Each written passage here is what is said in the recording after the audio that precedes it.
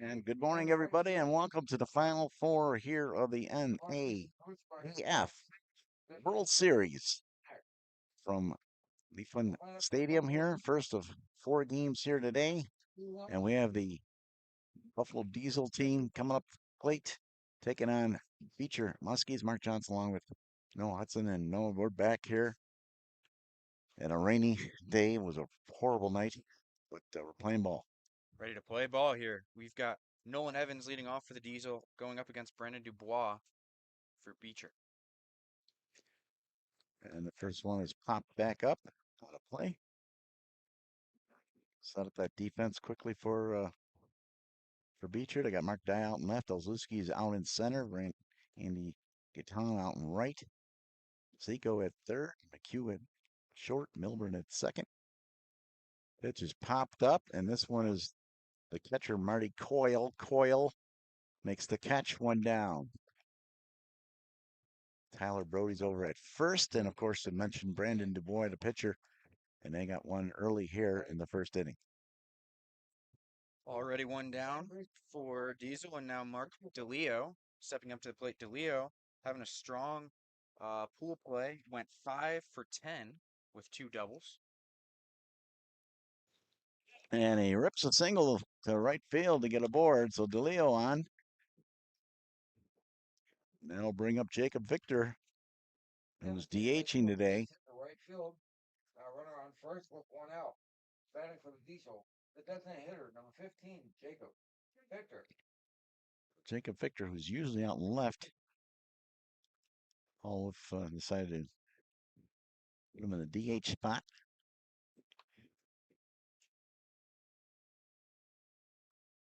That pitch is in there for a strike.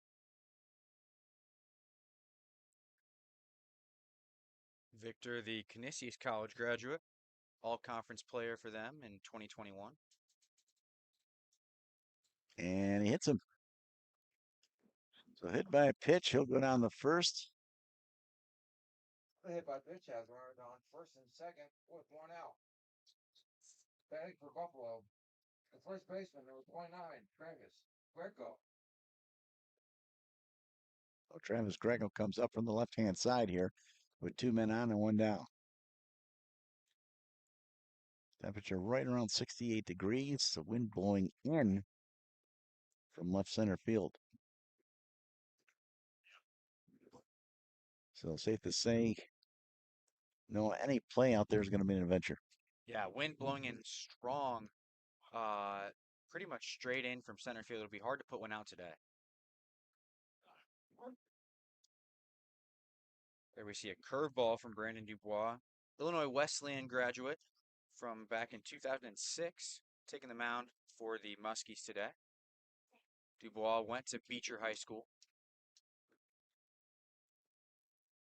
Did he go? No, he did not. So DeLeo at second, Victor at first here. Got a 1-2 count.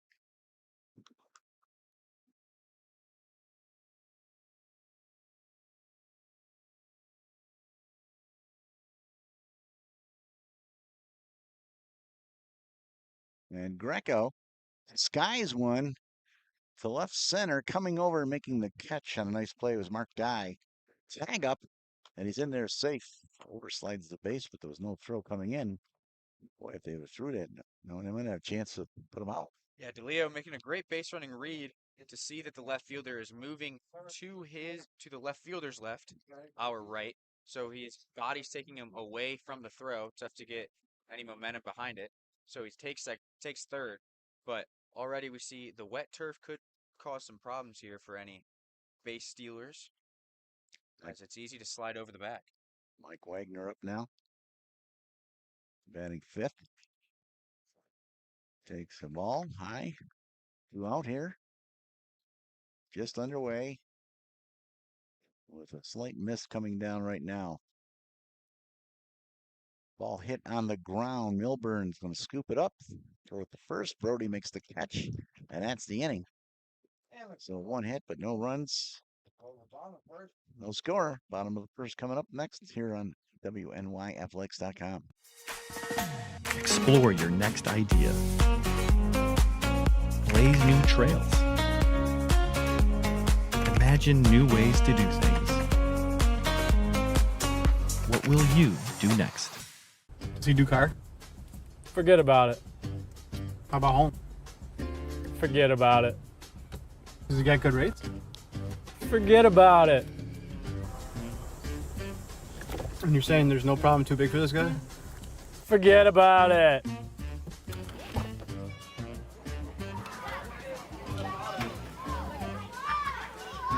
Paul, this is Johnny, the guy we've been talking about. Johnny, this is Paul Wolf. Mr. Wolf, it's nice to meet you. Thank you for the invite. Not a problem. It's Paul, not Mr. Wolf. Oh, sorry, Paul. Johnny, forget about it. For all your insurance needs, call 835-WOLF. And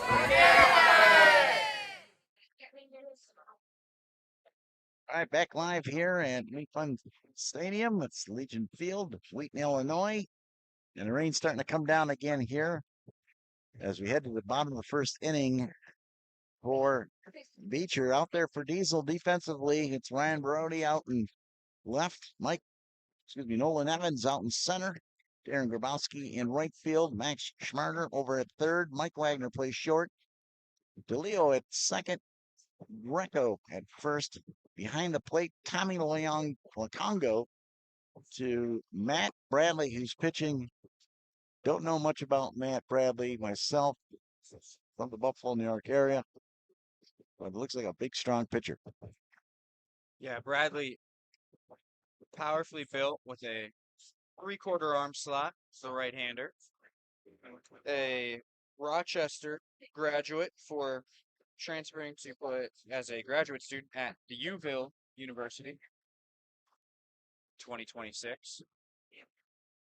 Bradley's going to have to manage his grip here in this rain. Something about the Beecher Muskies, they can't stop playing in the rain. They had the worst of it yesterday, and now once again having to deal with the rain here as Andrew Olszewski steps up to lead off for the Muskies. So Olszewski, who is fast out in center field, but not doing that well with the stick here as of late. See how he starts out here. Pitches inside for ball. Yeah, Olszewski, the Southern Illinois University center fielder, just 1 for 10 so far in this tournament, but made some nice plays in center field. Swing and a miss for a strike. A little bit of heat there from Bradley, but still has some cut action to it.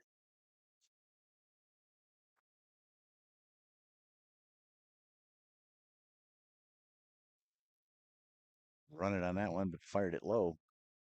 So it's a 2-1 count. 1-1 count there. Matt Bradley giving the little velo grunt. Sometimes that's just as much intimidation factor as anything else. That ball's hit high in the air. Left field going way back there is Berardi, and he makes the catch near the track for a long out. And already we see the wind playing a factor here. Yesterday, when the wind was blowing out hard to left, that ball's gone. But today, just a routine fly-in. So McHugh steps in with one down here. This 330 down the lines here at Pfund Stadium, 395 center field, and then the gaps 365 each. And that one just a bit outside. Little Bob Uecker Major League reference there. That one about 8 feet out to the left. Tip of the hat to the great Uke.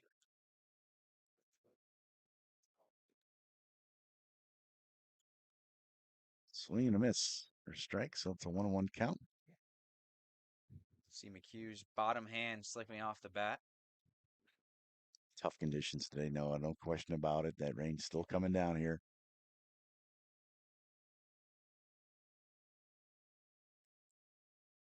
That ball's flared in the left field. It's going to go in there for a base hit. McHugh on his horse, wheeling for 2. He's going to get there with a stand-up double. So McHugh gets it started from the shortstop position. It's a good piece of hitting, just taking that ball the other way by McHugh. He was 3 for 12 entering the game today. On that play, looks like Ryan Brody, the Diesel left fielder, might have tweaked a hamstring a little bit as he was chasing that one down. He's still trying to work it out. Yeah, he's limping a little bit out there. Boy, that's a bad position have a leg problem. So Gatan comes in, Andy Gatan from the left-hand side here. Oh, there goes the runner, and he's in there. Nice jump by McHugh. Bradley just going into a one look to second base and turn to fire. McHugh read that all the way. As soon as he saw the head turn, took 2 steps and was off. Easy stolen base. That one's fouled back to the screen as the rain is coming in here on us. Unfortunately. Of course, that wind that's blowing in is not helping. Not raining anywhere near as bad as it was this morning, though. I got to tell you, it was Florida rain coming down. Pitch outside. Picked up just over an inch at the airport. And the rain was continuing to be forecasted for all day today, unfortunately.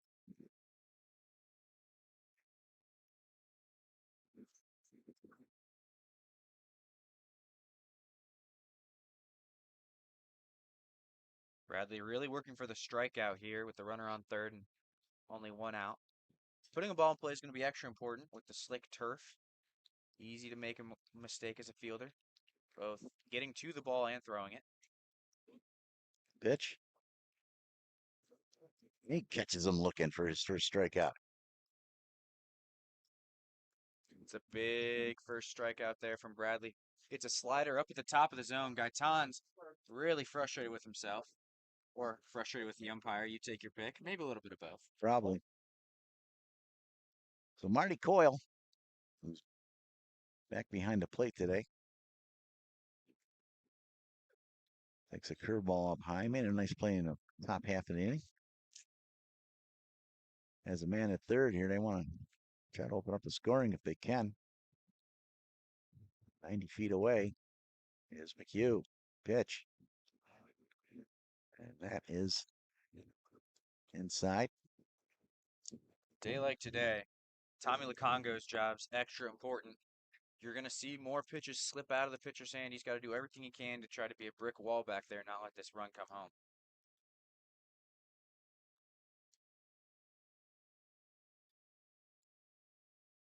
Good slider that time from Bradley. So 3-0 count here.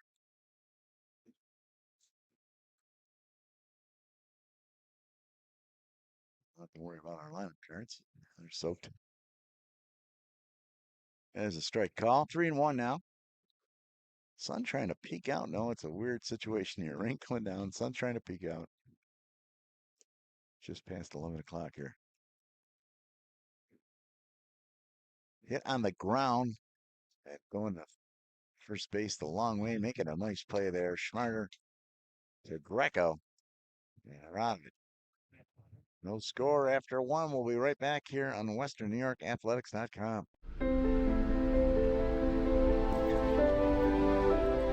Please raise your right hand and repeat after me.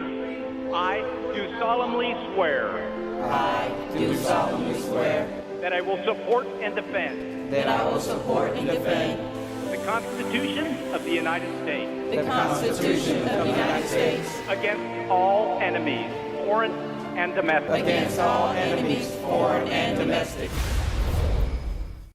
Logistics Plus is a global transportation provider headquartered in Erie, PA with locations worldwide, including right here in Western New York. Logistics Plus is consistently recognized as a fast-growing transportation and logistics company, great supply chain partner, top freight broker, leading project cargo manager, and a great place to work. With a strong passion for excellence, our 500-plus employees put the plus in logistics.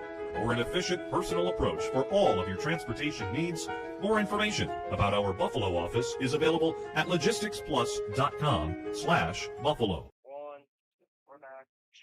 All right, welcome back. Top of the second inning. Mark Johnson back with Norrison and our producer and cameraman and the rain man over here. Mike Goodberry, boy, I tell you, conditions are starting to worsen here a little bit, I think. Yeah, the rain definitely blowing in on the hitter's eyes right now. It's going to be a little bit of an impact on you picking up the baseball. It's definitely impacting us here in our booth just behind home plate. We're getting rained on ourselves. Max Schmarter is up. The third baseman was talking with his dad this morning. Said they're so happy to be here in Chicagoland for this series. That pitch was low. I believe it's 2-0.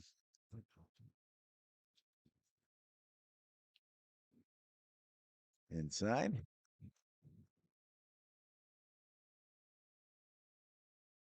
And it is 3-0 count here. As Dubois wants a new baseball.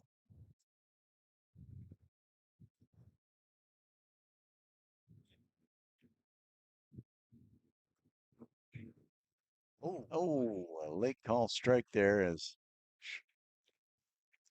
they're starting to walk down toward first base. Ooh.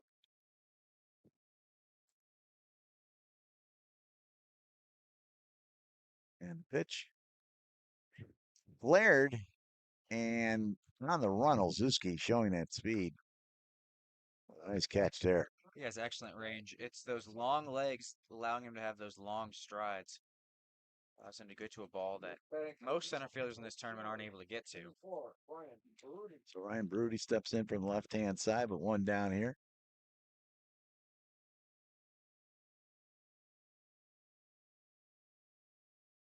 It's popped up once again, and this time an infielder's calling it, and it's a nice catch there by Sacco. You can see Baruti really did pull something in his hamstring. He's trying to battle through, but he's having a hard time getting back to the dugout. Oh, yes. He was chasing the ball down in the last half inning out in left field. He came up a little bit lame, and looks like it's getting a little bit worse. Tommy Lacongo steps in, and that could be it for Baruti, I think. You got to have some range out there. First pitch is low. Tough to play the outfield if you can't sprint at your best.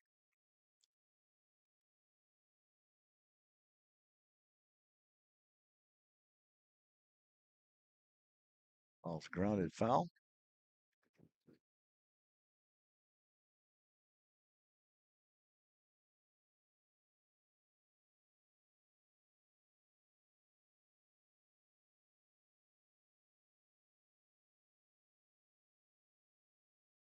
Foul back as well.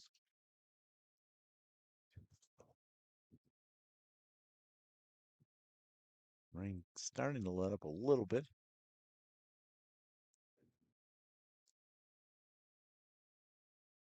Swing and miss, strikes him out. And that's the inning. No score after 1.5. We'll be right back here on WesternNewYorkAthletics.com. Paul Wolf Agency, how can I help? I got a problem. I got a big problem. The house flooded overnight, everything's destroyed, and I don't know what to do. You can relax. The Wolf is on his way. What's the damage? It's bad. As opposed to good? It's 20 minutes away. I'll be there in 10.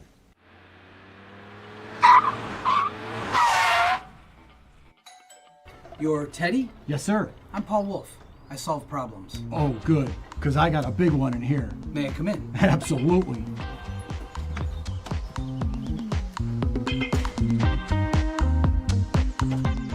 Mr. Wolf, can I get you a cup of coffee?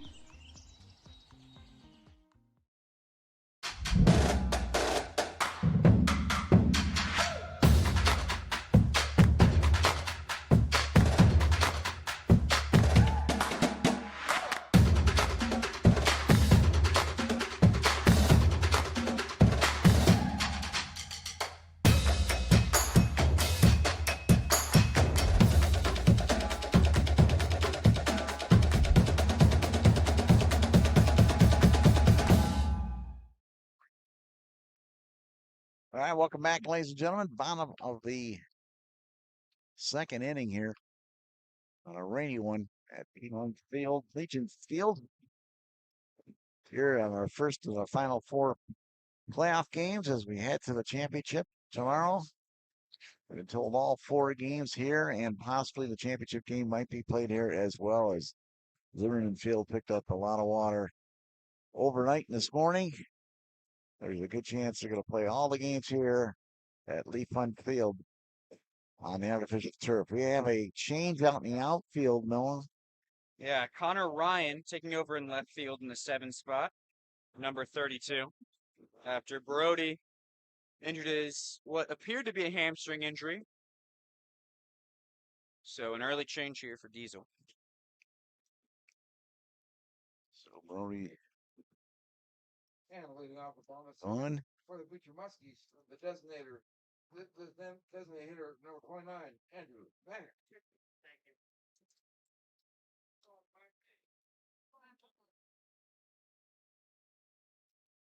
So Mac the batter. Hot yesterday, DH in today. The pitch takes it for a strike. Mac, interesting. We saw him wearing the sunglasses while he was catching, but not hitting yesterday. Today, not catching, so the sunglasses go on while he's at bat.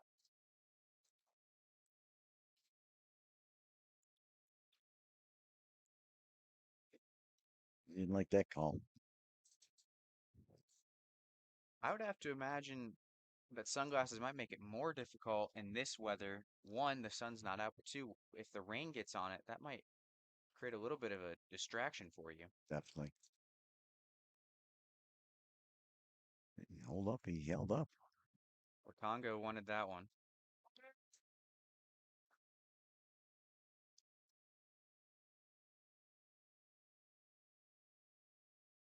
Andrew Mack been pretty patient at the plate. Yep, and the sunglasses are a problem, so Yep. he's going to take them off. Mack very patient so far in this tournament. Already worked 4 walks over his first 3 games, alternating between DHing and catching with Marty Coyle. Fouled it away.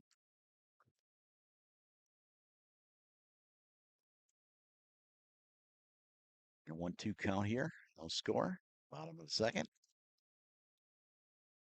The first of 4 here today.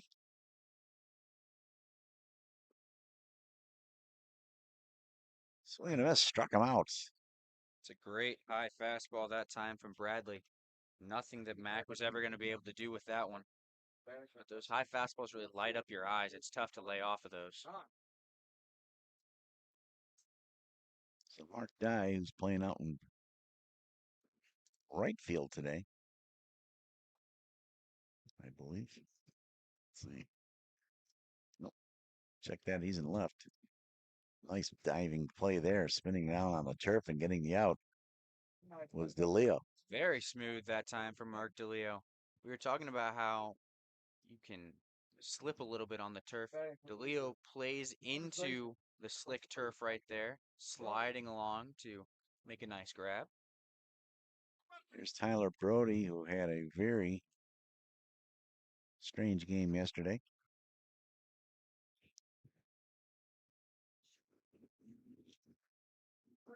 Takes a strike. Had a few issues over at first base and then became a big runner later on in the game. Scored a couple.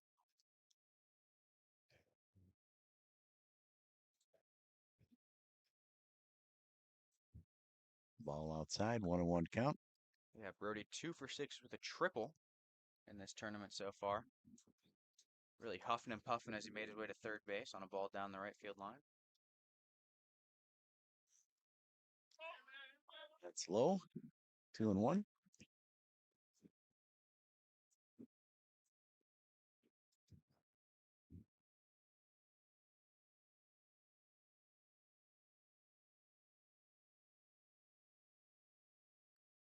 Almost hit him.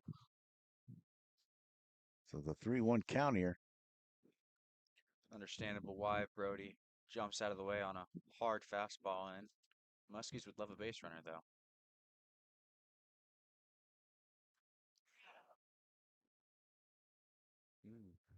Well, I asked for a call by the first base umpire, Mr. Watkins, down there, and he did not show anything.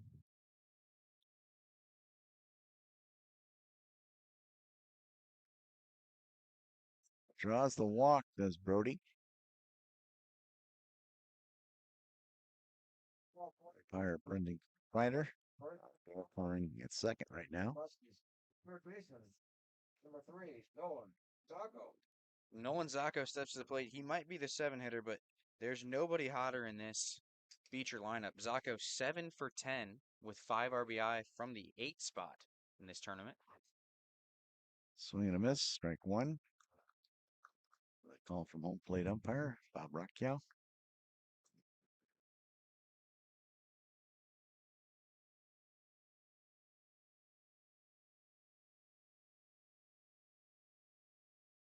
Runner's going. Oh, and nails him in the back. And that had to hurt. Yeah, that was right up just below the neck. Wow.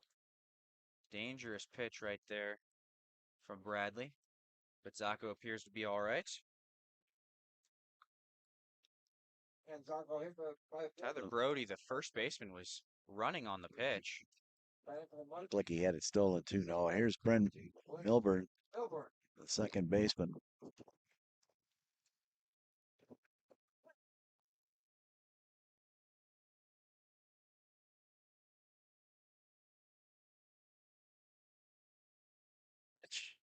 Tried to lay down a butt, fouled it. Milburn has some speed. 3 stolen bases in only his 2 games played in this tournament so far.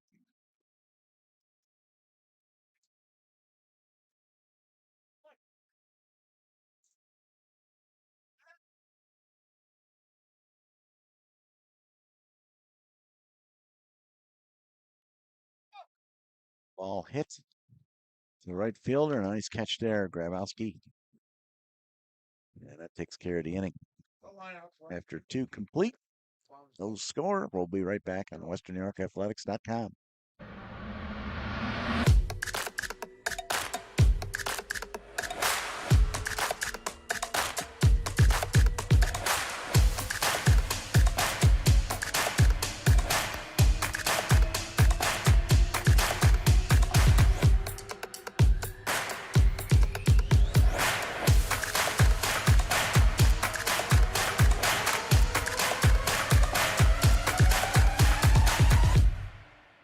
I choose this MOS because I like to work on things, have hands-on. Striker is very important to the Army because it's a very versatile and just modular platform. There's several different variants, and that allows this one vehicle to do several different missions, and it's very important to support just the light infantry and their mission.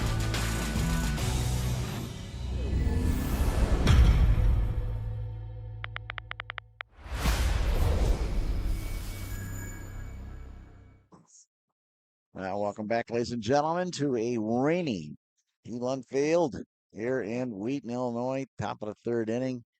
No score here between Diesel and a defending champion, Beecher Muskies.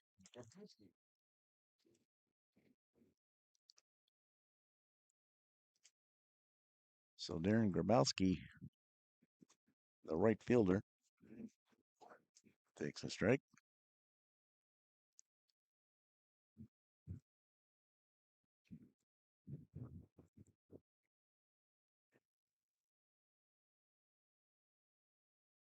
Strike 2. Good slider that time from the Dubois.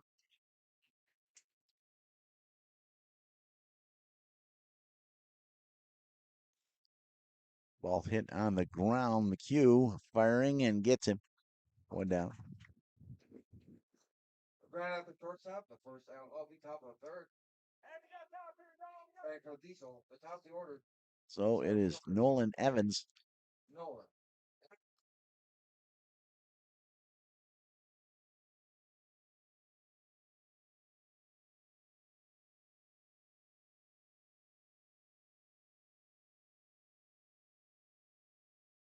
That ball's popped up. Great. Gaetan goes back there and makes the play. 2 down. Diesel trying to be aggressive here, trying to put the ball in play. It's going to be easier. Probably. There's not going to be any easy plays, I would say, today. Whether it's on the ground or in the air. With the wind blowing this much, the ball's going to move around, and the rain's going to be coming down into your eyes.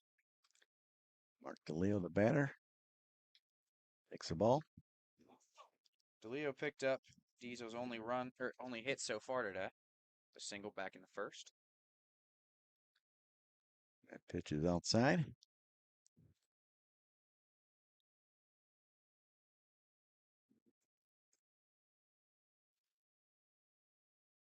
Inside for another ball, so it's 3-0.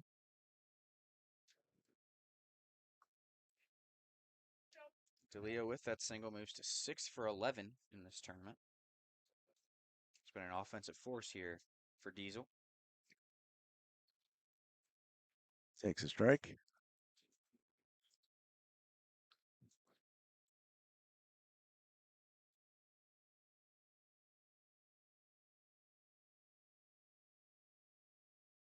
Check swing. There's strike 2. Those are the ones you hate.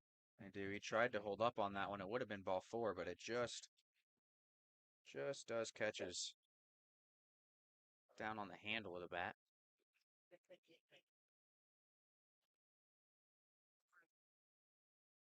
Foul ball, right side.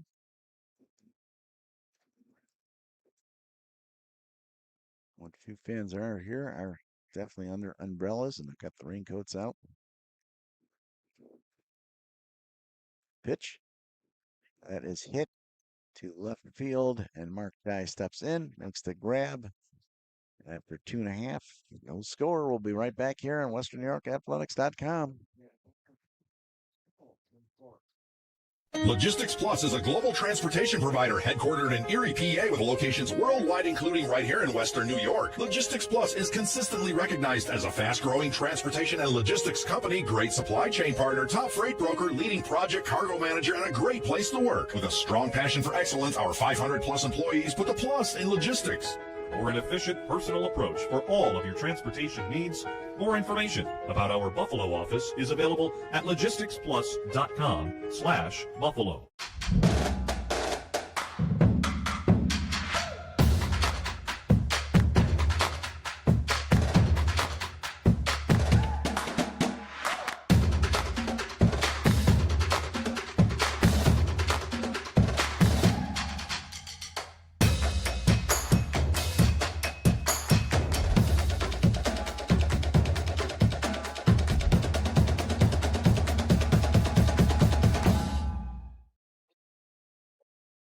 Welcome back, ladies and gentlemen. No score here as we head to the bottom of the third inning. Beecher sends up their top of the order. Andrew Olszewski will get it started here for the Muskies. Trying to get back to the championship game here in 2026. They won it all last year, no? Yeah, this Beecher Muskies team, strong history in this tournament after winning it all last year. They were trying to have another perfect run here, but ran into a strong pitching performance yesterday from the Cleveland Marlins. Ricardo Medrano and Austin Mora combined to throw 7 innings to take down the Muskies. They just couldn't get their lineup going in that one and struggling once again here.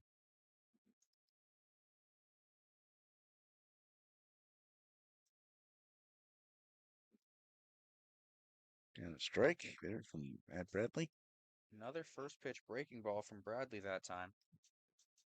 It's not the biggest break you've ever seen, but he's got pretty good control over it. Working a front door to the right-hander. Ball's fouled out of play.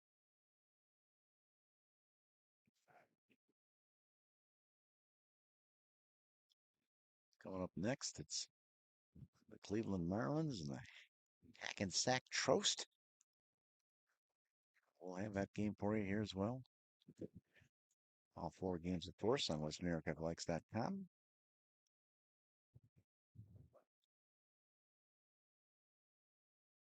That fastball might have been a strike to some hitters, but with how tall, with long legs Olszewski is, it's just below his knees.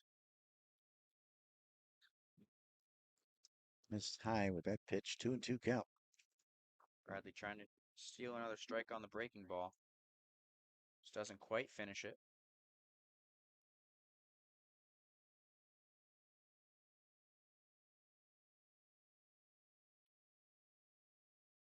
Missed inside.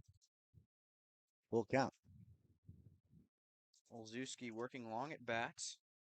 If he could work a leadoff walk, that would be pretty huge because with his speed, he's definitely a threat to steal second, get himself into scoring position. Struck him out looking when he went down a couple of times yesterday that way. Yeah, 3 strikeouts looking in the 3rd game for the Muskies yesterday against those Marlins. Gabe McHugh, who hit a double his first time up, steps back in from the left-hand side. And I believe that was the play that our left fielder got hurt on. Yeah, Barodi trying to chase that one down the left field line.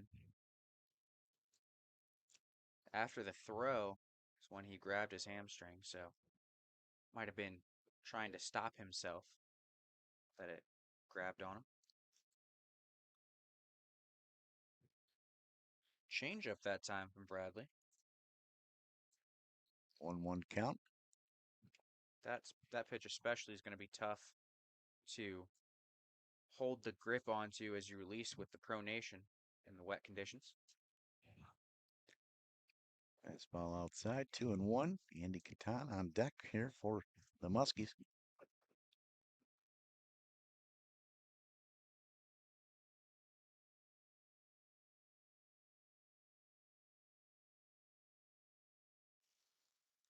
That is a solid base hit to right field. He stays hot with 2 hits. Let's see what the base hit single to right field. One on first and 1 out. Batting for the Muskies, the right fielder, number 8, Andy Garthon.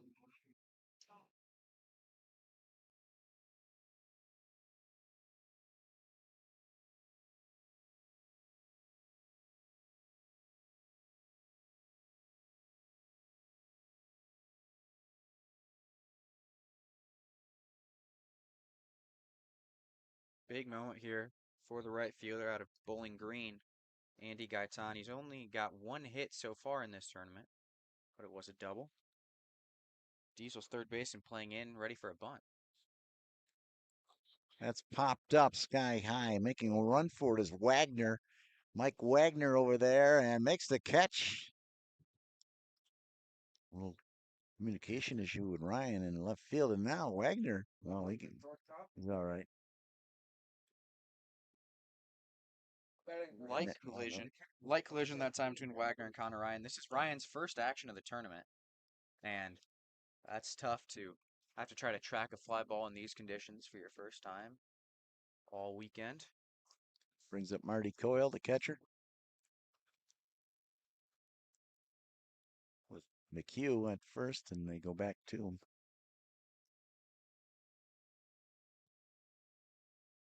Partner of his rain will just not give it up here. No, it's not quite as hard as it was at times yesterday, but it's just ever present, and the wind is really what's making it even worse. Runner's going, and it's fouled away. Wow, what a jump he had.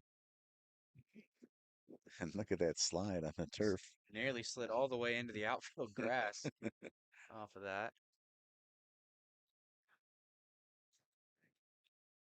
Andrew Mack on deck. Waiting his turn, if he can get there. 2 out here. The 0-1 pitch. Fouled back, make it 0-2.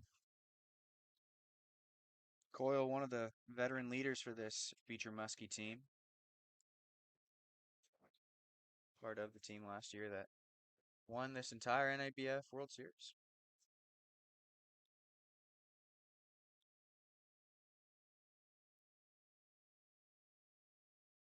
Ground ball, third base side, long throw, gets him, and they get out of the inning.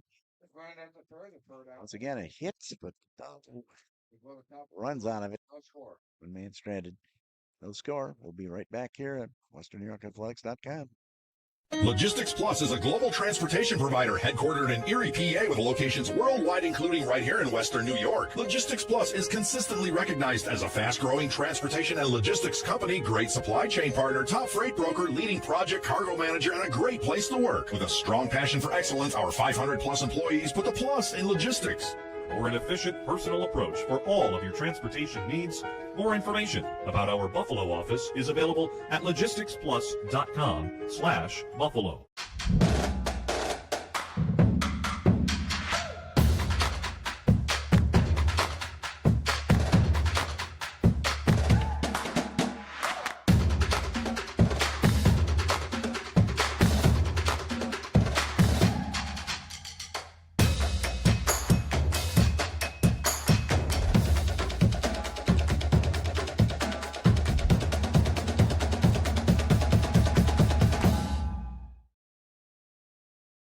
Back live here for top of the fourth action. Diesel and Beecher deadlock, no score. And it's going to be a rough day to produce runs, I think, with these weather conditions, number one. And number two, batters might not be seeing the ball real well with that rain coming in now. Yeah, it's going to be pretty difficult with the rain coming down right now and the wind blowing it kind of straight into the batter's eyes, especially for a right-handed hitter. It's blowing in, but a little bit more in from right center. For Buffalo Diesel, it doesn't hit her. Jacob Victor steps back in the DH. It's a high pop fly for Mark Dye, who calls. Now it comes in and makes the catch, one down. And Jacob not happy after he hit that ball. Caught some barrel on that one, but underneath it. The wind was blowing out like it was yesterday. That would have been a little more interesting, but even still, probably just one step in front of the track that Dye caught that one. Cleanup hitter Mark Greco takes the ball low. Playing first base.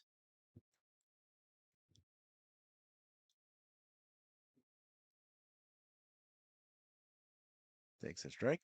Dubois trying to work inside on Greco. Greco sets up pretty close to the line. Marty Coyle trying to jam him inside. Tried to set up a backdoor breaking ball that time, but Dubois overcooked it. Throws it into the dirt.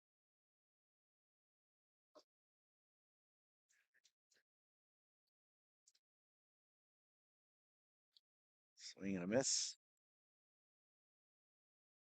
Strike two, 2-2 count.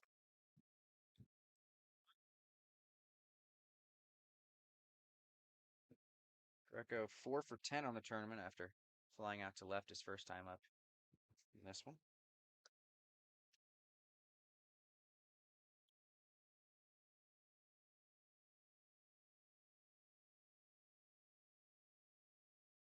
It's a good leave there. Dubois trying to go to the changeup against a left-handed hitter. Ideally, that fades away from the left-handed hitter, but in these conditions, it's a little tough to execute the pronation needed for that.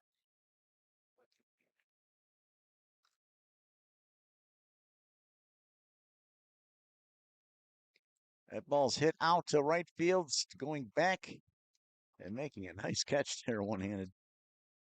Gaetan. The fly out to right field, the second out. 2 outs. That ball was hit really hard by Greco.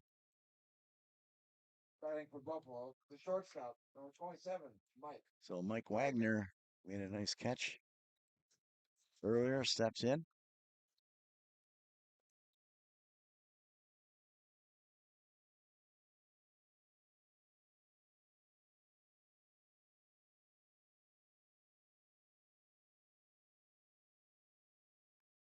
Ball hit on the ground right to Brody. He's just going to step on first, and that's the inning. After 3.5, no score. We'll be right back here on WNYAthletics.com.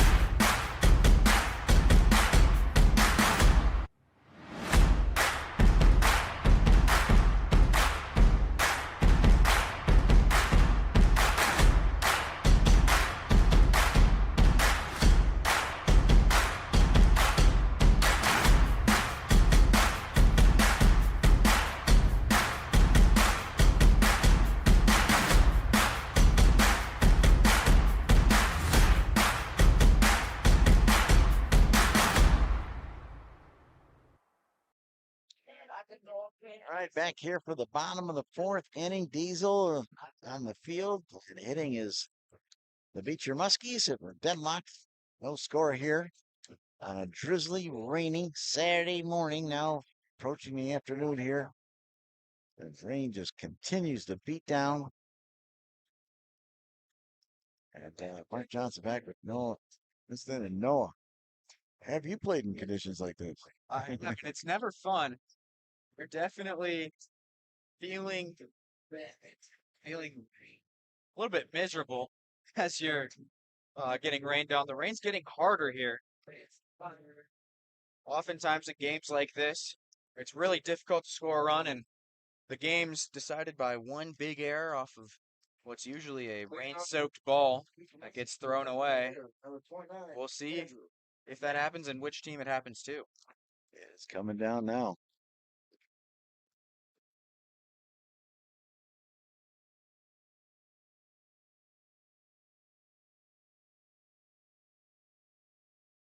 Mac takes a strike. Mac, who had his sunglasses on earlier. No need for them. Rain's starting to beat down here a little harder. He fires in the dirt.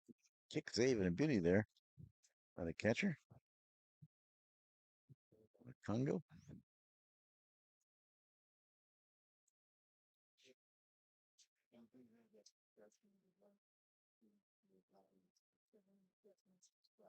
Pitch that's popped up a mile high. Like Mark DeLeo calling for it, makes the catch. One down. Brings up Mark Dye, the left fielder. A couple nice catches today. The left fielder, number 30, Mark Dye.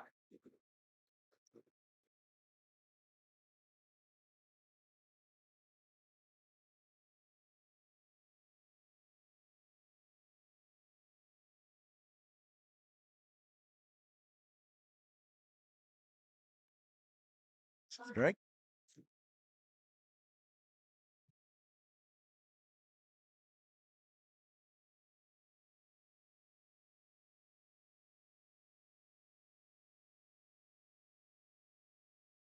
Another strike. 0-2 count here.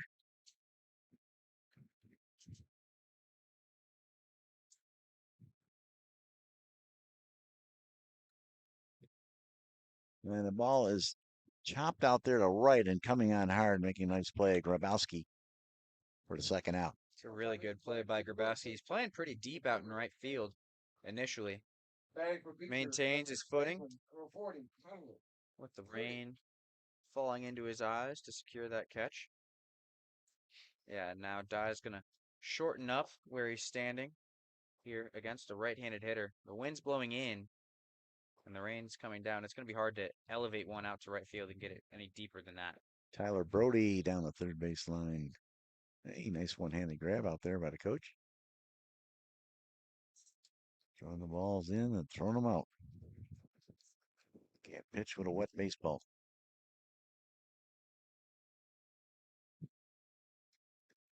Unless you're a great Gaylord Perry back in the day. Back in the days of the spitball. Pitch. Foul back. I don't know if we have to worry about those long fly balls that were threatening everyone on Wednesday and Thursday.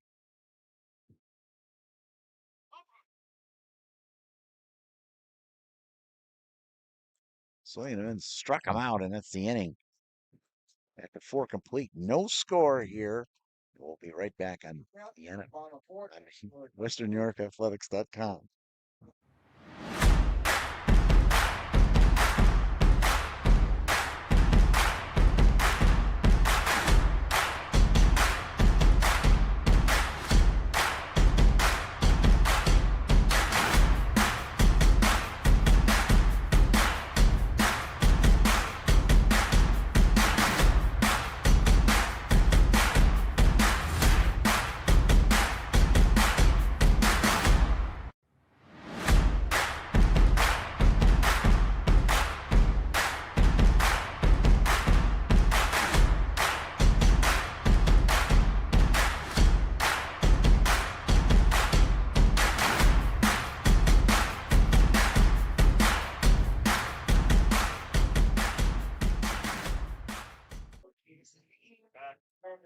Back live at Pfund Field here, Wheaton, Illinois.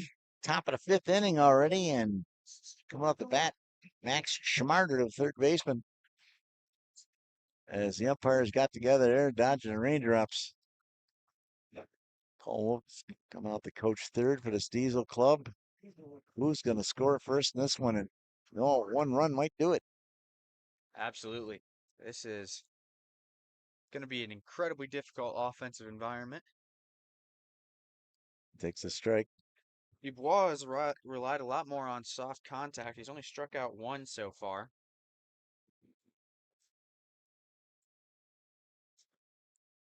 But that approach can be a little bit dangerous if you do have any fielders slip chasing the ball down.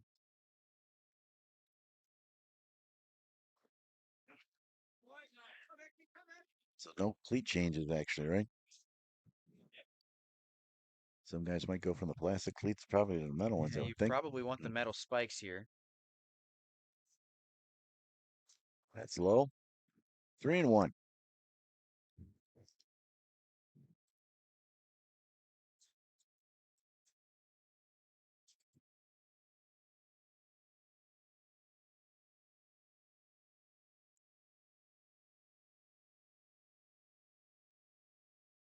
Hopped up. And that's Catan calling out there, makes the grab. One out. He's been busy. He has. Seen a lot of fly balls to right. A little left as well. Mike Wagner. Got to switch hit here from the right-hand side. And he lays a bunt down. It's a beauty, but it's going to roll foul. Connor Ryan's first at bat of the tournament. Oh, sorry about that. It is, you're right. I'm sorry. Looks like he's got some real speed out there. He's flying down the line on that bunt attempt. 37. Yes.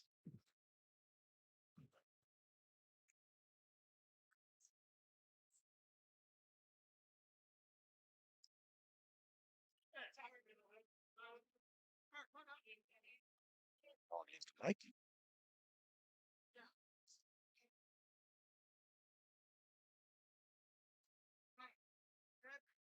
It's down low, 2-2 count. It's probably one of the reasons he's out left field. He can motor. He can fly.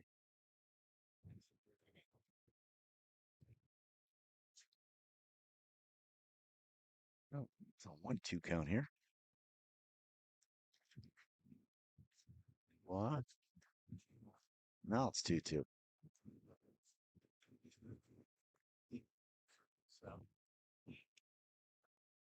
It's 30. I thought it was 35.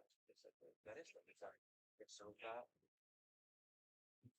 Adam Sabetta. Oh, yeah. Again, it's 32. Savannah. Well, I'm going to change that. Folks, looks like we had a little miscommunication between the coach. It's actually Adam Sabetta, not Connor Ryan. That is now playing left field and currently batting. And Sabetta works a walk. Yeah, he worked the walk. So. And with the walk, the 1 out, runner on first. Batting for the Diesel, the catcher, number 18, Tommy Lacongo. So Tommy Lacongo steps up. The base runner for Diesel here.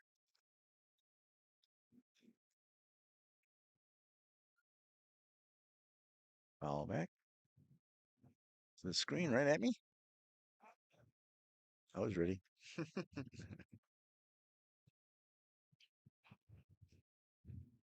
Apologize to everybody for that mix-up there with the players.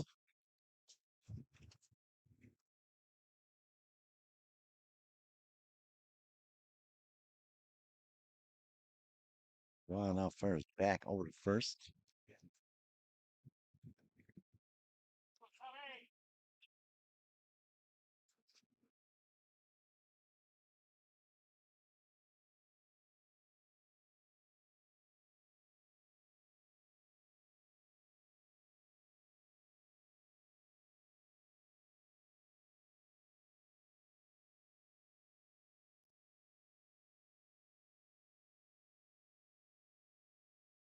Where's going?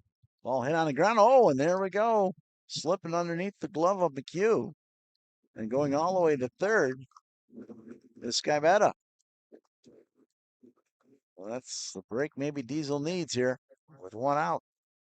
It's a big hit that time for Lukongo. It's his first hit of the tournament on a hit and run action. Skybetta flying around the bases. The shortstop, McHugh, never gets his glove down on that one. So how would you rule it? Looks like they're going hit. I would probably give it a hit as well. It was hit pretty hard, and McHugh had to cover a little bit of ground to get there, but one that McHugh would probably tell you he should have made. Fouled away. For Darren Grabowski, the right fielder.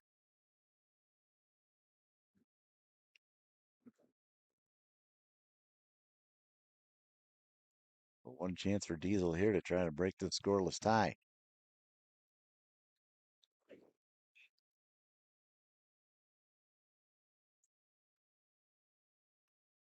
Ground ball, foul, third base side. Would venture to say no that Grabowski's probably one of the smallest players in this tournament. That's definitely true. As you see Marty Coyle stand up next to him from behind the plate, he's a full head and a half taller.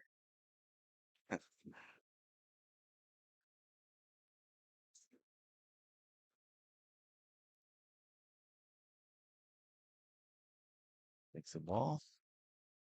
1-2 count.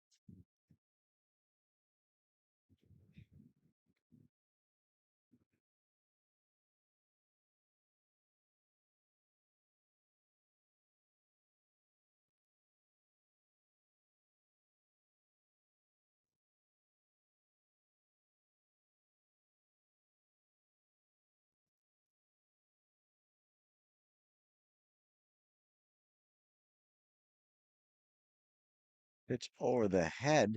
Full count here.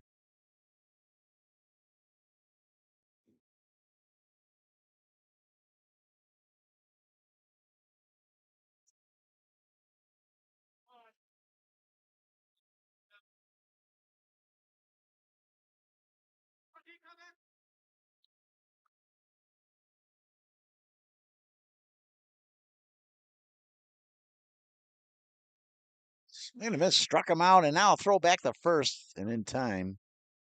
Back there, so that's 2 strikeouts for Dubois. Big strikeout that time. Goes to the slider against Grabowski. Gets him well out in front of it. 2 outs, but top of the order for the Diesel up, the center fielder, number 35, Nolan Evans. So Nolan Evans comes back up, top of the order.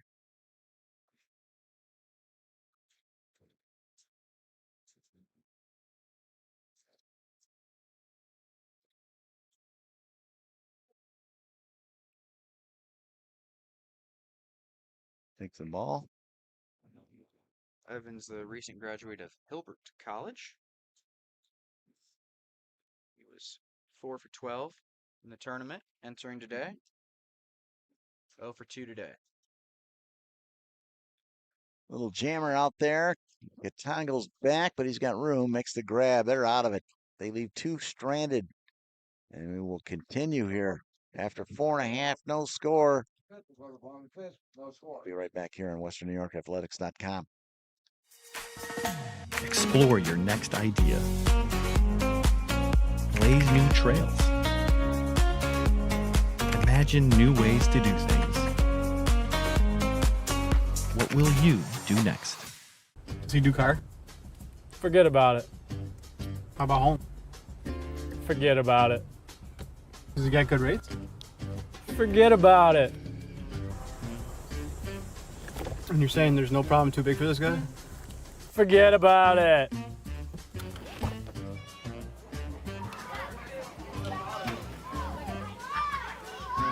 Paul, this is Johnny, the guy we've been talking about. Johnny, Paul Wolf. Mr. Wolf, it's nice to meet you. Thank you for the invite. Not a problem. It's Paul, not Mr. Wolf. Oh, sorry, Paul. Johnny, forget about it. For all your insurance needs, call 835-WOLF. And Back, ladies and gentlemen, bottom of the 5th. Beecher Muskie's up the bat. And, well, we got a rainy mess on our hands here. Scoreless game. Diesel with a great chance to break open the scoring. 2 men on last inning. Could not do it. And we're back here for the top or for the bottom of the 5th. And Muskies will send out Nolan Sacco to lead off at third baseman. Yeah, Zacco, one of their hottest hitters in this tournament. He's 7 for 10 with 5 RBI. Was hit in the back in his first at bat. Nolan Zacco, recent graduate of Loras College. Zacco was one of my rivals when we played high school ball against each other. Zacco went to Bishop McNamara. He was one of their better infielders back then. Doing a good job here at third base today in this tournament.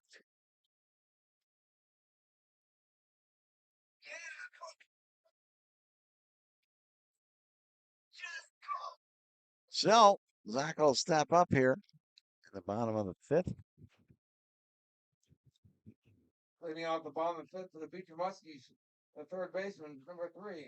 Just a little note to our other producer, Tim Gardner. We do have a contact for you to get the other equipment out of Zimmerman Field. And we'll try to let you know who that is as soon as possible. Because it looks like tomorrow's championship game has been moved here officially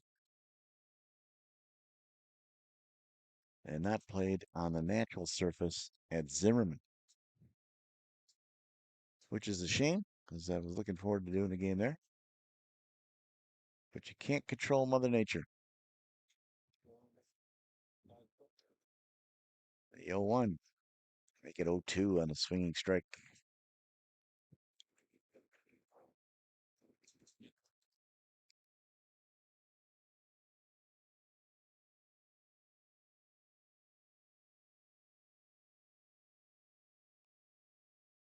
Hard front strike, but missed the spot. 1-2 count.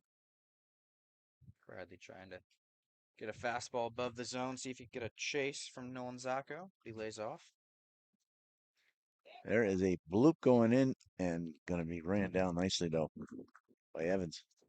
That's a good read by Nolan Evans right off the bat. Sinking line drive from Zacco. Center field actually might be a little bit easier to play here in this one, as the rain is coming from straight behind you. So you have one of the best views on the ball off the bat. Bryn Milburn now the batter, shows bunt, bunts it foul.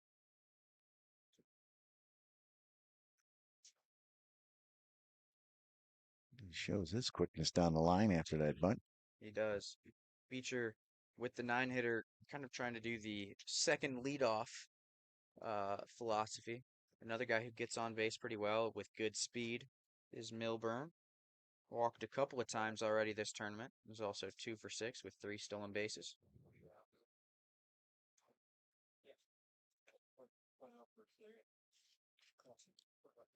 Pitch is high. 1-1 count.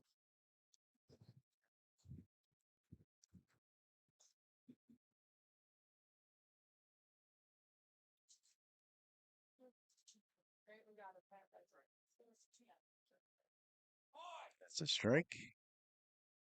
Dare I say it? The rain easing up here. Not bad when it's not raining. Yeah, when it's not raining, it's actually pretty nice out. The sun mostly behind the clouds. Missed with that pitch outside. 2-2 count. We certainly aren't sweating like we were on Thursday. Well, that's for sure. 84 degrees and maybe a tad warmer even off that artificial surface. And very humid. Sure was. Swing and a miss, another nice strikeout. And Bradley, that's 4 for him. Let's strike out the second out on bottom 5th. Now top of the order for the Muskies. The center fielder. So back to Andrew Orzuski.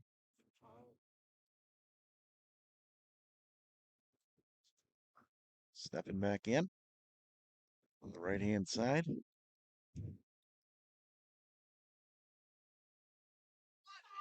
Shows bunt, bunts it foul. A lot of guys trying to lay down the drag bunt. See if they can cause a little bit of chaos here.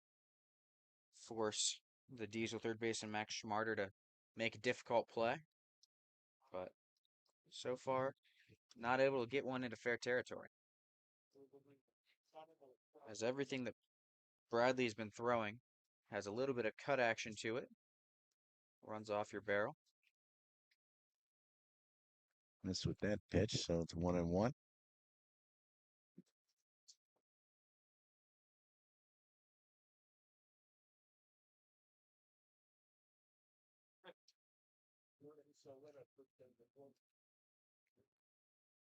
Swing and a miss.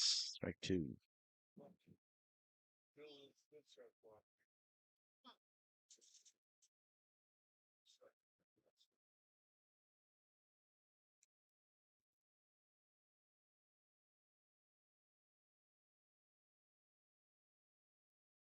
Ball hit on the ground. Third baseman Schmarter, long throw, gets him. And that's the inning.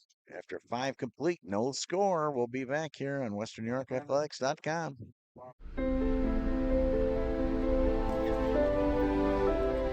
Please raise your right hand and repeat after me. I do solemnly swear. I do solemnly swear That I will support and defend. that I will support and defend The Constitution of the United States. the Constitution of the United States Against all enemies, foreign and domestic. against all enemies, foreign and domestic. Logistics Plus is a global transportation provider headquartered in Erie, PA with locations worldwide, including right here in Western New York. Logistics Plus is consistently recognized as a fast-growing transportation and logistics company, great supply chain partner, top freight broker, leading project cargo manager, and a great place to work. With a strong passion for excellence, our 500-plus employees put the plus in logistics. For an efficient personal approach for all of your transportation needs, more information about our Buffalo office is available at logisticsplus.com/Buffalo. All right, we're back here at Pfund Stadium. Rain trying to die down a little bit, heading to the top of the 6th inning. No score here. And it's one of those games, one of those days where runs will be at a premium. Absolutely. This is by far the lowest scoring game that we've covered so far.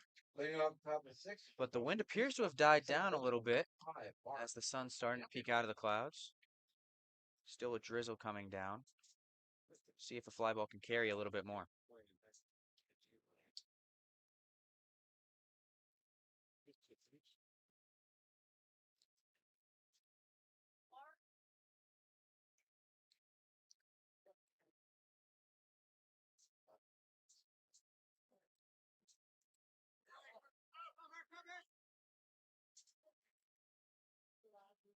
A 1-1 count here.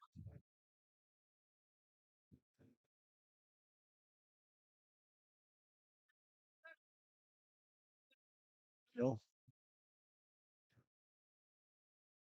Make it 2-1.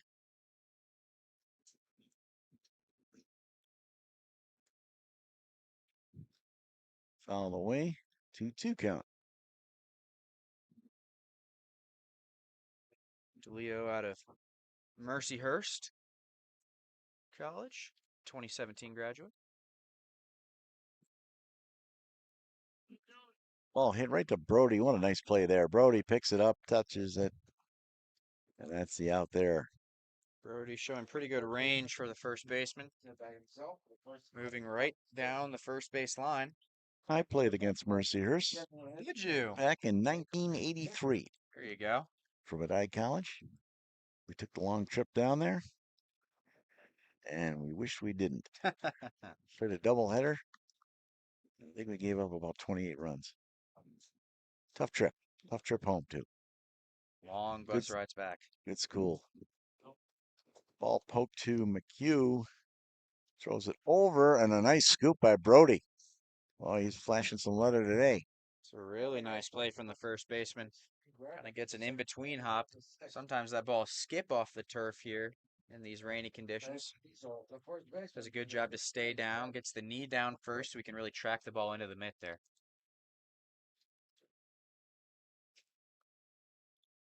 So Travis Greco steps back in. Diesel could really use a big hit from the cleanup hitter. A lot of times, him and DeLeo have really sparked this offense in this tournament.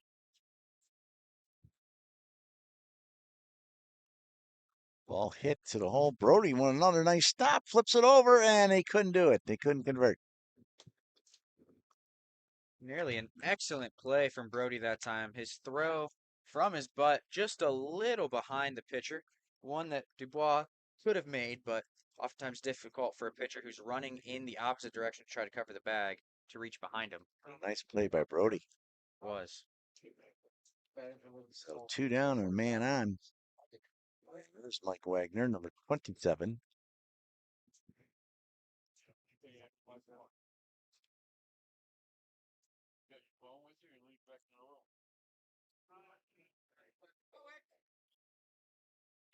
Side for a ball.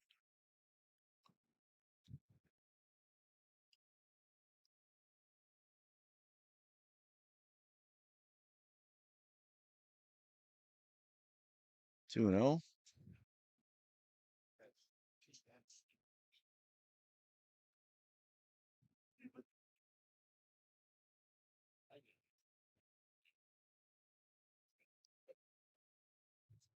That's a strike.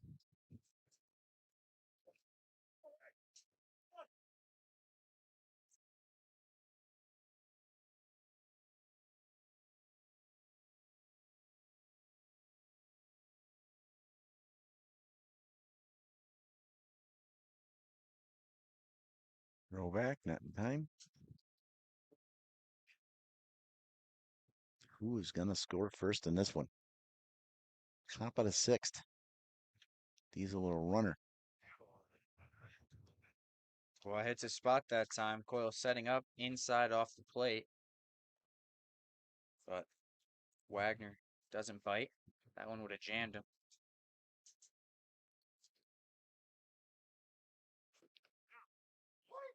The strike. So full count, 2 outs. Greco will be going on the pitch. It's a big moment in this game. If Wagner can put a bat on the ball, get it into the gap, it'll probably score the first run.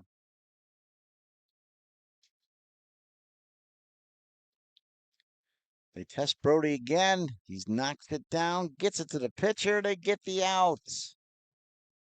What a play. Brody putting on a clinic down there at first. No run scored and leaving another one stranded. After 5.5, no score here. We'll be right back in WesternNewYorkAthletics.com.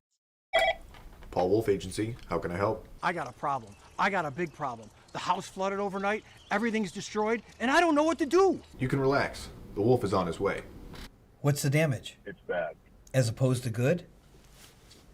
It's 20 minutes away. I'll be there in 10.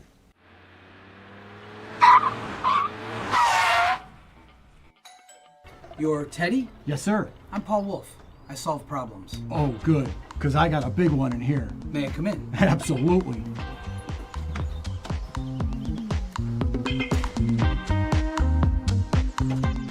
Mr. Wolf, can I get you a cup of coffee?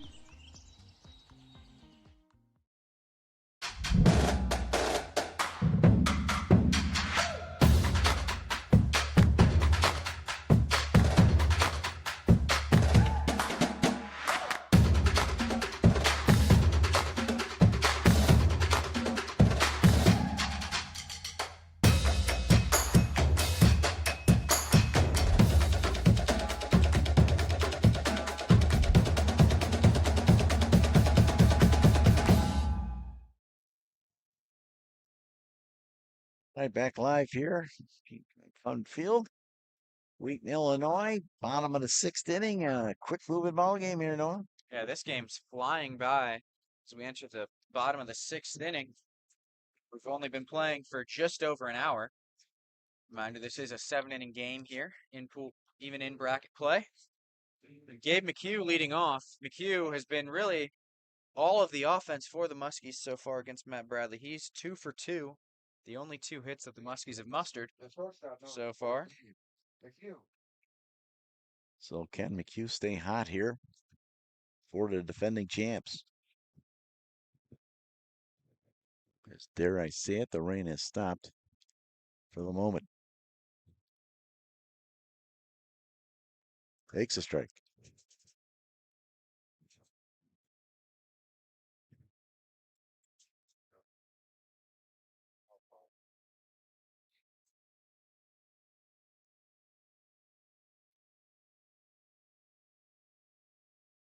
Bradley, not concerned about McHugh at all. He's going right after him. Back-to-back fastballs, pounding the zone.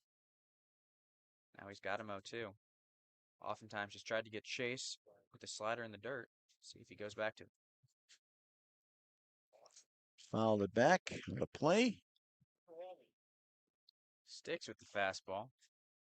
Still working a little bit away, but catching a decent amount of the plate.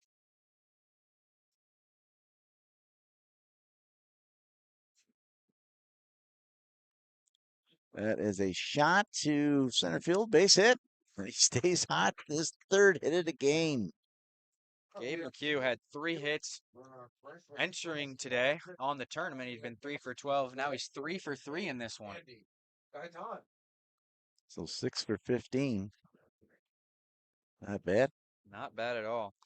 Now Gaitan, who's been struggling, picked up a hit in the first game of the tournament, but is hitless since. Struck out looking and popped out to the shortstop. Joe's bunt lays one down, and it's foul. They've been trying to bunt, no? They have, especially here with the runner on, trying to play small ball. Both teams know 1 run could be the difference in this one. Diesel definitely ready for it. They had Schmarter crashing on the release of the pitch. It's playing really far in.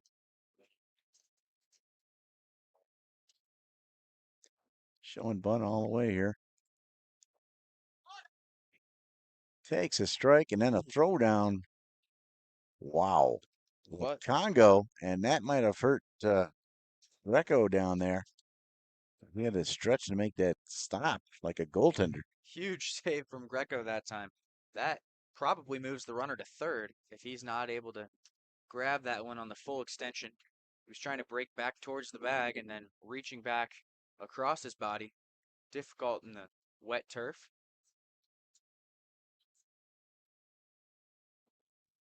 That's popped up. Calling is Skypetta, and he makes the nice catch. Shallow left.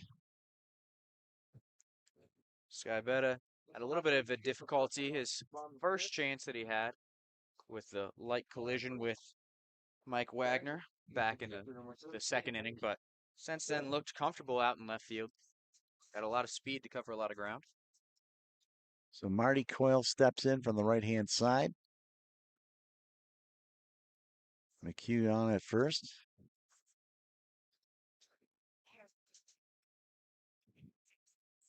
That's a strike.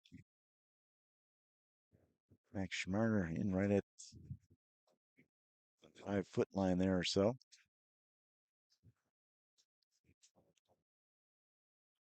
Runner's going. Snap throw. They get him. Oh, they're going to call him safe. Oh, here we go. Muskies with a chance here. 1 down and a man at second. Bang, bang play there. McHugh does a nice job hooking the second base bag with his left foot. He nearly slid off there, which would have been a disaster for the Muskies. But now a runner in scoring position for Coyle. He's grounded out to 3rd base both times today.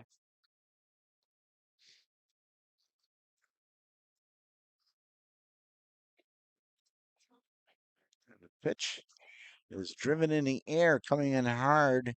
Grabowski, they couldn't come up with it. They have to get it in here, and they do. So men at the corners now with 1 out and a real good chance for Beecher with a sac fly and all to try to get him in. Yeah, all they need is the ball in the air here out of the designated hitter, Andrew Mack. We're going to have a meeting on the mound. We are. So they come out to talk to Bradley. Thinking it's strategy. Paul Wolf's out there. Yeah. Just trying to get everybody on the same page, right, Noah? Yeah, get everybody on the same page. Tell the infielders where you want them to be. You're going to have your middle infielders playing about halfway, hoping to get a double play ball, but the corners will be in. There's a chance they have everybody in, but you would guess they want to go for a chance to get out of the inning if they can. Mac's been a pretty patient hitter at the plate, often working long at bats.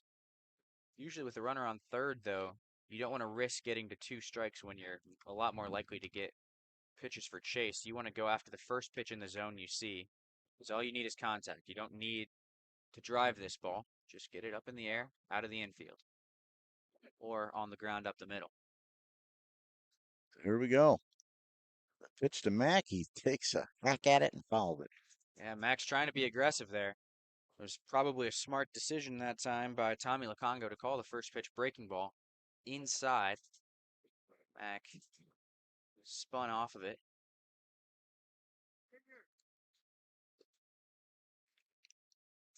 Bradley fires. A little chin music there. Inside, high. 1-1.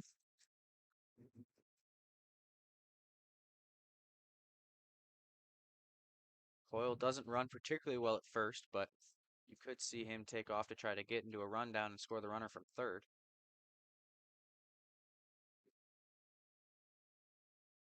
And he hits him. And that's going to load the bases up.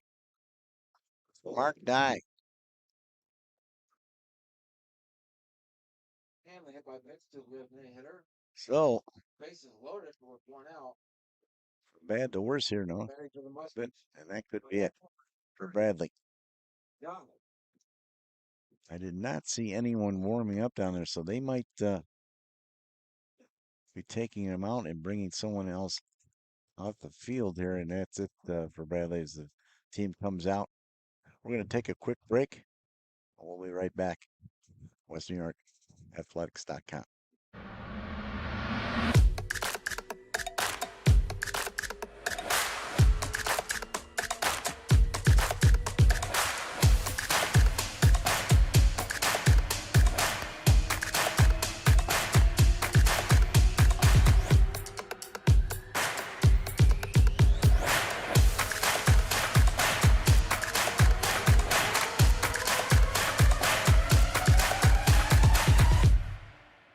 I choose this MOS because I like to work on things, have hands-on. Striker is very important to the Army because it's a very versatile and just modular platform. There's several different variants, and that allows this one vehicle to do several different missions, and it's very important to support just the light infantry and their mission.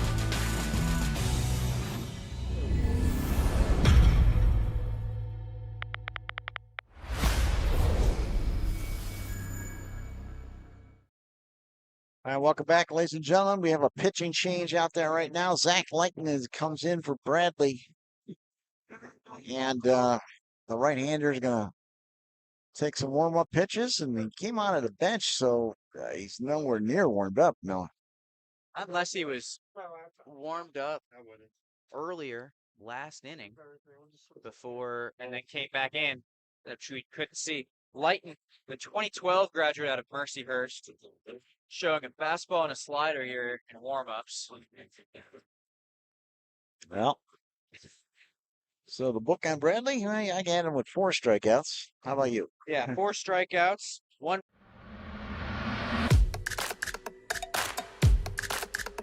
But he's responsible for all 3 of these runners on the bases. As Leighton enters in a high leverage moment here. Oh, monster for Leighton. So the right-hander finishing his throws.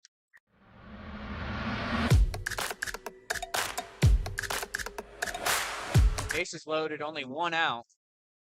Dye is. He's made today. Ground out to second and a fly out to right. Leighton is looking for a strikeout as best as he can. Yeah, I got to put him out right here at the plate. Bases juiced with 1 out on the pitch. And their first strike. Really good first pitch slider inside that time to Dye. Huge moment in this game right now. The pitch. Guy swings and misses. Strike two. Do you go after him here, no, or do you take a chance on a pass ball? Slider in the dirt's going to be dangerous here. I would probably try to go with a high fastball, either get him to strike out or pop up into the infield. Pitch. Struck him out. 3 pitches. That's getting the job done. Now you just got to get one more. You do, and now it'll take a hit or a wild pitch to score the runners as Tyler Brody steps up to the plate.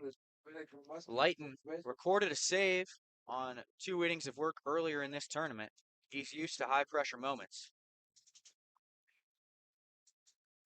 There's Tyler Brody. He swings and misses. There's another slider. He's really got it working so far in this outing.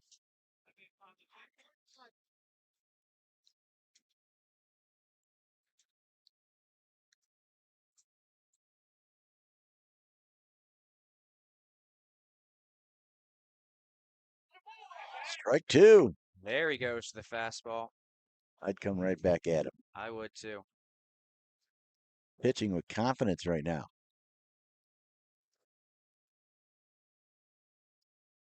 Zach Lighton trying to get out of this jam. The high heat was inside.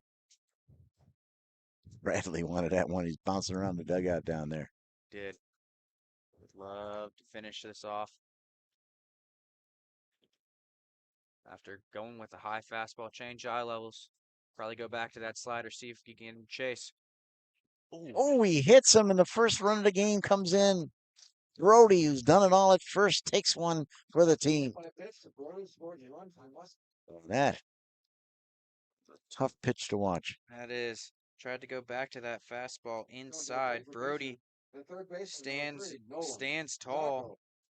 Now the first run of the game comes in, so Diesel will be down to their last 3 outs in the top of the 7th. Wow. And the umpire already warned him on a hit pitch, hit batsman. That's a little unusual. Definitely. One warning to the Diesel bench. I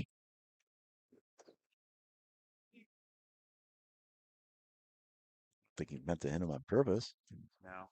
Might have been. Especially a 2-2 count. No, might have been upset with the Diesel dugout's reaction to the previous pitch not being called a strike.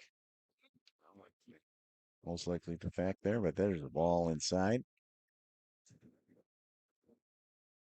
for Nolan Zacco. 1-0. The Beecher Muskies, can they get back to the semis? The pitch driven down the line and foul. That was nearly a disaster for Diesel. But well foul, but if that had stayed fair, that's at least 2. Probably just 2. Brody's not fleet of foot over at first base. Neither is Mac at second.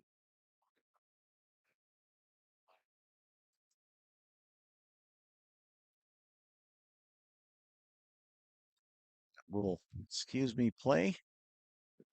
Oh, and he had a trouble getting it out of his glove, and he gives up another run. Lighton had the ball in his hand, couldn't transfer it over. And what a disaster that is. That is a disaster. That's what we've been talking about. One mistake might be the difference. Now, Diesel will be chasing 2 in the top of the 7th. Just couldn't get it out of his glove. That ball had weird spin on it, kept running away from him. It did, and he tried not to barehand. I think he was in between barehanding it and picking up with the glove. He picked up with the glove and couldn't get out of it. With the ball that slow, you probably just want to pick it up and maybe even just tag the runner as you're running over the line. And Noah, was it me, or did he break Lane off the mound on that one? It just... The whole thing wasn't right. Yeah, just all discombobulated. So Brent Milburn, the batter, as this nightmare continues here for Diesel Buffalo. Lighton making a lot of really good pitches. Just hasn't worked out so far. The hit by pitch that grazed the elbow and then the error. There's a foul tip at the plate. And that might got the Congo. And it did. I've been trying to shake it off.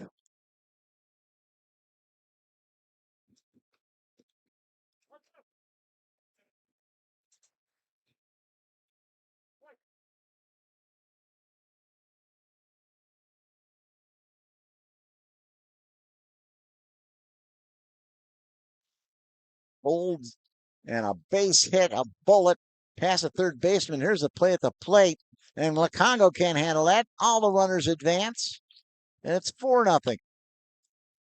And just like that, the Beecher Muskies, defending champs, explode for 4 here.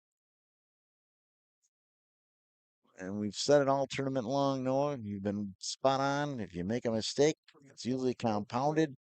And the trend continues as far as I'm concerned. Yeah, the 2-run single that time from Milburn, his first hit of the game.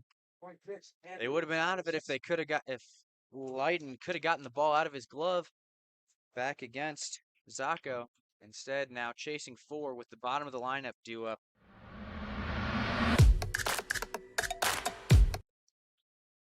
Swing and a miss. Strike 1 for Olszewski. A chance for the center fielder maybe to chalk up 2 more and end this thing. He's had his issues at the plate over the last game and a half or so. Swing and a miss. Strike 2. If you're Leighton, you probably want to come right back at him and get out of there. But damage is done. Damage is done.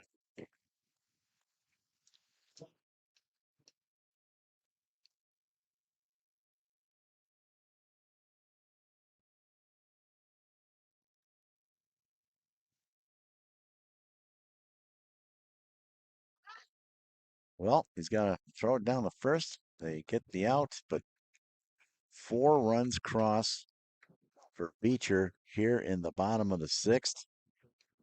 Last chance for Diesels. We go to the top of the 7th. We'll be right back on WesternNewYorkAthletics.com. Paul Wolf Agency, how can I help? I got a problem. I got a big problem. The house flooded overnight, everything's destroyed, and I don't know what to do. You can relax. The Wolf is on his way. What's the damage? It's bad. As opposed to good? It's 20 minutes away. I'll be there in 10.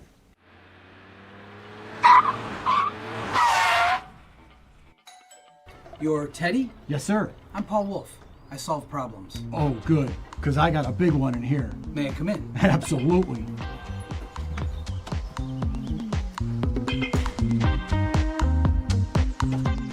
Mr. Wolf, can I get you a cup of coffee?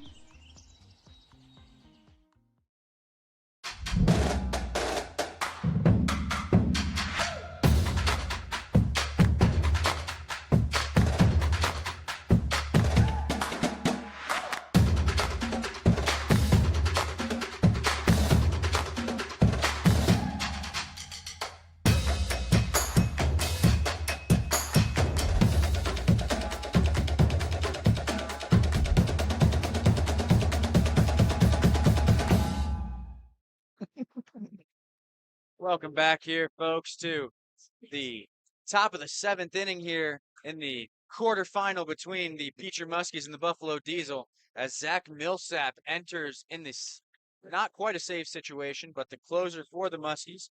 Reported to save back during pool play. Millsap with the powerful fastball slider combination. He's going to go up against the bottom of the Diesel lineup with their tournament hopes on the line here in this 7-inning game. It'll be Max Schmarter, Adam Skibata, and Tommy Lacongo due up chasing 4. Yeah, down 1, down 2, maybe. Down 4. Wow. That's a tall hill to climb with only 3 outs to work with. And they've only had 2 hits today. That's right. But the Diesel will be happy to see Brandon Dubois go. As you mentioned, only managing to pick up 2 hits over his 6 innings of work.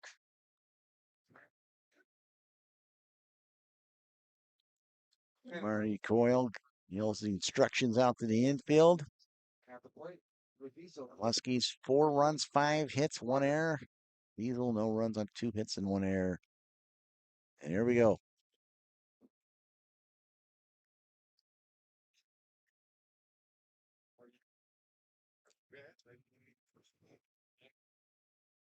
First pitch foul back. So glad that rain stopped, buddy. I tell you, a lot more comfortable. A lot more comfortable. Right around the 69-degree mark here. Swing and a miss. Strike two. It's a wicked slider there from Zach Millsap. One of the better arms that the Diesel have seen all tournament.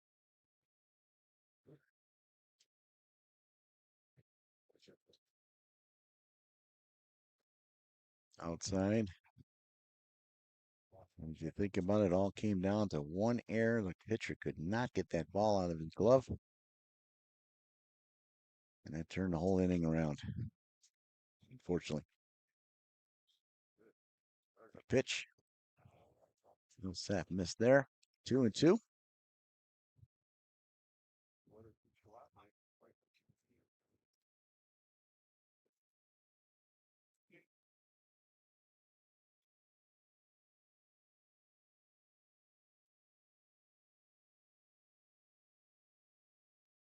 Ball hit on the ground. That's Milburn. He's going to flip over to Brody, and there's one down. Brody's feeling it out there.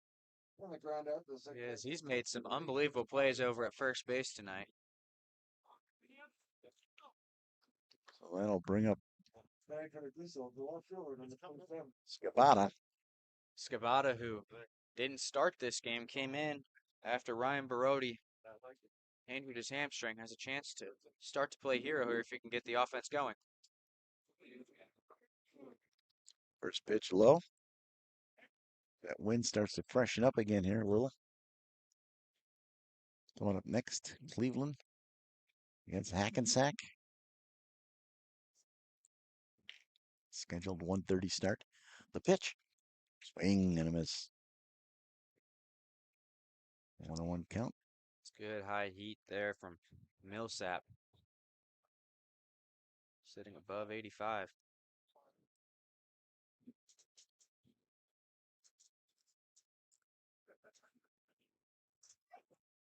Strike, looking.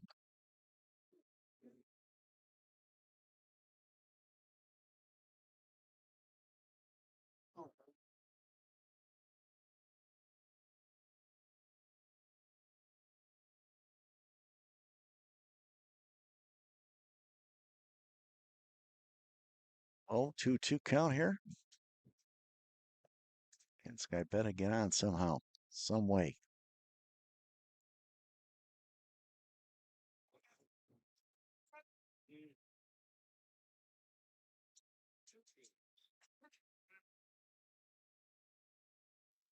Swing and a miss. Struck him out for the second out. Let's strike out the second out. Oh, Millsap doing a job here in a save situation. Number 18, Tommy Lamondo. And Tommy Lacongo, the last hope here for this Diesel Buffalo squad. Played a lot of baseball this summer, this team. Swing and a miss. Boy, he brought the heat there. He did. The Congo tried to match power with power, took as big of a hack as he's taken all day.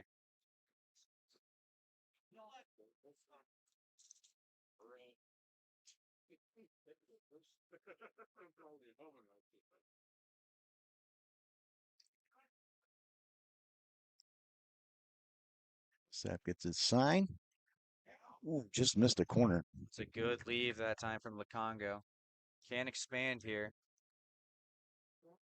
That one just half a ball off the edge of the plate.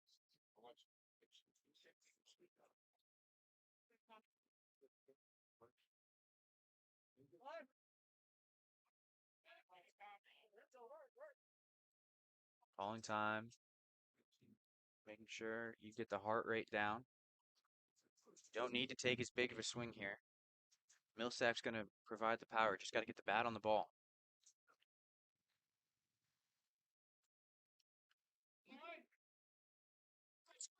Ball is low. Another slider from Millsap. Congo trying to control the plate. As hard of a fastball as this one is, going to do well to try to take it to right field. Swing and a miss. Strike two. Twos across the board. 2 balls, 2 strikes, 2 outs. Down there to the last strike. Paul Wolf's crew here from Buffalo, New York.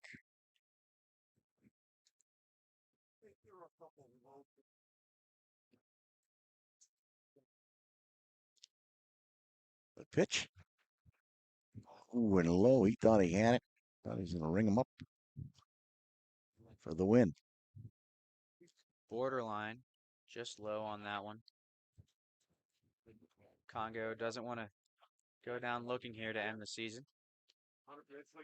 See if you get a challenge pitch here. Milksat doesn't have to with the 4-run lead. A wind comes in. Gust of wind there, and I fouled it back. Wow, that was weird.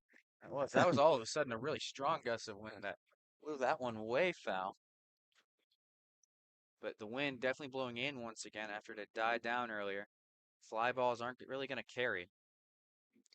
Wind in the Windy City? It's unbelievable where that came from.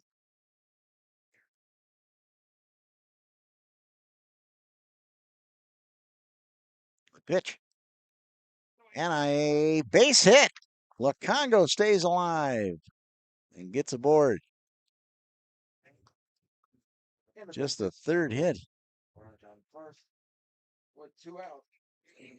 So it's going to be Grabowski here with 2 outs, the 9-hitter. Oh, I thought they'd bench hit for sure.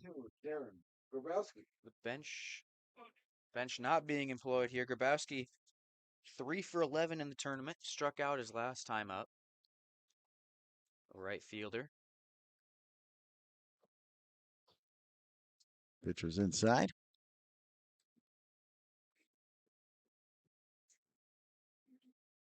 Congo doesn't run particularly well, the catcher over at first base. His run doesn't matter. Just got to stack a couple base runners together. That's a strike. 4 runs, 5 hits, 1 error for the Muskies. No runs, 3 hits, and an error for Diesel.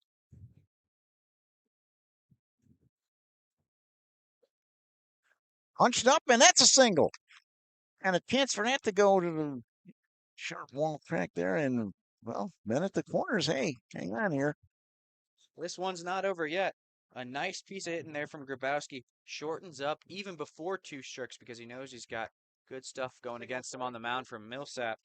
Just pokes that one to right field. Olszewski does a great job covering ground there to prevent that from getting to the wall.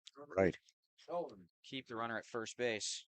So Nolan Evans, the top of the lineup, strides back in from the right-hand side.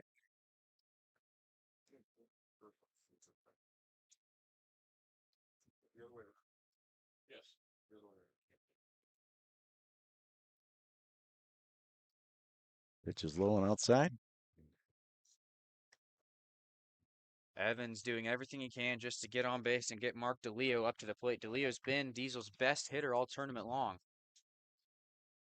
Standing in the on-deck circle.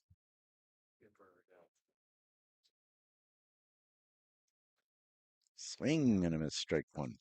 Pulled off of that slider. That one has some pretty sharp movement. DeLeo adjusting his batting gloves. A little bit wet still from the rain. Bottom hand slipped off the bat a little bit on that swing. Got to shorten up. Can't try to fight power with power. It just takes you out of the zone even faster. Ball chopped on the ground. Shortstop going to come up. Long throw. I think he beat it out. He did. Great speed by Nolan. That's a huge play from the center fielder, showing off those wheels. Gets a ground ball into the hole. Rolled over on that one, but it's softly hit enough that Gabe McHugh, who makes a pretty good effort on that one, gets to it quickly with a strong throw across his body as he's running the opposite way. But he's not able to be in time. Now DeLeo comes up as the tying run. Lukongo scores, so it's 4-1. So they didn't get shut out, and that's it. Marty Coyle wants to have a chat quickly here with Millsap. Quick word.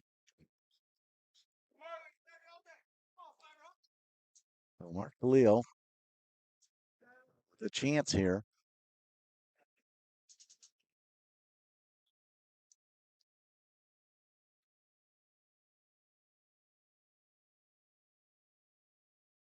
Swing and a miss. Strike one. Saw the shortstop, Gabe McHugh, break back to second base. Ready for a back pick that time. Got to keep Grabowski honest. Make sure he's aware of what's going on.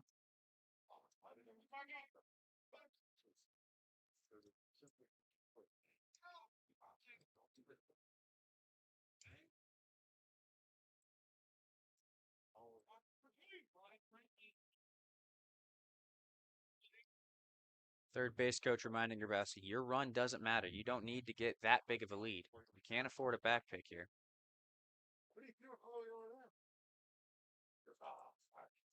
Grabowski inches his way toward third. Oh, that pitch caught the corner for a strike. Wow.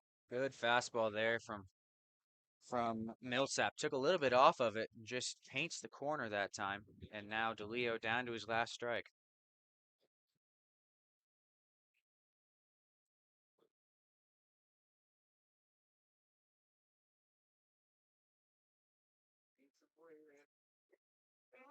Holding up nicely there. Good leave that time. Brings the full heater off the plate.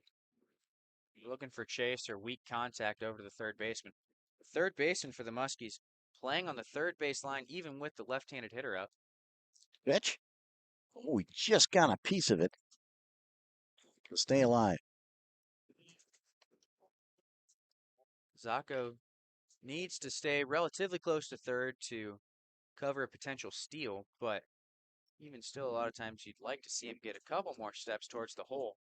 Cover up the space for DeLeo. Pitch. And he fouled it back. DeLeo staying alive. As a left-handed hitter, it kind of limits Millsap's options a little bit. He really likes his slider, but that will break back towards DeLeo's back foot.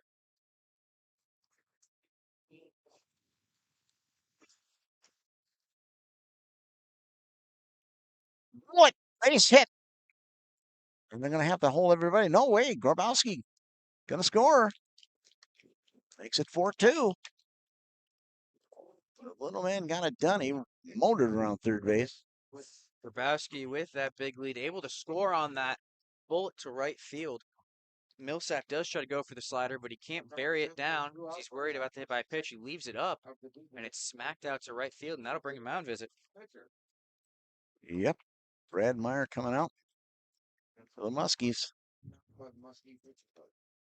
As that 4-0 lead is now 4-2 as the sprinkled start again here.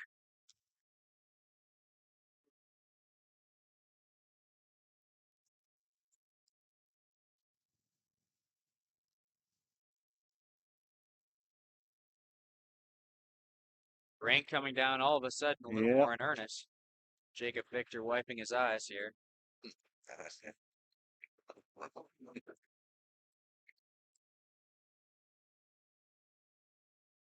Batting for the Diesel doesn't have number 15, Jacob Victor.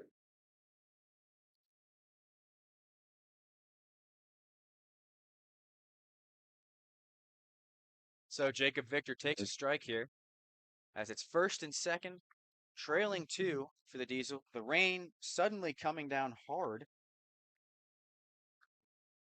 That can make it difficult for the hitter, but also for any of these fielders.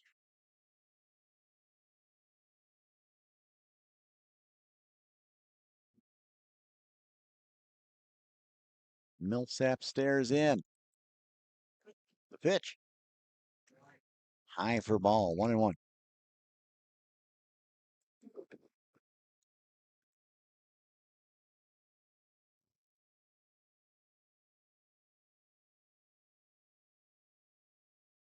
Marty Coyle getting a quick timeout here.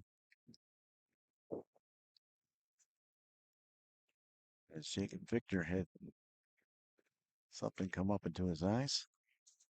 Most likely precip.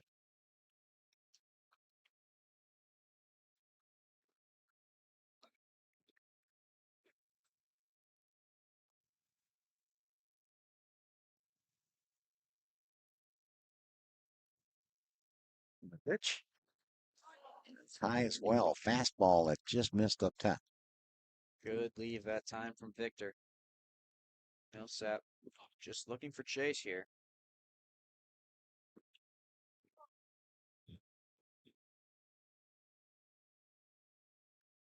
Pops that foul. Skatan gets chased down there, runs on a room. Ball hit the road over there. Showing some wheels out in right field. Yeah, the Muskies have a pretty speedy outfield there with Gaitan in right and Olszewski in center. Dye runs pretty decently well as well. Wind blowing in hard from center field, so fly balls aren't really going to carry here. Want to stay with low line drives and ground balls like the Diesel have been doing so far this inning. 2 runs, 6 hits, and an error now for Diesel. Can they keep it going here? With 2 out. Bullet shot past Brody down the line. It's fair. 1 run's going to score. They're going to send the ball. Here we go. A chance at the plate, and they're going to tie this game up. Holy cow, can you believe it? They tie it up at 4 runs here in the bottom of the 7th. Never say die attitude for Buffalo Diesel. How about that? A bullet right down the right field line. Brody, who's made some nice plays, not able to get to that one. So that one's hit over 100 miles an hour on that exit below. That flew out to right field on the ground. And you had DeLeo flying around the bases that time. And once that relay throw wasn't cleanly picked up by the second baseman, he scores with ease. Now a chance for Travis Greco with a base hit, and they can take the lead. The pitch. In there for a strike. Travis Greco reached on an error his last time up, but overall he's 4 for 12 on the tournament. But does lead the team in RBI. Could use another big one right here. Ball chopped on the ground. Brody makes an error, and they're not going to get him. And take the lead 5-4. Everyone's safe there. 5 unanswered runs here for Diesel. We've been talking about how errors can prove costly. Now an error gives Diesel the lead once again. Diesel made a crucial error back in the bottom of the 6th inning. And that is it for Millsap. He is done. Coming out of the bullpen. Can't see the number, but that's all for Millsap. Can you believe it, Noah? Can't even believe it. Muskie's brought in their closer with a 4-run lead with some elite fastball and slider combination. But Diesel respond well with barrels all over the place, keeping it low line drives, even with the hard wind coming in. And they've taken the lead here in the top of the 7th. As there's action in Diesel's bullpen now as well. Number 43 is the reliever, and I don't have him listed.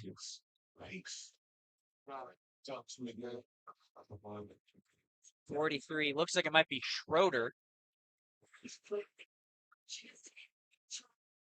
We'll get you his first name as soon as we find out what it is, but Schroeder taking over on the mound. The lanky right-hander, just trying to get the Muskies out of this inning. Unbelievable. Down 4-0, come back, tie it up, and then take the lead on a play that Tyler Brody just could not contain that glove and had it actually kick off.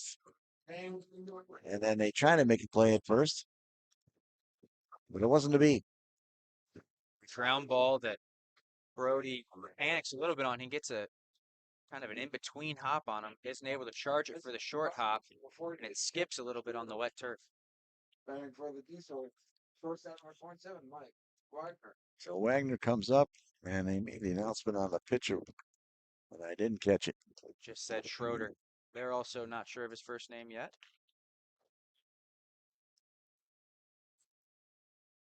That one's inside. Start off the at-bat here against Mike Wagner.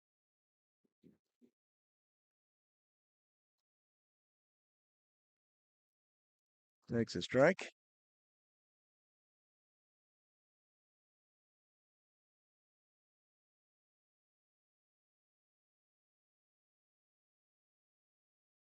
There's a little bloop shot, and that's going to drop. Base hit. 0-3. Uh-oh. Did he miss for second base? No, he just stopped halfway. Got a late stop sign, but the Muskie shortstop, Gabe McHugh, didn't realize. Throws it to second base. They would have had him hosed at third if they had let that throw go through. So the hit parade continues now. 5 runs, 8 hits, just an error.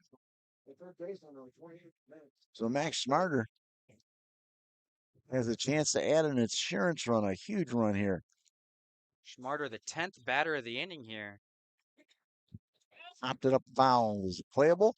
Brody gives chase and realizes he's ran out of real estate. No chance for that one to stay in today as you see the flag whipping in, blowing any pop fly out of play.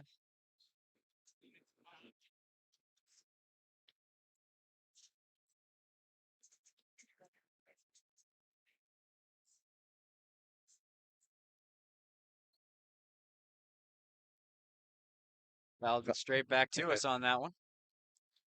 2 strikes.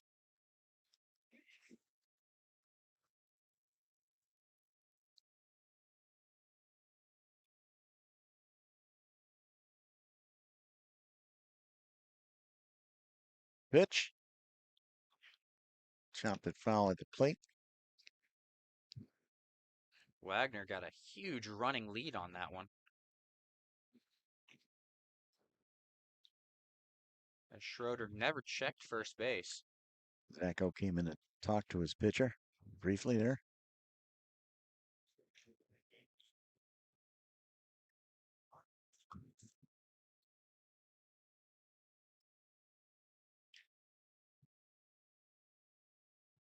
He gets him looking, but the damage is done. They score 5 in the top of the 7th. They take the lead 5-4.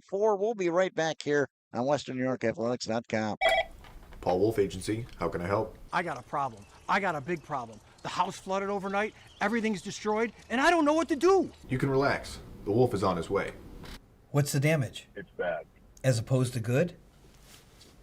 It's 20 minutes away. I'll be there in 10.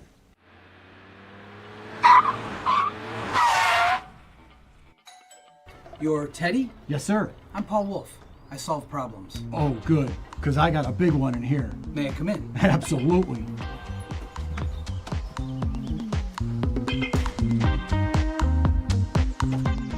Mr. Wolf, can I get you a cup of coffee?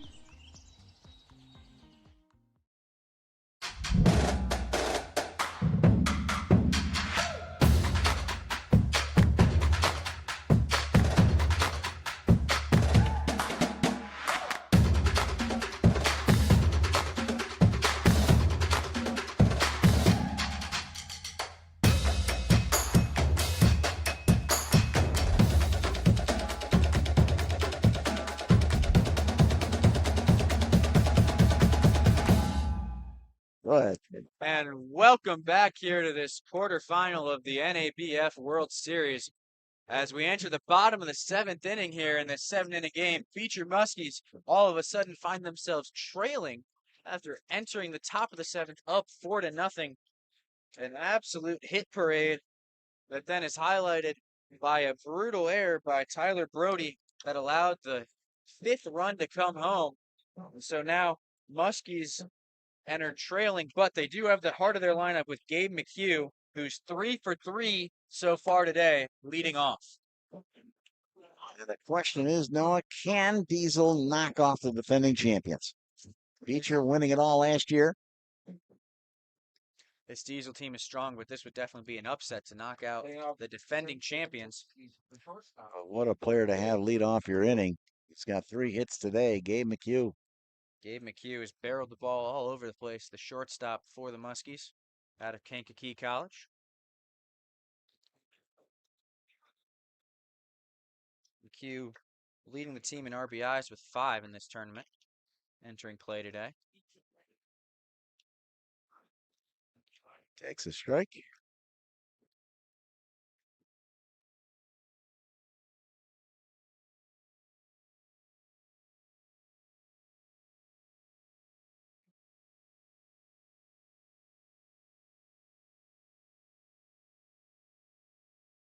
And the pitch.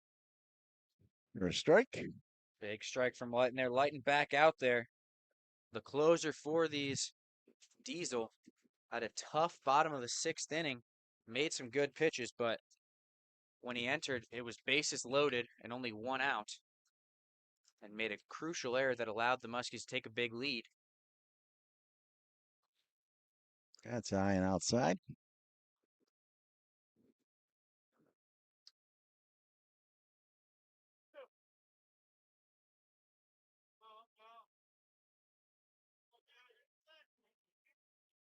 The rain once again starts to come down here.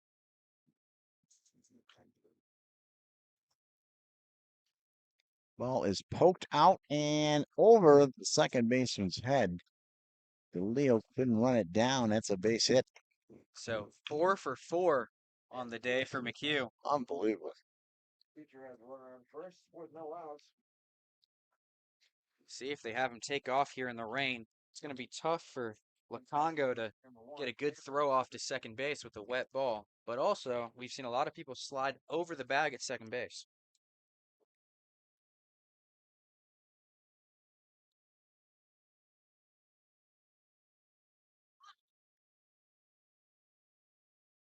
Bunt attempt. So we've got a pinch hitter here. Yeah, we got a pinch hitter, excuse me, on that. And I do not have him listed. Looks like it. Fierst, maybe? It is T. Fierst.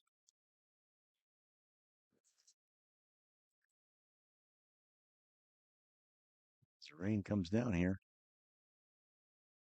Another bunt attempt. And that was called strike. Fierst has some pretty good wheels. They brought him in probably to lay a bunt down here. Try to move the runner over from second base. Gaitan had been 0 for 3 on the day today.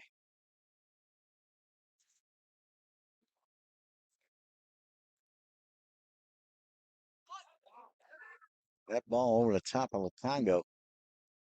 So strolling down the second base. McHugh.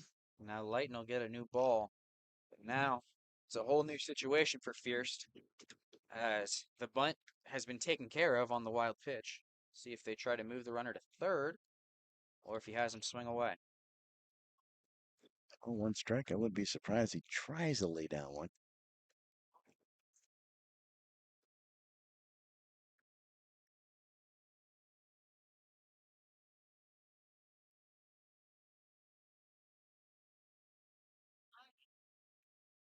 Takes a strike.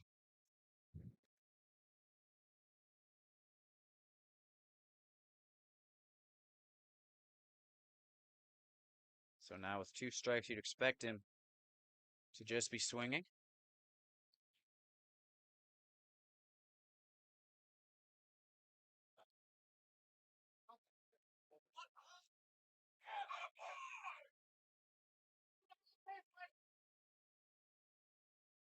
How about that? They still have him bunt with 2 strikes. A ballsy play. Wow. If that had gone foul, he would have just been out. Instead, he gets it down this time to the first baseman, who didn't have much of a play, Greco, outside of just going back to first. So the runner's on third with 1 out for Coyle. But he was called out for running out of the baseline. So 1 down. And the always dangerous Marty Coyle.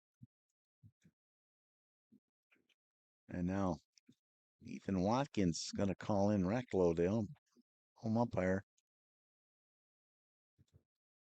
And here comes Kreidel over there as well.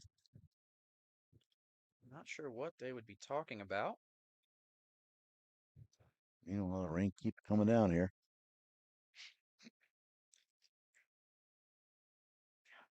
Seemed to have worked out whatever it was. So Paul Wolf now wants an explanation.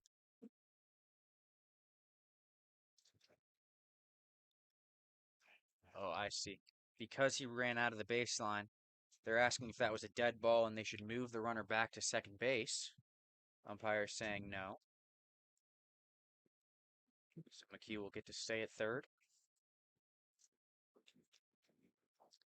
That's a legit question.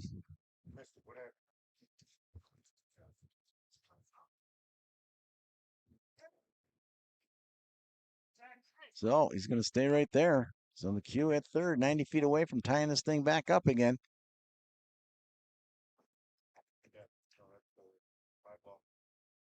Litton gets his sign. Swing and a miss by Coyle. Strike one. I'm shocked that he bunted that ball with 2 strikes. Yeah, that was, and it was clean. A risky play after he hadn't gotten down the previous 2.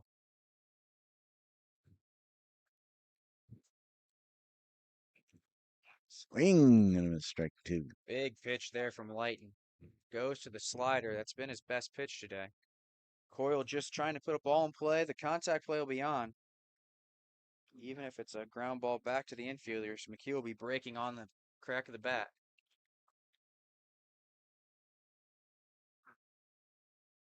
Nice stop by Lukongo. Great stop there from Lukongo. He's done good work behind the plate today. In these rainy conditions, it's tough to keep control of those sliders.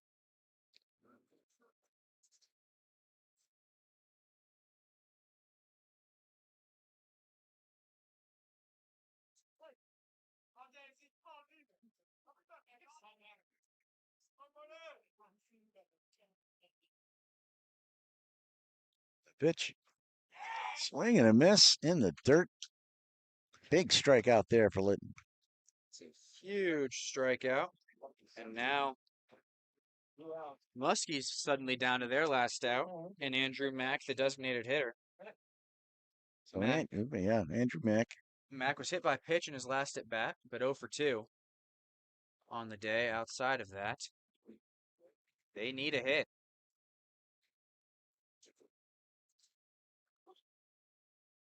Rain coming down even harder than it was earlier. This might be the hardest it's come down all day here. The pitch. He held up his swing. It's ball 1.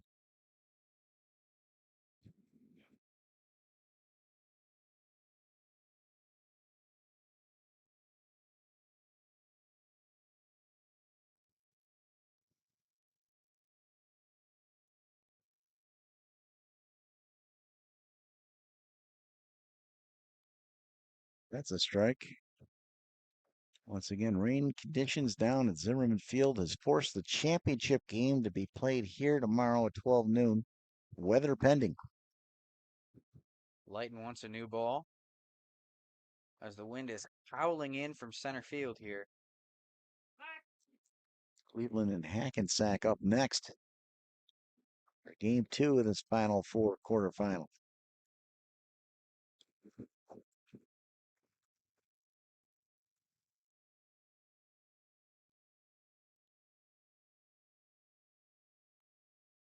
Missed him high and inside.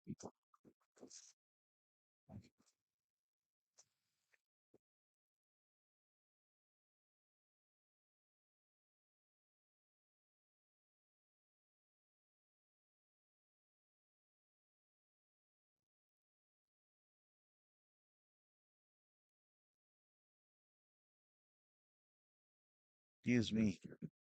Check swing foul. Now the Muskies down to their last strike with Mack. It's another slider. He just hopes foul. Lighton wants another new ball. We're going through a new ball every pitch here as the rain is pouring down here.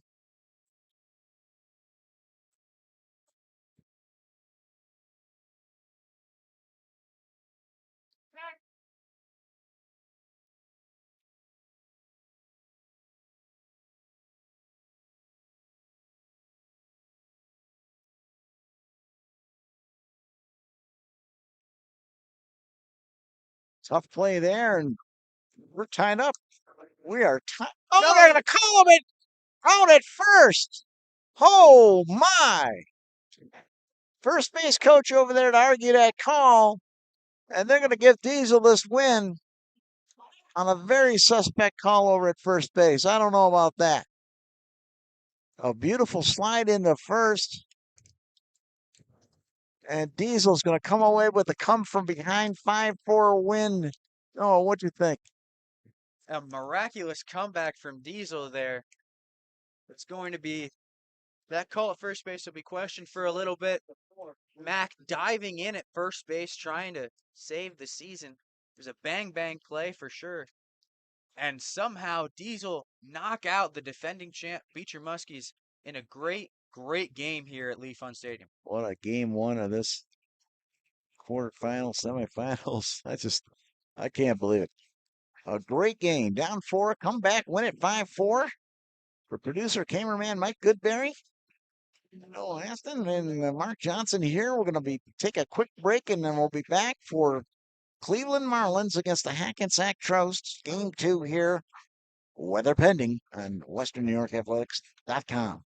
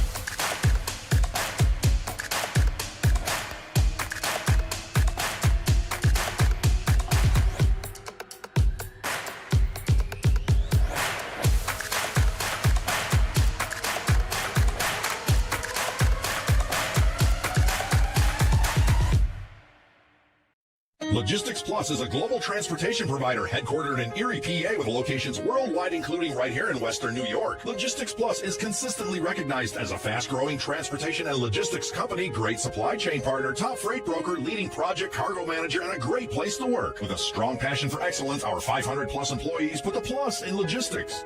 For an efficient, personal approach for all of your transportation needs, more information about our Buffalo office is available at logisticsplus.com/Buffalo.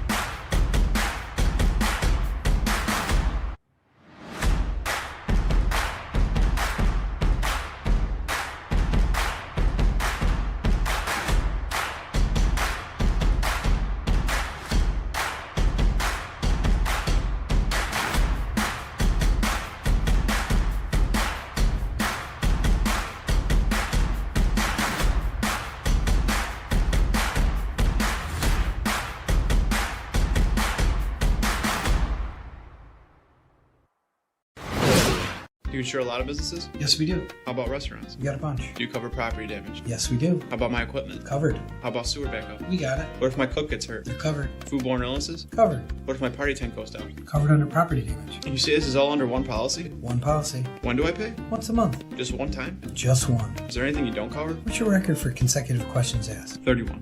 Tables. We don't do tables. Gotta love Buffalo. For more information, visit www.paulwolfagency.com.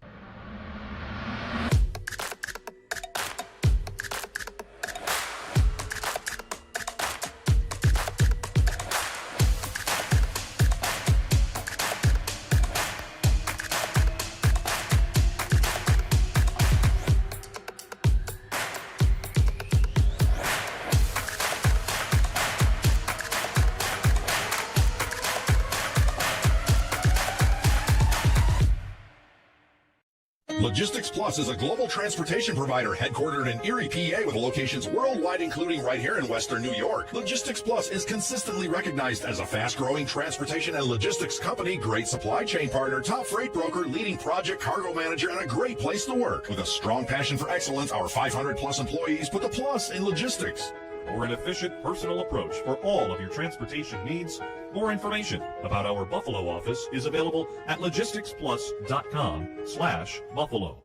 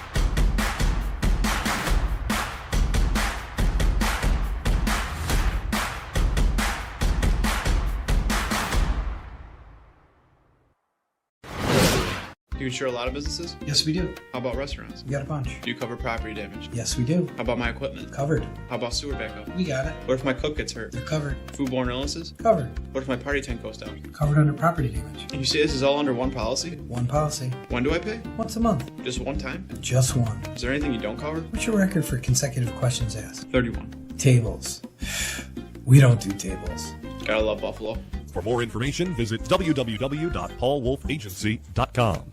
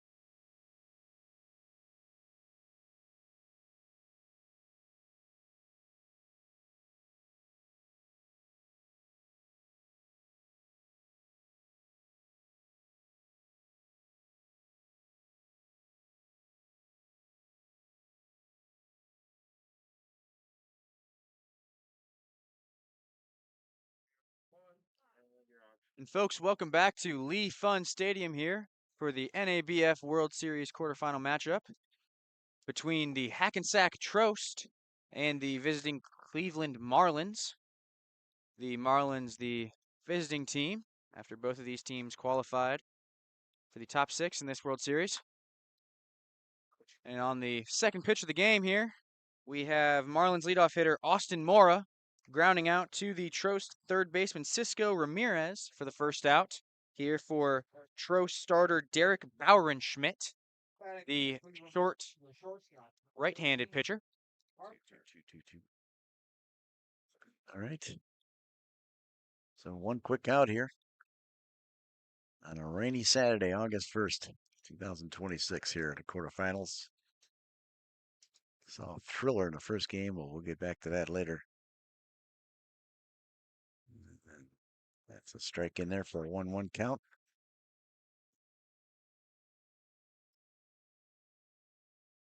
To Jared Carpenter.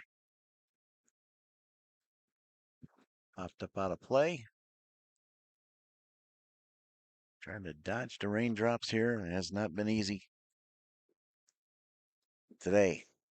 That's for sure. Everything is wet. Dried off, wet again. But we'll push through here. 4 games on tap. One's in the books. The 1-2. Ball hit on the ground. And fumbled over there. And now coming back and getting him. As Junior Lama makes the play. 2 down. So 2 quick outs here for Bauernschmidt. That'll bring up the powerful right-handed bat of Dorcease Paulino. Marlins 3-hitter.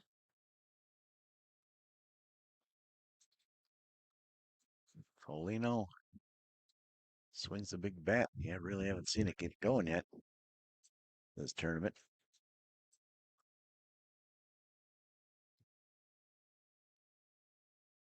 Former AAA player for Cleveland and the Cleveland organization. Takes a strike. 1-1 count.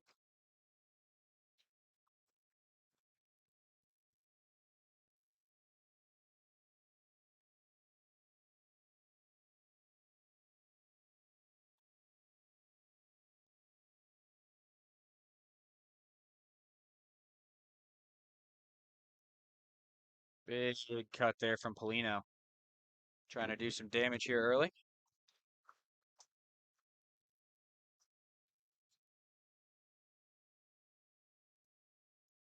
A 2-2 coming in. That ball's hit out to center field, but coming back in. Whoa, Justin Grippo. Made that look exciting, and after half an inning. No score here. We'll be right back on WesternNewYorkAthletics.com. Explore your next idea. Blaze new trails. Imagine new ways to do things. What will you do next? Does he do car? Forget about it. How about home? Forget about it. Does he get good rates? Forget about it. And you're saying there's no problem too big for this guy? Forget about it.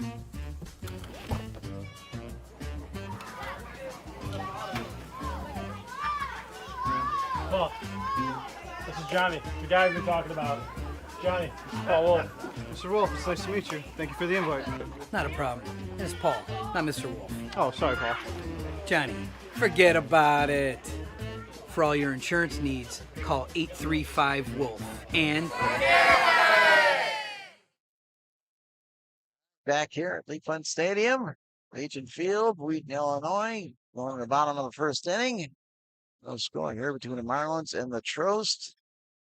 And we covered both these teams, and both had some very exciting players, but occasionally they can lull themselves into Errorville, as they like to call it.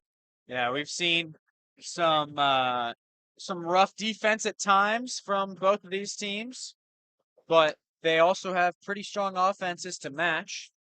Hackensack Trost are going to be led off by the catcher Jake Lutz, who has been one of the major players for this team.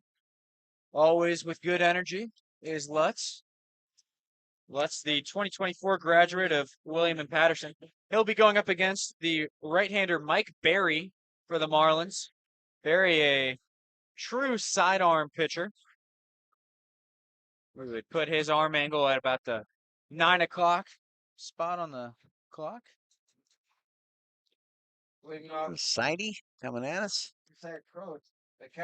That arm angle will be a little bit difficult for a right-handed hitter. It comes out kind of right at your shoulder, and it'll move back over the plate. So Jake Lutz gets it started. Once again, a catcher in the number 1 hole here. Takes a strike. And that fastball for Barry is going to have some two-seam run to it as well. So it'll run back in on a right-handed hitter. Curveball up over top of the head. Trying to go with a true curveball. That's tough to throw from this arm angle. Normally you'll see sliders out of that because it's hard to get on top of the ball from that low of an arm. There's a strike. There he gets it. On that curveball, he raises the arm angle a little bit higher. Might be something you're able to pick up in the batter's box. James out left. That's Moore out in center. Rodan out right. And that ball is punched out there, and a nice play by Finn, who's playing second base. Bruffin at first, Carpenter at short, Perez at third, behind the plate, Vargas. And on the play, as we mentioned, Mike Berry. Rick Juliad steps in for the Trost. Blue tops, yellow helmets, and takes a hit. Well, that's it's what you got to do sometimes. Yeah, not moving out of the way. A slow moving breaking ball that time. Won't really even leave too much of a mark there, which Gilead is not too upset over. Barry having a little bit of a tough time controlling that breaking ball here early. Cisco Ramirez comes in. He's playing third, takes a strike. Cisco 3 for 6 so far in the tournament with 3 walks.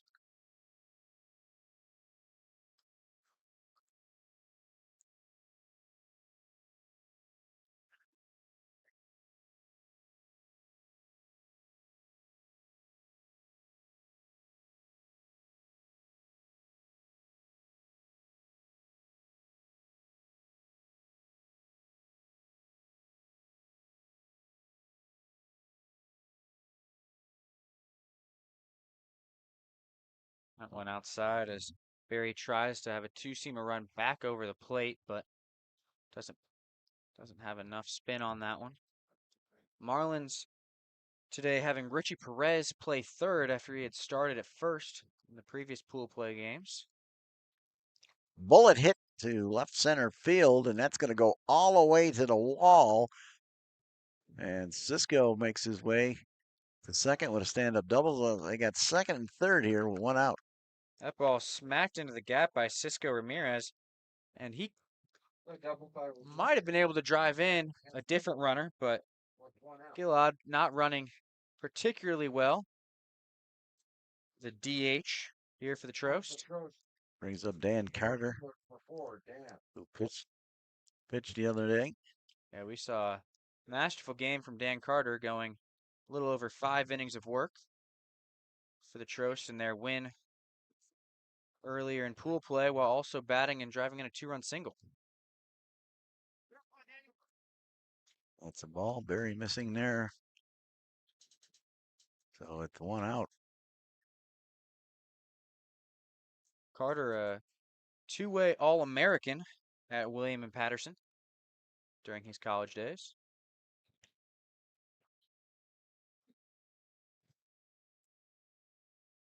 Going with the old school, no batting glove look.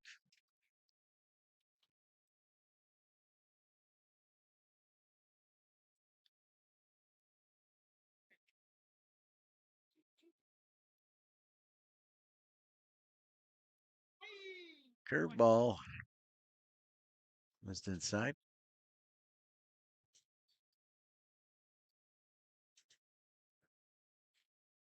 2-1 count.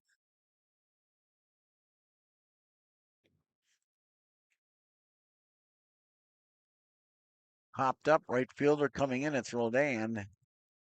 Makes the catch, but they're going to score on a tag up. It's a 1-0 lead for Hackensack as right there. Gillard just not running very well.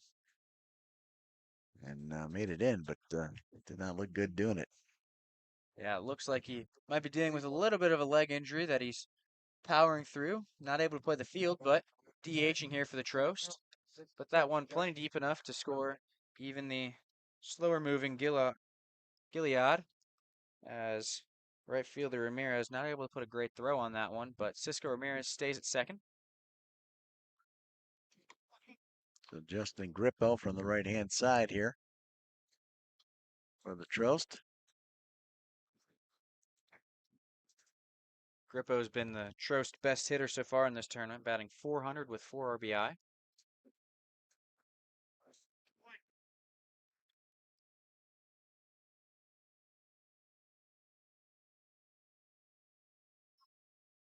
Pitch low for ball.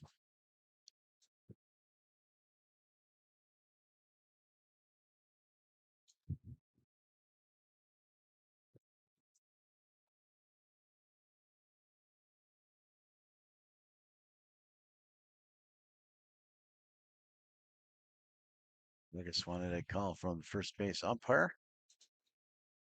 Mike Outten did not get it. Check that that's Brendan Kindial down at first base. Ethan Watkins behind the plate.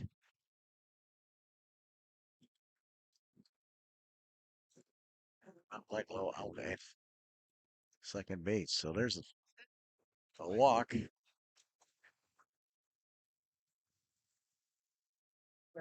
Mike Girolamo. Mike DiGirolamo, the second baseman, taking over here. He's 2 for 8.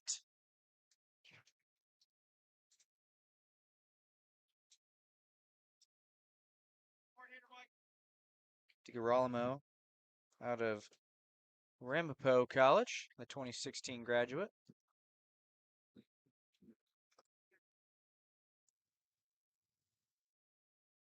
Barry's not able to find that breaking ball in the zone. It's significantly slower than the two-seam fastball is. Right now, he's not getting calls down at the knees. Just going to force him to throw a few more fastballs in the zone to these hitters.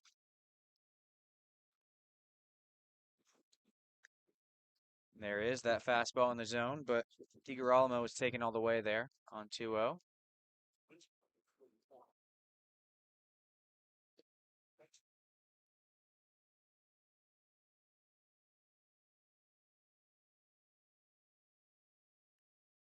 That ball hit in the air. Mora back makes the catch and retires the side. No score. Oh, check that one. 1 run for Hackensack. They got a 1-0 lead. We'll be right back here at WesternNewYorkAthletics.com.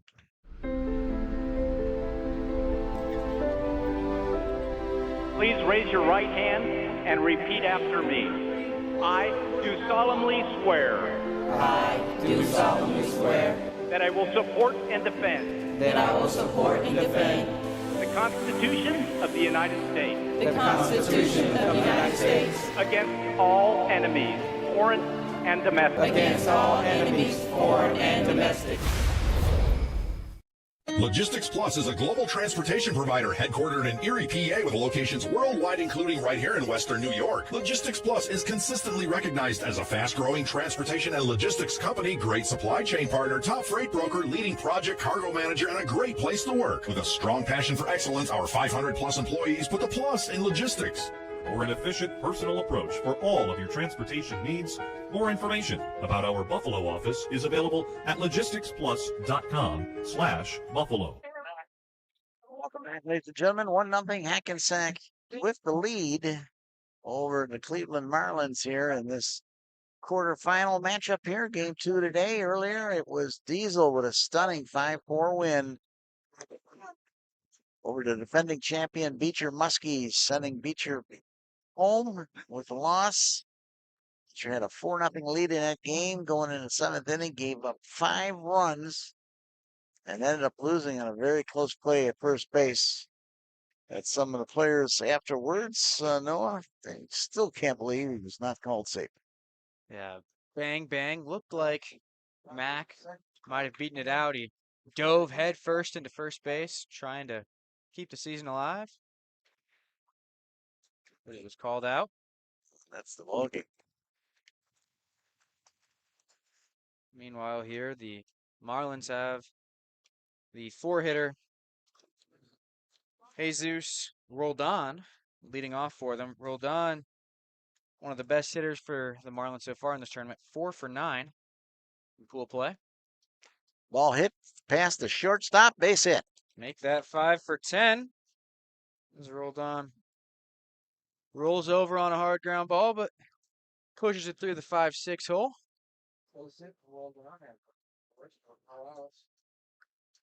That brings up Andy Finn, the second baseman, getting out of the 5 hole here with Ricardo Perez on deck.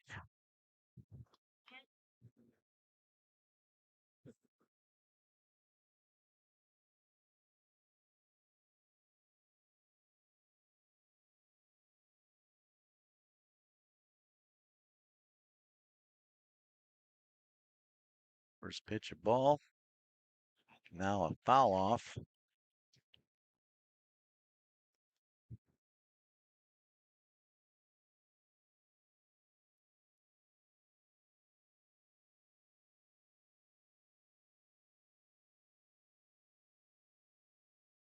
Once popped foul as well.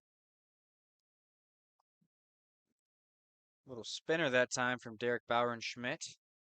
Didn't break quite as much as he wanted to, but Finn was not on time with it. It's just fouled away.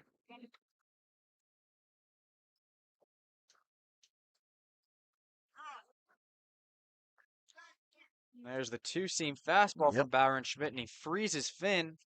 Picks up his first strikeout of the day.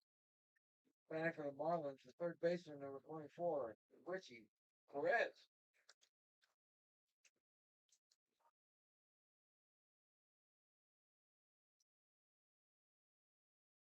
So Perez steps in from the left-hand side.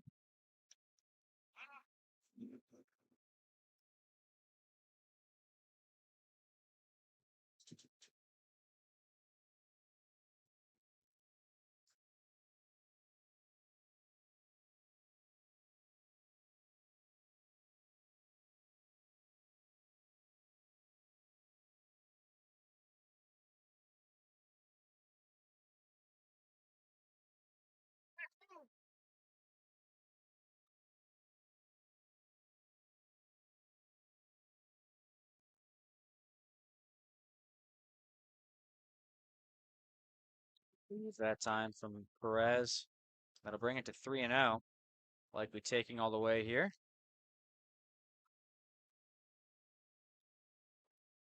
Takes a strike. Perez throws the bat. He thought it was a walk. Calls time. That one down at the knees.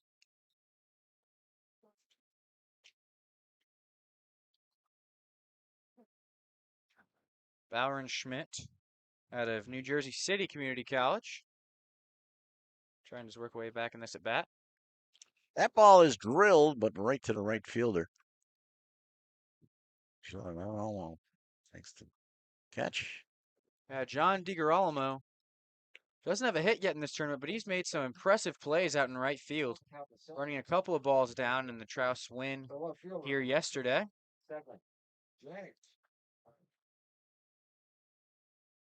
Stephen James comes up.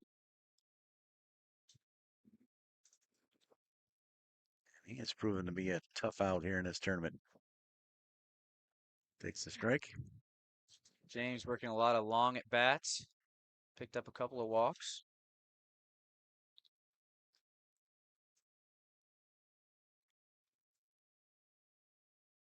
That's fouled off, right side.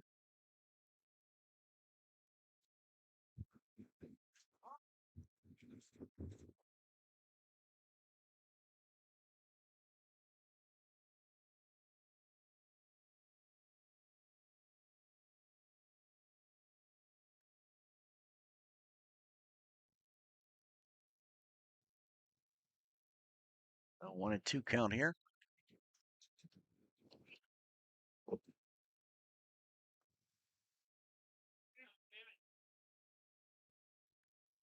That ball's hit well, and gonna just fall there and for a base hit. Good piece of hitting there for Stephen James. Just puts the barrel on the ball, gets a fastball that he likes. Got to bring up Gabriel Vargas, who is tied for the team lead in RBI with 3 so far in this tournament. Vargas got banked up a little bit. A tough catching day for him yesterday. But he's a tough character and stays in the game today.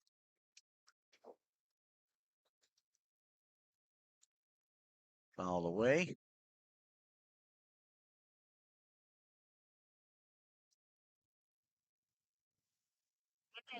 So that wind blowing straight in here. Almost everything to the right side, close to foul line, is probably going to be out of play. Yeah. Any pop flies in the infield are going to be difficult to blown out of play. Pitch high, 1-1. And any fly balls to the outfield, they're going to have a hard time carrying. So that wind's blowing pretty much straight in from center field.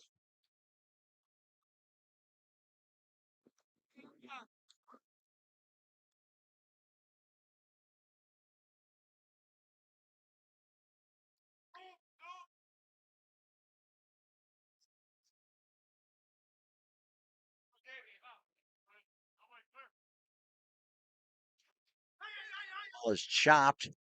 Cisco misplays it. Ramirez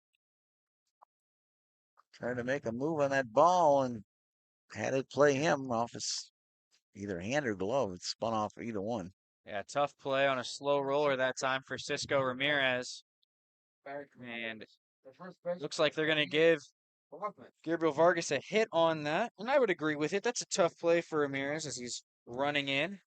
But now the bases are loaded for Matt Brofman. Brofman pinch hit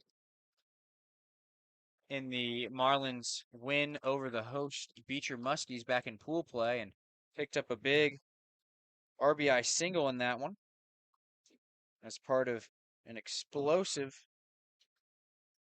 8-run inning in that one that gave the Marlins the lead. Excuse me, a 6-run inning. Jake Luft's out to talk to his pitcher right now, trying to settle him down a little bit.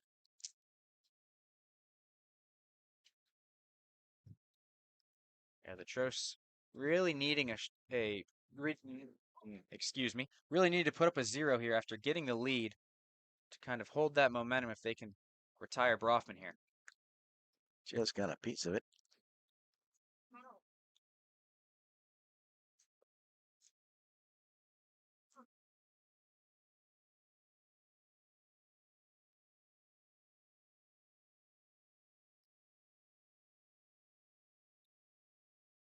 Big opportunity here. Swings over the top of it. 1-2.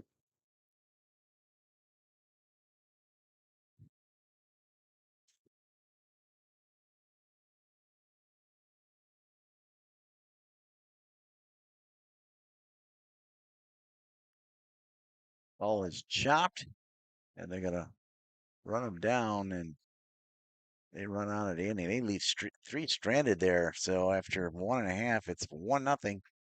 Hackensack. We'll be right back here on WesternNYAthletics.com. Paul Wolf Agency, how can I help? I got a problem. I got a big problem. The house flooded overnight, everything's destroyed, and I don't know what to do. You can relax. The Wolf is on his way. What's the damage? It's bad.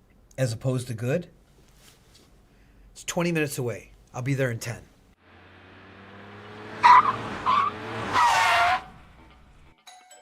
You're Teddy? Yes, sir. I'm Paul Wolf. I solve problems. Oh, good, because I got a big one in here. May I come in? Absolutely.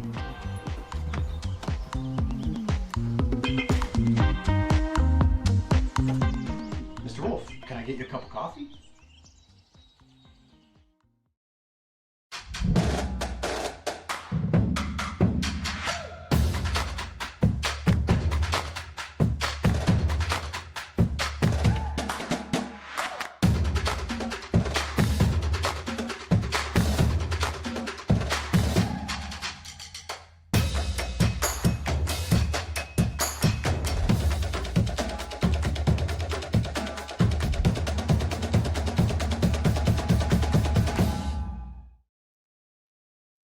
Right back live. Hackensack up for its bottom of the second appearance. Nick Yerbanovich start things off for the Trost. As Mike Berry finishes his warm-up pitches. They throw it down and we're ready to go here.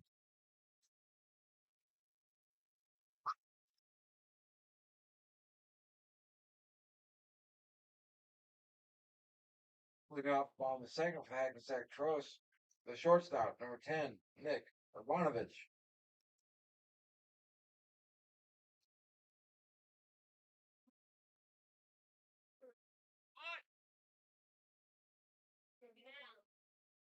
Yanovich showing bunt that time, but pulling back on the ball.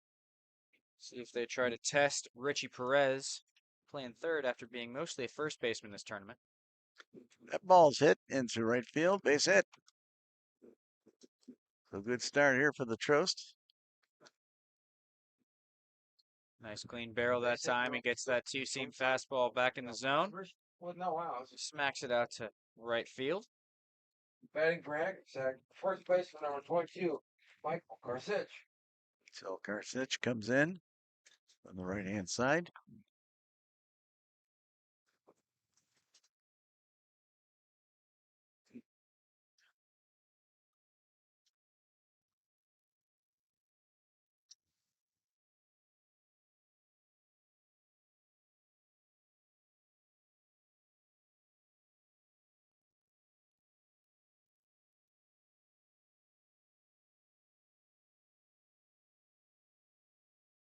Karsich, 1 for 8 so far in the tournament.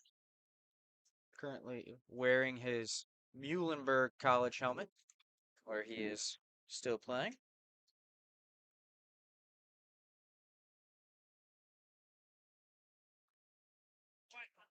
Ball missed inside.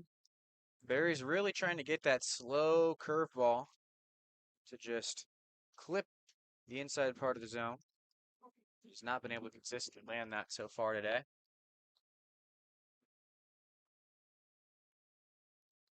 That ball is popped up along the right field line and foul. One looked like it might be a bloop single for Karsich off the bat, but with the wind blowing today, pushes foul.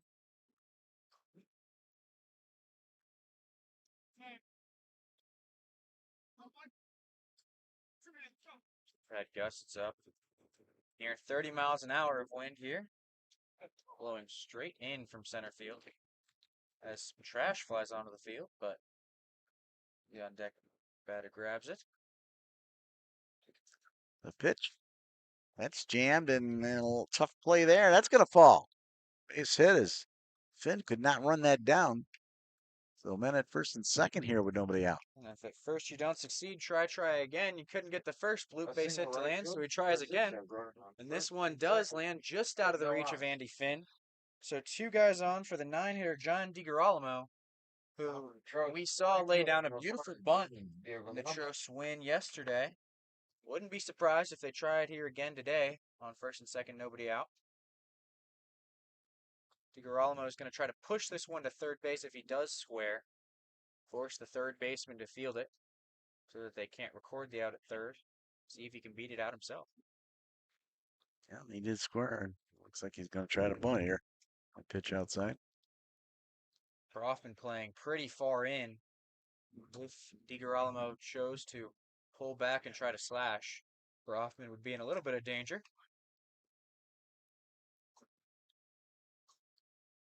Bunt laid down beautifully. A tough throw, and he beat it out.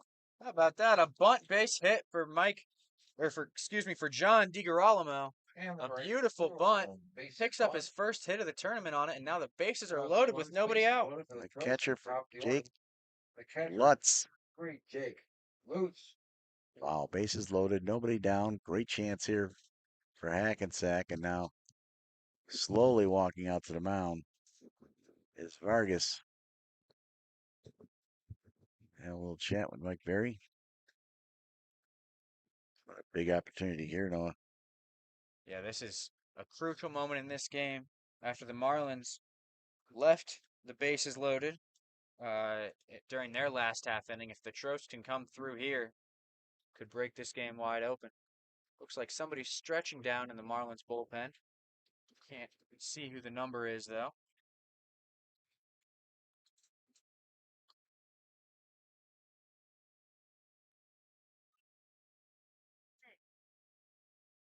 Mike Berry having his problems here, and we're only 2 innings in. We saw the Marlins have to use a lot of pitching to get here as they That ball's popped up and foul out of play. were in a marathon game against the Beecher Muskies in a game that they needed to win in order to make it to this bracket play round. They had to bring their game 1 starter back in to close out game 3. Can tell that bullpen's been taxed here as they get deeper into the tournament. Foul back. Let's want that one. Slow curveball once again. So let's take a big hack at that. Off balance a little bit. With a pitch so slow, it's tough to stay back on it. Keep your weight in your backside, which is where your power comes from. Infield playing in for the Marlins. Berry's pitch. That's jammed up and playable. Let's see if Brofman can run it down. He can't. Hit the top of the concession area over there anyway. Out of play. Brofman nearly crashed hard into the fence, slowed up right at the last second.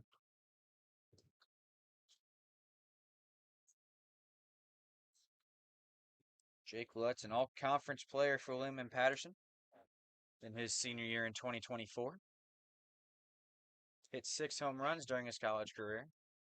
Going to be tough to do that today with the wind blowing in.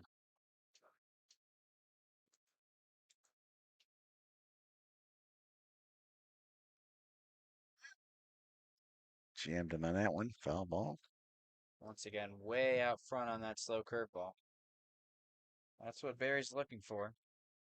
Looking for guys out front, see if he can get a roll over to third base for Perez to throw home.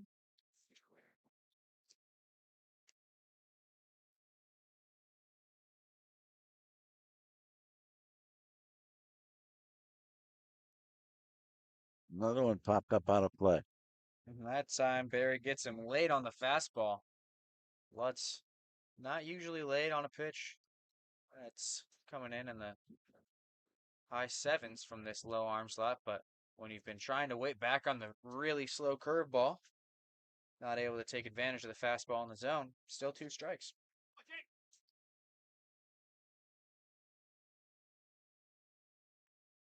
That ball's ripped and ripped right by Perez. That's going to score 1. And they'll hold up everybody where they're at. So it's a 2-0 lead.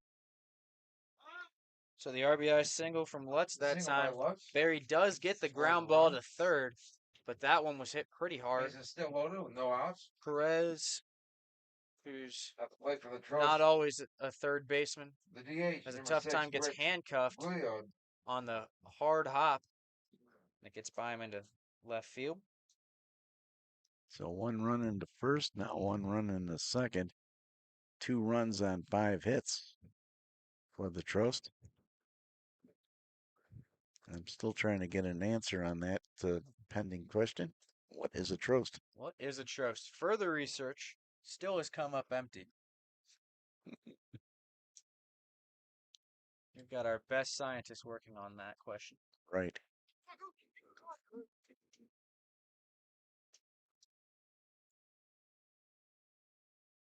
Barry looks over at third. Now to the plate. That ball is jumped on mile high. James is out there. He's going to run and gun here, and they're not sending anyone anywhere. That's a great play by James. It's a good job by James. Stays behind that one, so he has a running lead up into the catch to fire a throw home. With the wind blowing in, that fly ball stays pretty shallow, and so they're going to hold up the runner Karsich at third. Third baseman number 7. First baseman Karsich Ramirez isn't going to be a speed demon. So now 1 away for Cisco Ramirez.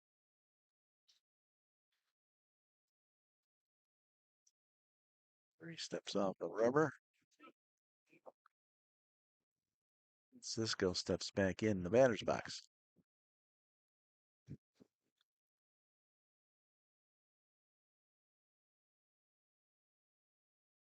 And punches it foul.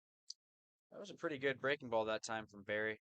Ramirez way out front. That one broke a lot more left to right. Kind of covered the entire span of the plate.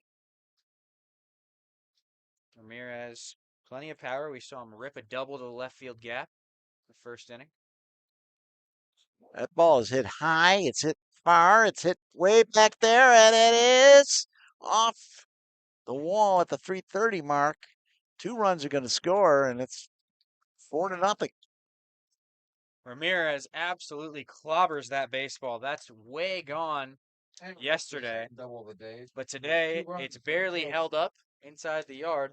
The left fielder, James, playing really shallow with the runner on third, trying to be able to shoot a runner on a potential sac fly situation. But on a ball hit that hard, he just couldn't quite track that one down. And that's it for Mike Berry. He's done. And we're going to take a quick break, and we'll be right back here on WesternNewYorkAthletics.com. Explore your next idea. Blaze new trails.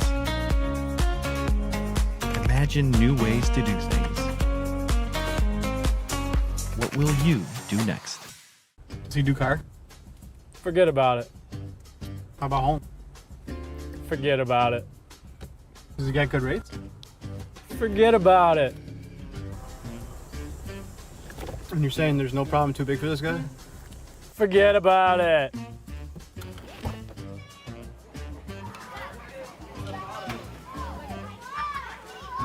Paul, this is Johnny, the guy we've been talking about. Johnny, Paul Wolf. Mr. Wolf, it's nice to meet you. Thank you for the invite. Not a problem. It's Paul, not Mr. Wolf. Oh, sorry, Paul. Johnny, forget about it. For all your insurance needs, call 835-WOLF. And... All right, pitching change here for the Cleveland Marlins. Who's in, Noah?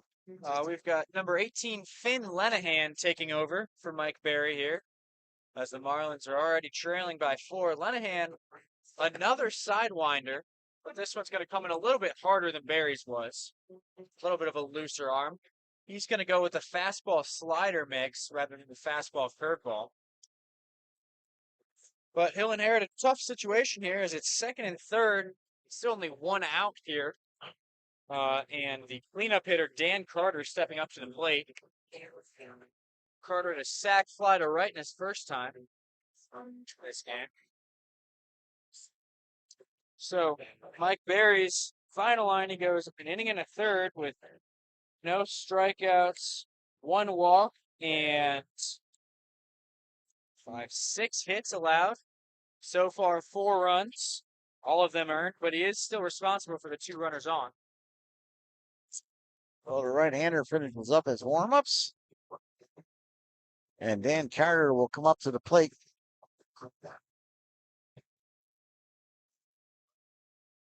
So Carter, a chance here to golf a couple more in. Scored 3 runs in this inning. Carter.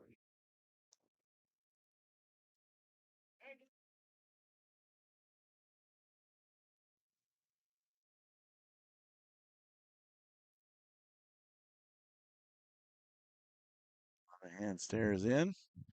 First pitch misses inside. Once again, you're going to have 2-seam run on the fastball here from low arm action out of Lenahan. Carter with the open stance looking to pull the baseball.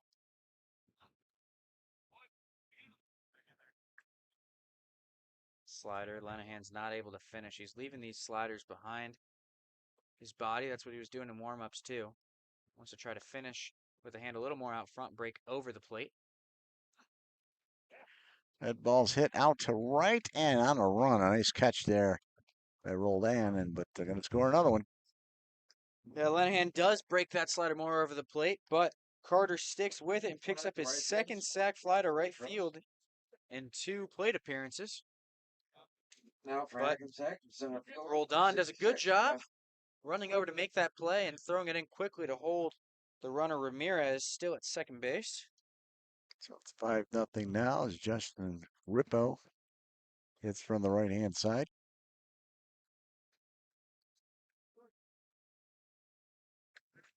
Pitch missed inside, ball one.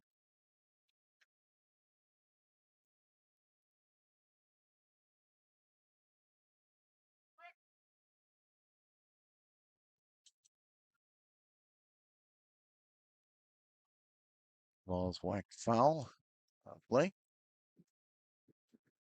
Grippo a touch late on that fastball. This isn't high velocity necessarily from Lenahan, but it's coming in hotter than Mike Berry's pitches were.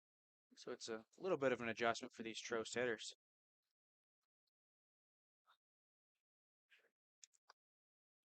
Pitch way outside. 2-1.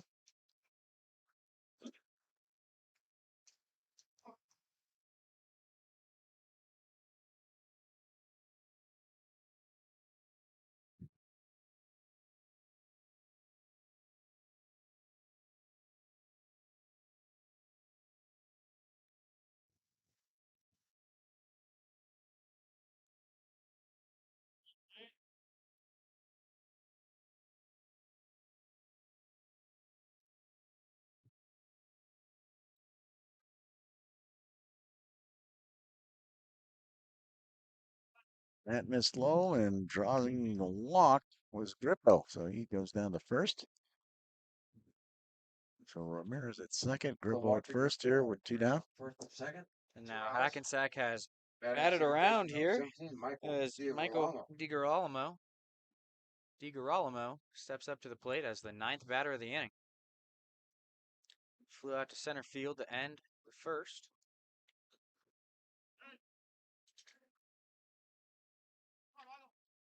What's it feel like to bat around and come on up twice in an inning? That's one of the best feelings in the world, especially if you pick up a hit. It does feel pretty terrible if you're one of the few people that makes 2 outs in 1 inning. I've been there before, too. And there goes Cisco Ramirez sliding past third. Ramirez was flying on that one, gets a running lead as Lenahan never looks back after the first check.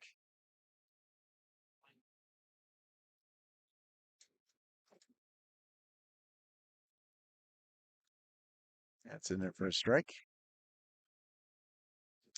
It is a little bit difficult for a sidearm pitcher like this to find that release point. Lenahan trying to lock in. Now another steal. They're going to give that one.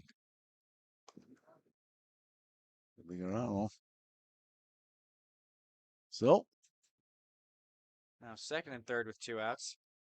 The other thing about being a sidearm pitcher is it's really difficult to be quick to the plate. Tough to go into a slide step. Just getting a piece of it and getting a piece of Jake Lutz behind the plate. And Lutz is feeling that one. Looks like young guy that usually comes up smiling after some pitches and from at bats. Right now, it looks like he might have caught that on his throwing hand. Says he's okay. Wow. No, he wants to try to throw a little warm-up pitch for the catcher. Just to make sure he's all right.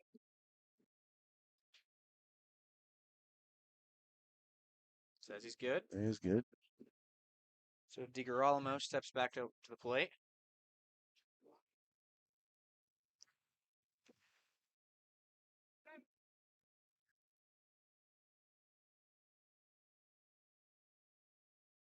That ball's wild. There comes Cisco Ramirez. Play at the plate. Ramirez is in there. They threw that one away. Now here comes another play at the plate. Coming back in and sliding. Both men sliding safe at first.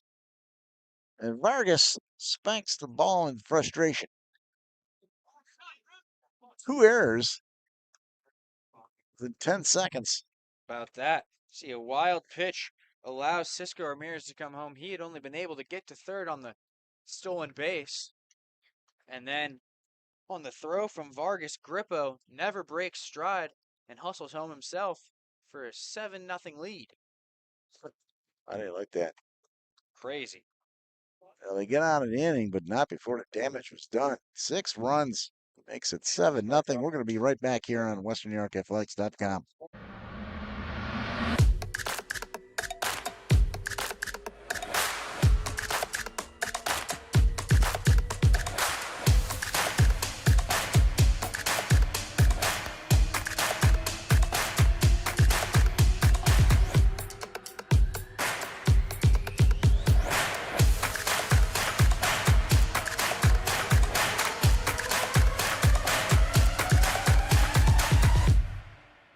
I choose this MOS because I like to work on things, have hands-on. Striker is very important to the Army because it's a very versatile and just modular platform. There's several different variants, and that allows this one vehicle to do several different missions, and it's very important to support just the light infantry and their mission.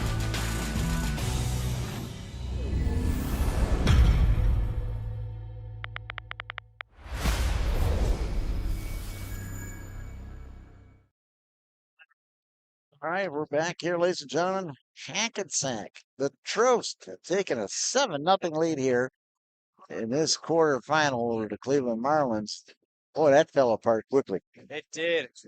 So the wild pitch and an error allowed the 6th and 7th runs to come home. But a lot of hits put together in a row there for the Hackensack Trost. Line drives off of Mike Berry for Urbanovich and Karstich, and then the bunt hit from John DiGirolamo. Really the difference maker there is they couldn't record the out, and with the bases loaded, nobody out, drove multiple runs home. Now the Marlins have to look to respond here in this 7-inning game. Trying his luck is Austin Morrow. Drag bunt foul.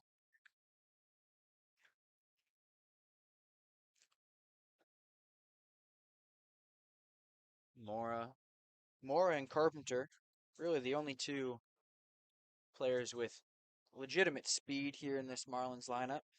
Marlins have some power all through the lineup, but it's going to be tough to put together extra base hits with the wind like this. There's Ramirez with a nice Hollywood hop over at third off the wet turf. Gets the out. The ground out, the first out of the top of third.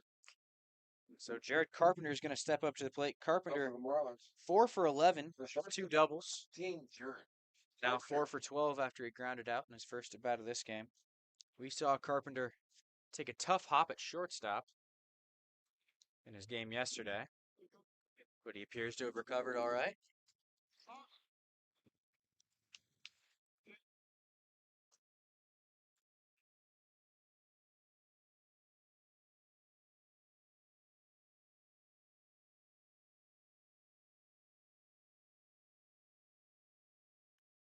Ball hit on the ground, foul. Nice play there by the third base coach.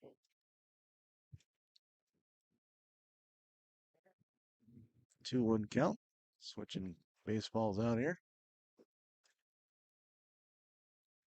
Derek Bauernschmidt might be the shortest pitcher we've seen so far in the tournament, but he's done a good job today. And that ball is sliced down the right field line and behind the first base bag foul. Bauernschmidt's worked the edges with the fastball with a little bit of two-seam run. That time sticking at the letters against Carpenter. He's allowed 3 hits over his 2 innings of work, but no runs here. Now he's got a big lead, so he's just trying to attack the zone, force contact.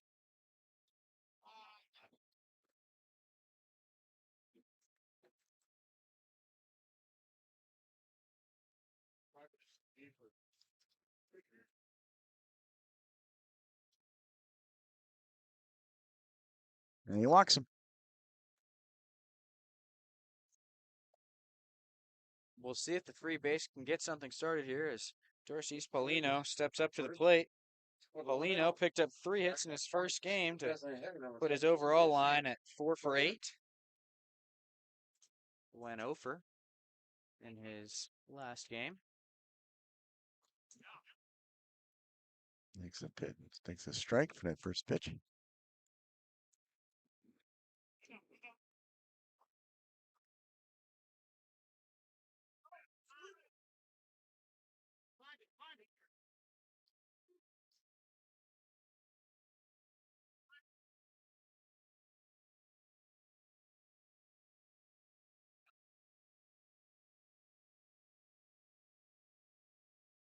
One thing you can say about Dorsey's Polino, he's bringing the energy. We heard him loud in the dugout all through the Marlins game yesterday. Another throwback over to first. Polino cheering on his pitchers and fellow hitters. Pitch is low, 2-1. Especially close with Ricardo Medrano, their starter on the mound yesterday, who's coaching first base here in this one. Another throw.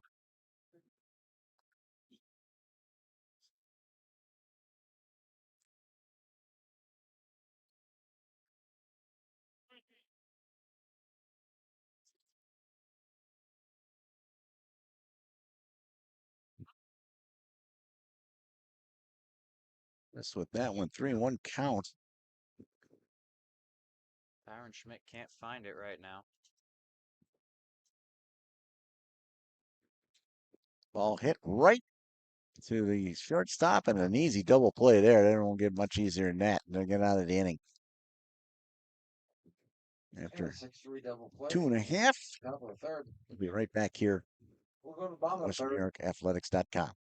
Logistics Plus is a global transportation provider headquartered in Erie, PA with locations worldwide, including right here in Western New York. Logistics Plus is consistently recognized as a fast-growing transportation and logistics company, great supply chain partner, top freight broker, leading project cargo manager, and a great place to work. With a strong passion for excellence, our 500-plus employees put the plus in logistics. For an efficient, personal approach for all of your transportation needs, more information about our Buffalo office is available at logisticsplus.com/Buffalo.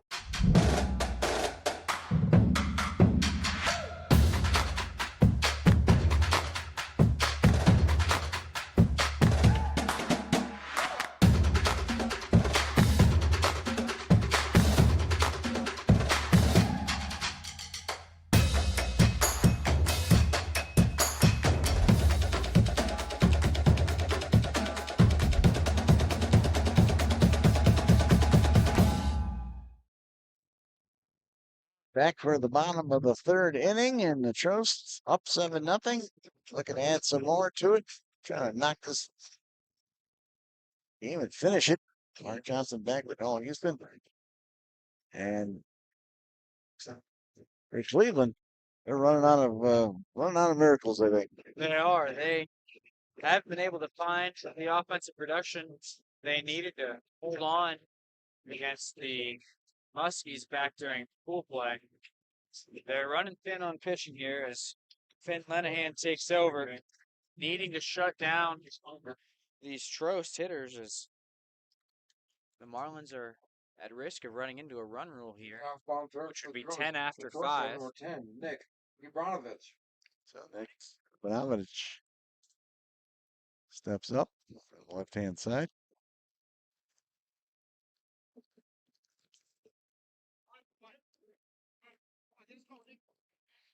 Urbanovic, the shortstop, started off the last inning with a bullet out to right field.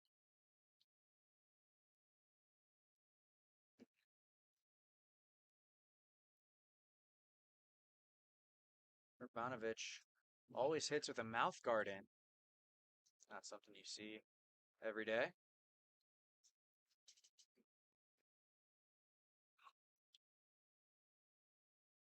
Sometimes that just gives hitters a little bit of routine, kind of relax yourself. Some hitters like to have gum in their mouth that they're chewing. Ivanovich likes the mouth guard.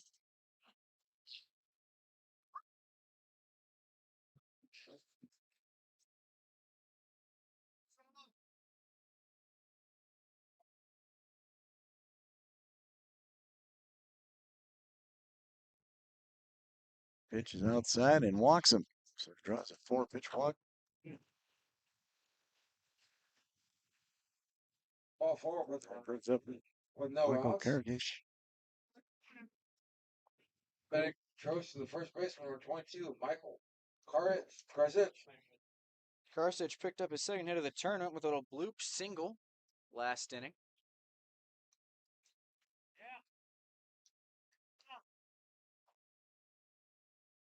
Finn Lenahan, the sidewinder, getting a little bit underneath these fastballs. wants to get a little more sink on him. She did that time, but it's inside.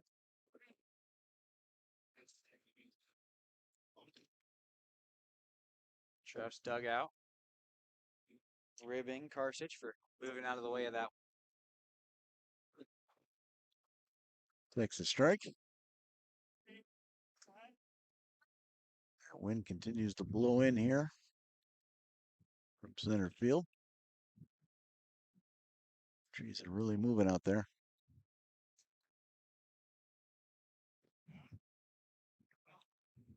From that popped over on the far side, we got some action again, I believe, in the Cleveland bullpen. They got to be running low on fumes right now.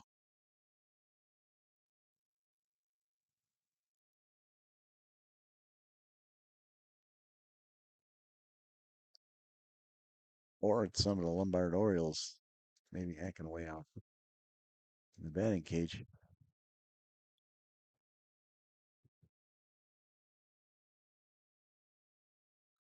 Pitch, and that ball's hit in the air. James moves over, makes the catch, one down. Good job by Lenahan that time. Throwing the short breaking slider inside. To the bottom of the third. It's a fly ball. That's really all you can do with that type of pitch is turn on it, hit a high fly ball, but on a day like today, high fly balls aren't going to get you anywhere. So DiGirolamo steps up after picking up his first hit of the tournament his last time on the bunt single.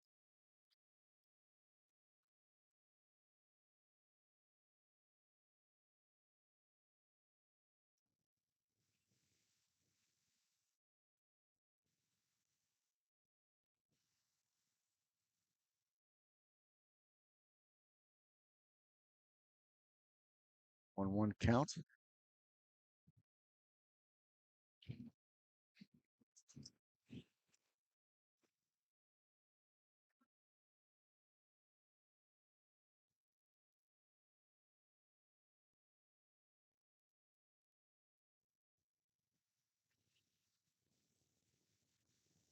That ball's fisted to Pfund, and he'll make an easy play there for 2 down. DiGirolamo hit that ball right as a pretty strong gust of wind came through. That maybe had a shot at being a bloop single, but stopped completely midair. Fell right into Pfund's glove. Up for the Trost, the catcher, number 33, Jake Lutz. So Jake Lutz steps up to the plate, the catcher for the Trost.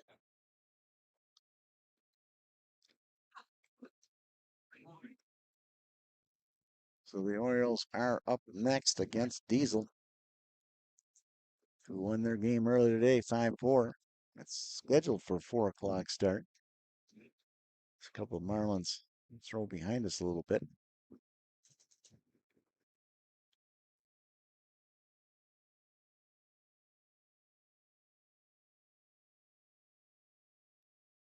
Ball is popped up in the air. Who's going to call for this tough one? It come down no man's land, and oh, nice play there by Carpenter. Nice play by the short. So after 3, it's still 7-0 here. We'll be right back. First leading the Marlins 7-0. WNYAthletics.com.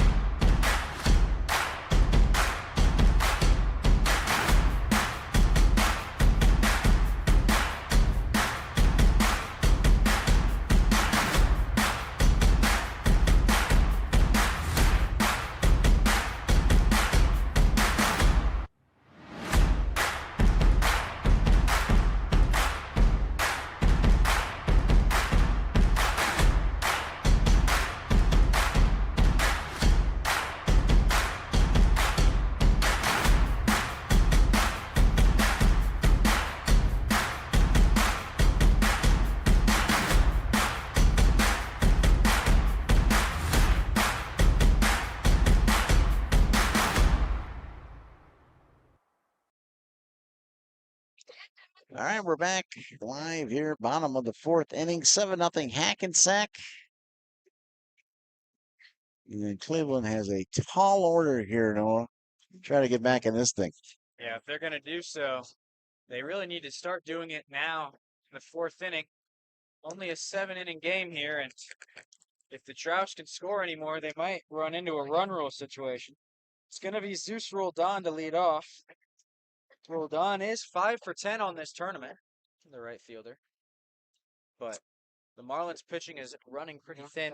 We see Marlins manager and pitcher Robinson Reyes warming up out there. Reyes threw a complete game in the Marlins' first game and then came in relief again in game 3 to get the save.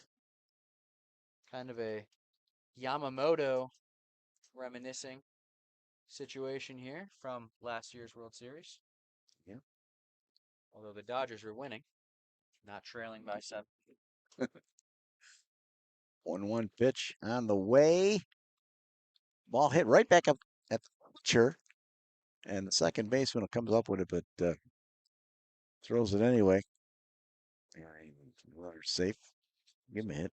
So Zeus Roldan moves to 6 for 11. Wow. That is an impressive stat line for the Marlins right fielder. Marlins, second baseman, number 1, Andy Pfund. With the wind and the rainy conditions and no sun, it's gotten a little bit chilly today.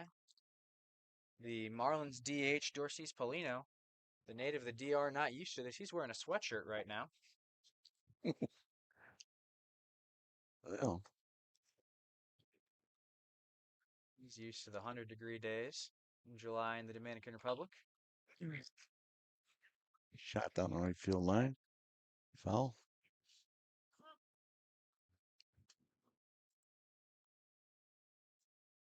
The weather at least 20 degrees cooler than it was on Thursday, where we hit a high of 85. It felt like it. Back to first in time.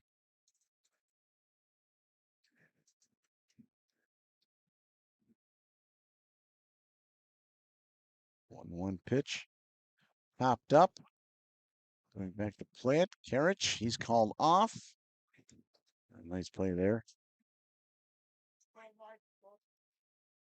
That brings up Perez. Second base. Yeah, good work by Michael DiGirolamo. Excuse me.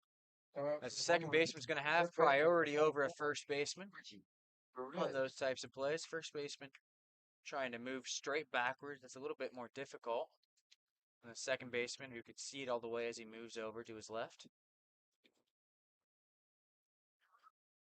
But I always thought, no, the second baseman has to run farther than a first baseman would have to back up. He does have to move farther, but with a better angle. That ball hit foul down the line. A lot of times for first baseman running straight back, you've kind of got to spin back and forth because the ball's right on line with you. You have to pick a side to turn your head over your shoulder as you try to track the ball down. I never had a problem making that play. Just want to let you know. Elite athleticism, never a problem. That, of course, was about 90 pounds ago. Perez to the left side. It's forced there. And no double play turn, but to get the out at second. The 6-4 fielder's choice, the second out of the top of the fourth. Brings up James. And you're right, there's Paulino in the sweatshirt. Come out to get that bat. The left fielder. DH, bat boy, he does it all. He does. Cheerleader. As you mentioned, a very active dugout yesterday. He had everybody going on, chatting in Spanish. James swings and misses.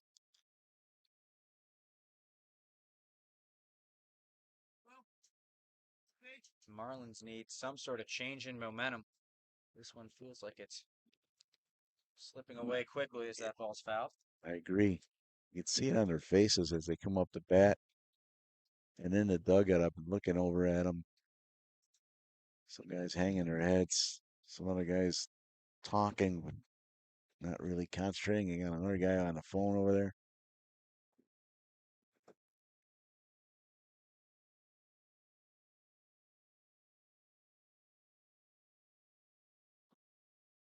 Swing and a miss, struck him out. That's the end of the inning. 7-0 Hackensack. We'll be right back here on WNYAthletics.com.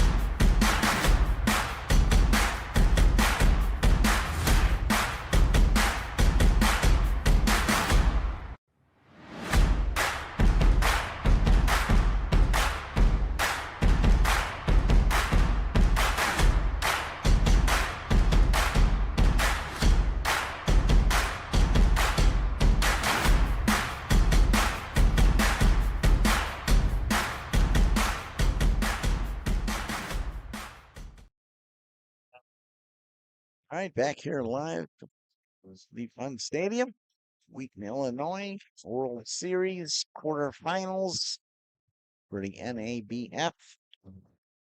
7-0 Hackensack. Never looking back here.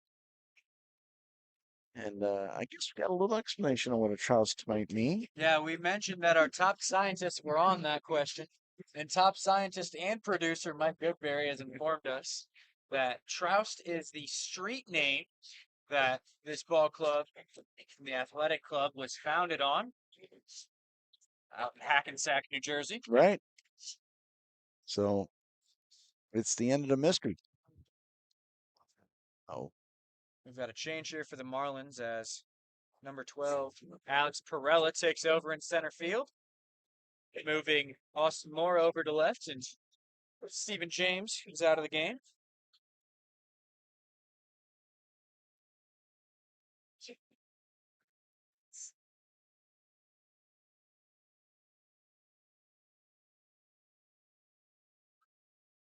So to lead off, it'll be Rich Glad, the DH.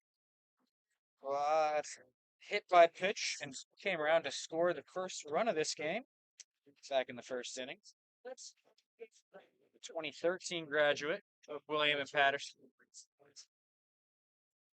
Got a William and Patterson alumni team here on the Hackensack Trost. Yeah. Jake Lutz, the William and Patterson 24 graduate at catcher. Dan Carter, the 23 graduate, and Justin Grippo, the 22 graduate. Number 6, Rich Gord.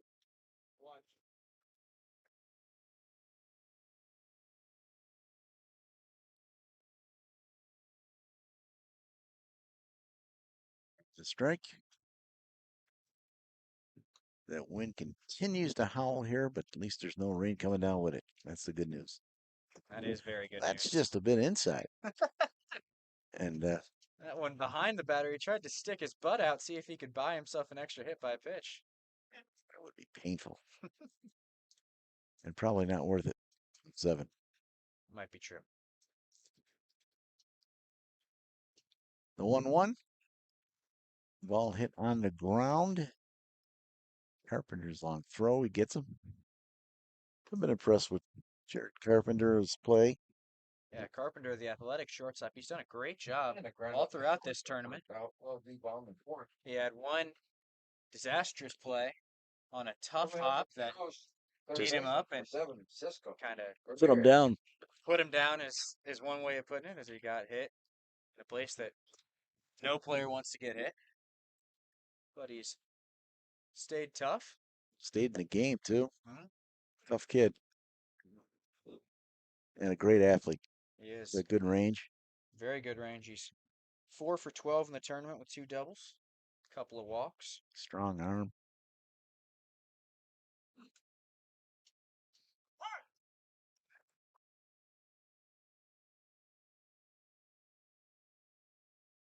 Cisco Ramirez has doubled twice in this one.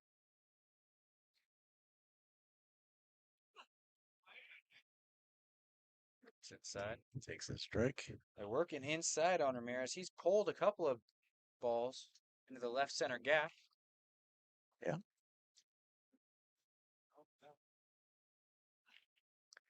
This one is smacked right to Andy Finn, and Finn says, "I'll take that." Ramirez lines up. We'll take second 2 base outs. for the second out, up on the fourth. Quick 2 outs, which is really what the Marlins need. They're running on fumes in the bullpen, so The left fielder just on the to four, Dan. find someone who's able to get a couple of outs, it's Dan- pretty big. Dan Carter with the flowing locks. Pitched a beauty yesterday. That he did. Carter's hit a sac fly both of his first 2 times up. Can't do that this time with nobody on.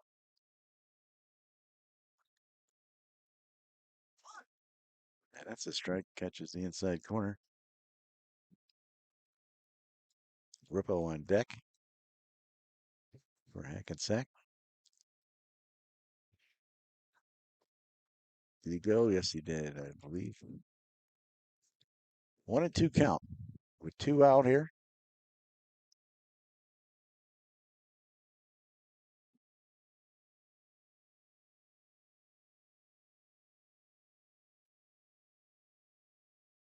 Finn Lenahan missed his spot by about 3 feet at least on that one. Vargas was looking for a slider off the plate away for Chase. Instead, he misses inside.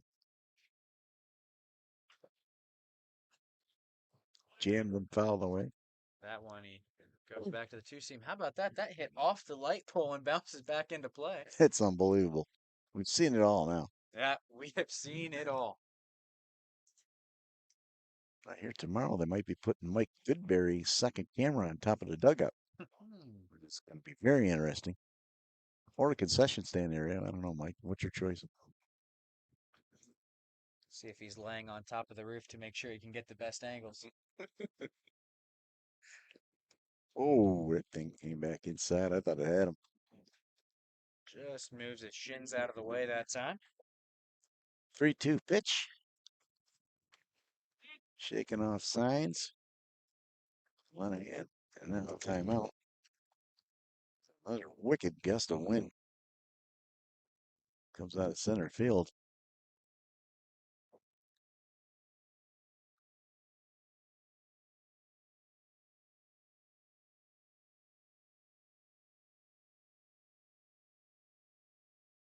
It's got a piece of that ball. Carter stays alive. Way out front of that breaking ball that time. Trost looking to put up a couple of runs. They need 3 more if they want to get a run rule after 5 innings. Ball's hit up the middle, but Finn's there, and he throws it quickly. Oh, and he's safe. Another drop there by Brofman. See if that's ruled a hit or an error. It was a long ways for Finn to cover. Not the strongest arm at second base, but a ball that could have been picked by Brofman. First with 2 outs. And I think we're going to give him a hit on that. 66, Justin Rippo. So Carter now 4 for 12. I check that. They're going to give him an error. Just came over an error. So the Trost with 7 runs on 6 hits, no errors. And Cleveland scoreless on 4 hits with an error. Nice pitch there. Nice 2-seamer. Right on the inside edge. That's Lenahan's best out pitch. That 2-seamer. He doesn't have awesome command of the slider, but he can put the fastball where he wants. So that one's just below the zone. Since the rain's moved away, this started to become a very nice, pleasant day here. If the wind would come down a little bit, I agree with you. Of course, we don't want to see any more rain today. Absolutely not. Played havoc with the equipment here. Still have most of it covered, just in case.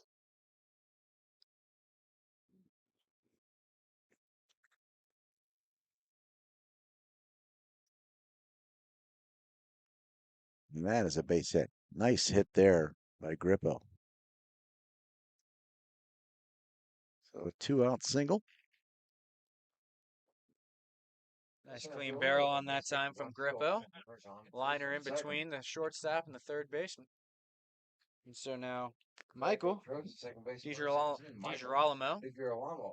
Easy for you to say. I think I've stumbled over that name about 8 times here in the If throw you innings. notice, I've let you take that name more than a few times. My apology. I'm willing to bear the burden. As the Rempo graduate second baseman steps up here with 2 away.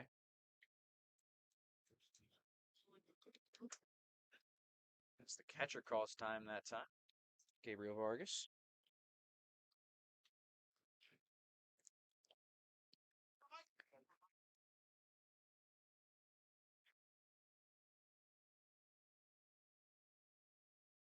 It's a chop back foul. And here comes Paulino to pick up the loose change. Now the rain has moved away. The turf still very playable, not quite as wet, and so won't see as many overslides. As a reminder, the championship game tomorrow has been moved here to Pfund Stadium after Zimmerman Field on North Central's campus was flooded with the rain over the last 2 days.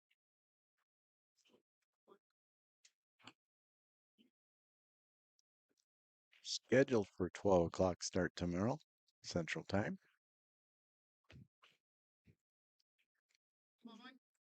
Who will it be in the finals? We'll find out after all of today's action. Ball is fisted into right field and drops fair. For that type of day. Dan Carter comes in for the 8th run. Another blue pit, this time for DiGirolamo, as that one just falls in front of the right fielder. Rolled on. And now Single to right field. The Trust are only 2 away from a 10-run lead, with Nick Urbanovich stepping up to the plate before a pitching change. Yep. Pitching change. It's going to be Riaz coming in, and we're going to take a quick break right here on WNYAthletics.com. Explore your next idea. Blaze new trails. Imagine new ways to do things. What will you do next? Does he do car? Forget about it. How about home? Forget about it. Does he get good rates? Forget about it. And you're saying there's no problem too big for this guy? Forget about it.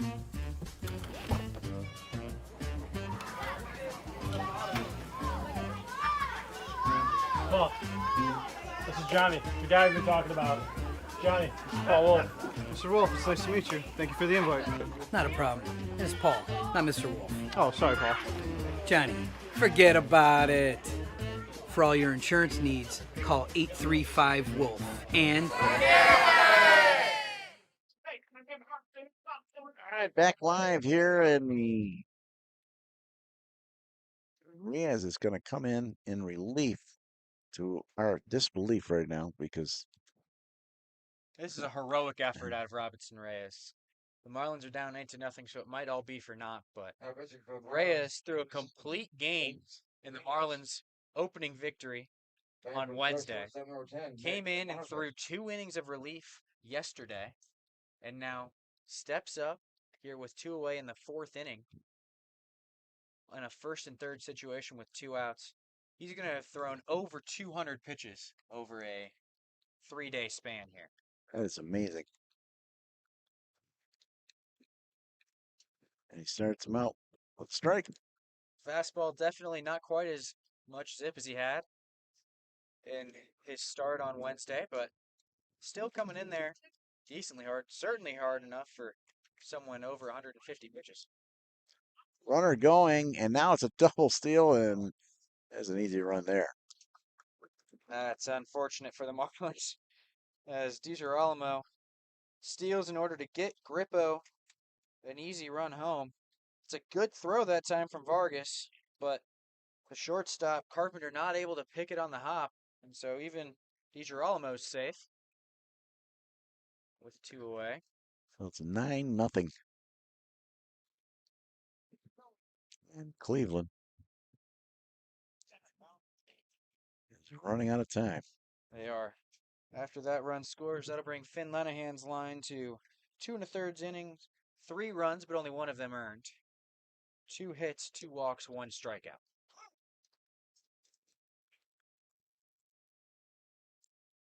So Nick Vinovich, mouth guard and all. Count is at 2-2 here. Ooh, and he cuts him down. He didn't hit him? Dodge that. How about that? If you can dodge a wrench, you can dodge a ball. Yeah, but I got to tell you, the dude to hop over that, I don't know how that didn't hit him. That was impressive. Somehow avoids the ankles, so it's full. Then he ripped one foul. That one came close to one of the cars out there in the parking lot.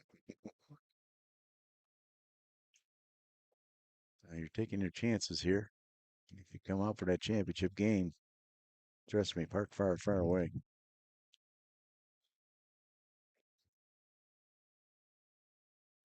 Swing and a miss, struck him out. And Nick wants an explanation. He's not going to get one. But they score 2 more. It's 9-0 as we head into the top of the 5th. We'll be right back here on WesternNewYorkAthletics.com.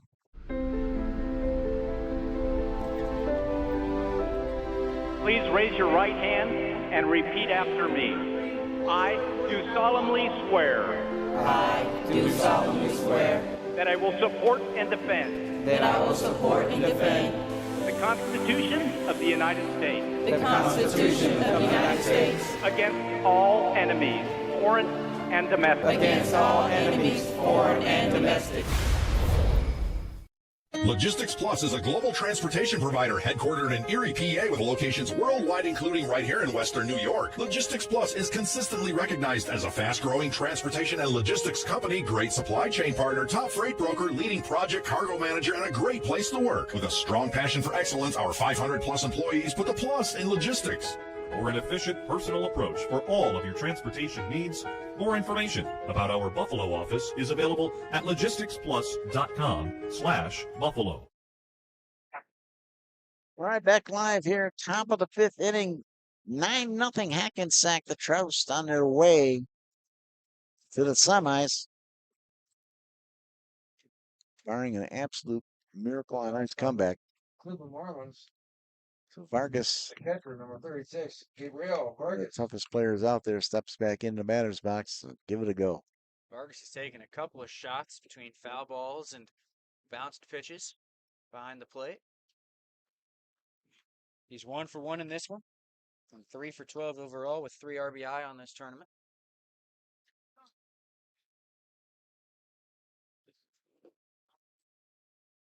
Bauer and Schmidt, the right-hander, he's had a little bit of control issues, but the Marlins haven't been able to take advantage. As Bauer and Schmidt's gone 4 innings, allowed 4 hits, but no runs.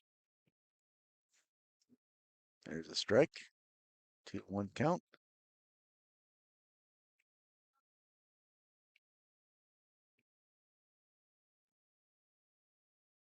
Ooh, and there's another tough break for Vargas. Fouled that one straight off his shin. That is one of the worst feelings in the world. It's going to be a big old welt tomorrow. He'll power through, but that feeling will stick with you for a couple of weeks. I've been there. Pitch hitter coming up. Looks like we will have a pinch hitter for Brofman on deck. That'll be number 9, Prettyman.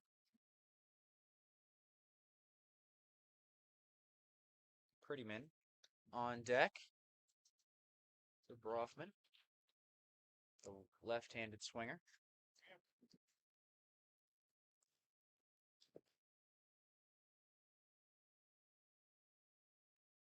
That ball's laced, and it's going to go all the way to the wall. Dan Carter's going to have to try to chase it down, get it back in, and slowly limping into Second base is Vargas. Boy, that's a piece of hitting there. I've been impressed with Vargas this whole tournament. He is one tough individual. After fouling a ball into his shin for about the 8th ball that he's taken off the body today between hitting and catching. Vargas ropes a double down the line, trying to get that Marlins dugout fired up. Here is now, we have a pinch hitter, as we mentioned.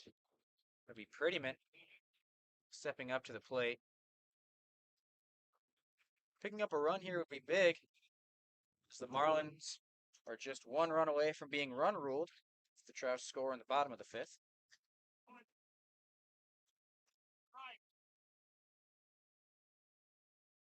Miracle comebacks are rare, but you never know.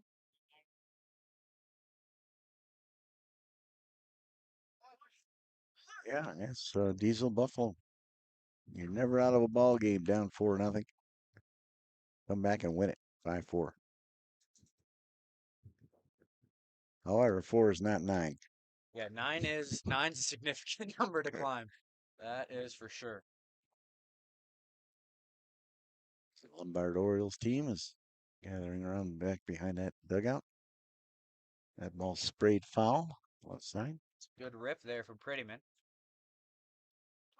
He's seen the ball pretty well. Byron Schmidt starting to slow down a little bit here in his 5th inning of work. See if he leaves one over the heart of the plate. It's possible Lutz gets a run. Oh! Good effort. Lutz went flying into the net. Beats flying into a wall behind a regular fence screen. That is true. We heard that come through. Did the ball actually came out of the field of play? Came out of play, nearly hit one of the fans Oh, here. I think it did nick him. That's unfortunate. Yeah, it looks like he might have gotten the fan in the shin.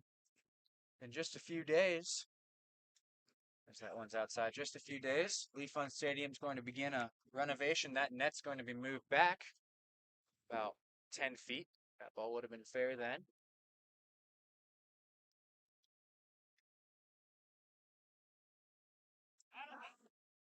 Draws a walk. Does the pinch hitter. So great at bat there from Prettyman. You hear the Marlins dugout, which was very lively yesterday, starting to get active. They had a meeting as a team at the end of the last half inning. As Coach Robinson Reyes said, boys, if we're going to go down, let's go down with a fight. After he's giving a heroic effort on the mound. So Lutz will go out to talk with his pitcher, Byron Schmidt. Calm him down here as top of the lineup for the Marlins. Steps up and Austin Morrow. Batting for the Cleveland Marlins, the left fielder, number 10, Austin Morrow. So Mora steps in at first and second. Takes a strike. Vargas at second base.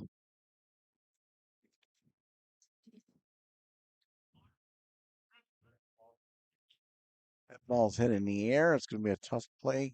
Like Grippo squeezes it. It's a great play there from Grippo. If that one falls, bases are at least loaded. And still nobody out. And then things start to get a little hairy. You probably have to get the bullpen up if you're the Trouts then. But Grippo makes a nice running play coming in to his left. So the first out's recorded.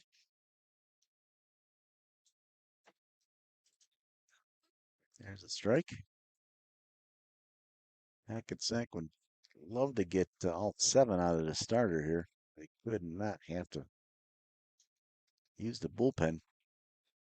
Yeah, after 3 games of pool play here, and now you're 4th in bracket play. Bullpen's going to be running thin for all of these teams, especially those that didn't have a bye.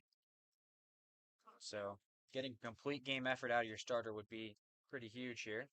He's got plenty of wiggle room up 9.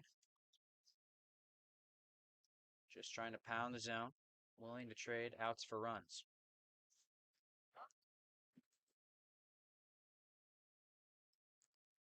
Two count here. Carpenter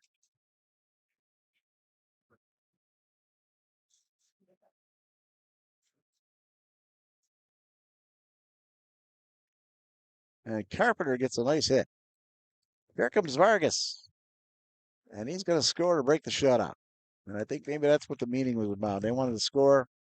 I get blanked here. And they get one in. Yeah, that is, some real fight shown out of these Marlins hitters. They're not giving up yet. Vargas motors home, even with the injured legs. And that's going to bring up Dorsey's Polino, who's excited to get another at bat here. Sure is. This guy loves to hit. The former. Whoa. Whoa. Oh my goodness, nearly killed his third base coach that time. As he's with his just on his knees, catching his breath here. Saw his life flash before his eyes. He sure did. Polino hit that ball at 110. Foul.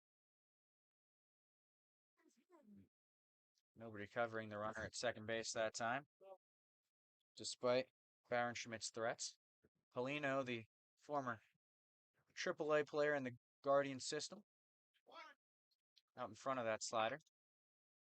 Down 0-2. Polino smoked a ball to the shortstop his last time up, but it was right at Urbanovich, and he fired to first to double off Carpenter.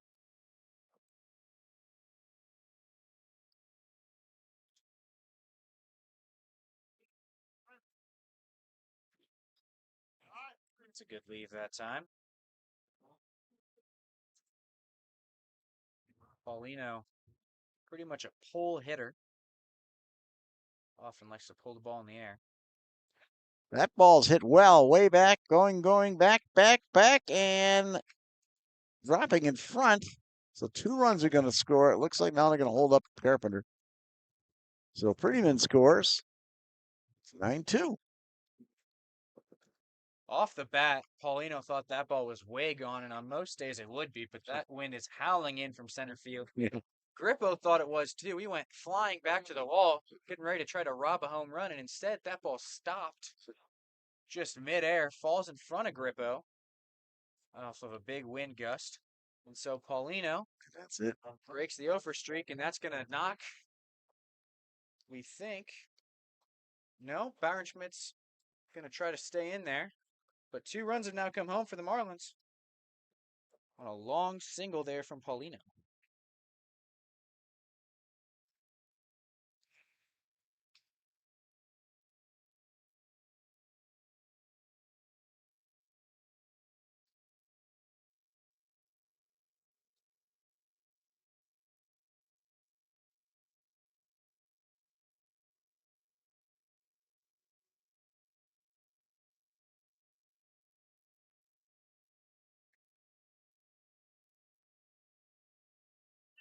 All right. Well, they're going to leave him in there. Right fielder number 4, Zeus. Well done.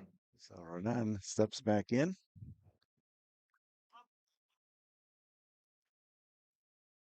As Roldan takes that one low, this could get interesting here. Roldan, 2 for 2 so far today and 6 for 11 on the tournament. Another hit here. Especially an extra base hit. What I want to know is why is Paulino still on first base? Yeah, Paulino not hustling out of the box necessarily, but also had to make sure that Carpenter made it to third base. So there was a bit of a traffic jam at second, as Prettyman thought for a moment that Grippo had caught that ball and went back to tag up.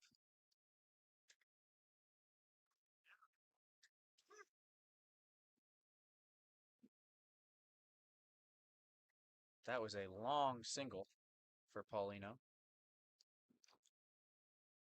2-2 pitch. And gets by Lutz. Another run's going to come in. I'll get 9-3.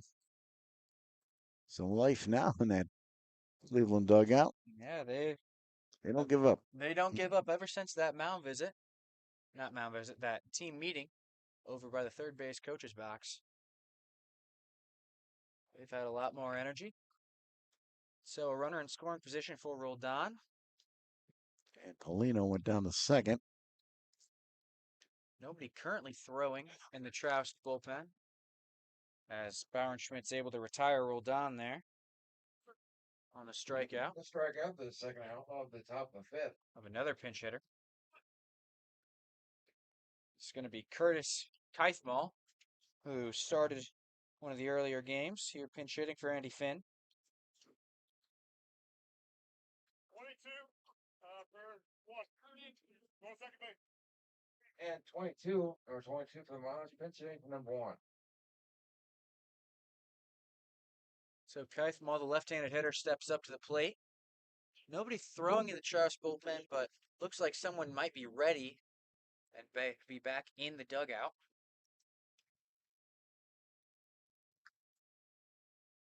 See how much longer they let Byron Schmidt go.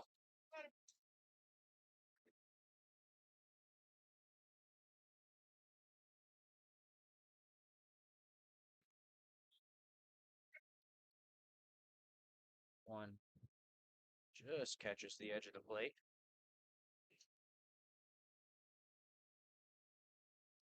One pitch. Low for ball. Did leave that time. I think that was another fastball. Byron Schmidt looks like he's out of gas.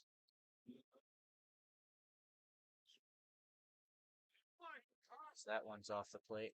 Byron Schmidt never had a ton of heat, but definitely noticeably slower here in his 5th inning of work.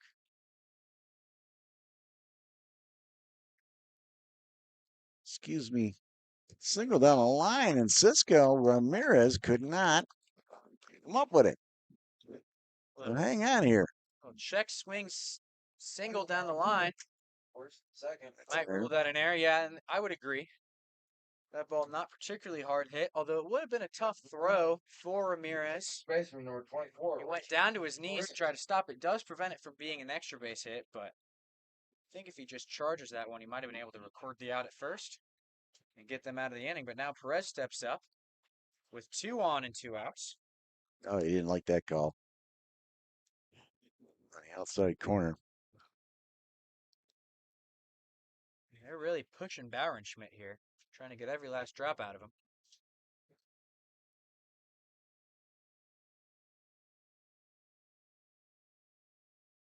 One out, 1 counts.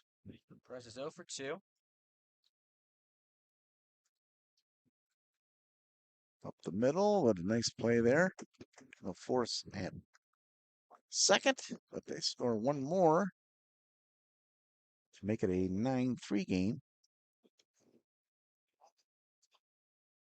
We'll be right back here at WNYAthletics.com. Paul Wolf Agency, how can I help? I got a problem. I got a big problem. The house flooded overnight, everything's destroyed, and I don't know what to do. You can relax. The Wolf is on his way. What's the damage? It's bad. As opposed to good? It's 20 minutes away. I'll be there in 10.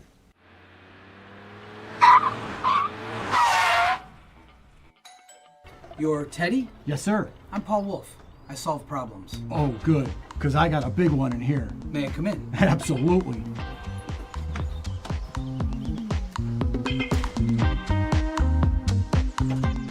Mr. Wolf, can I get you a cup of coffee?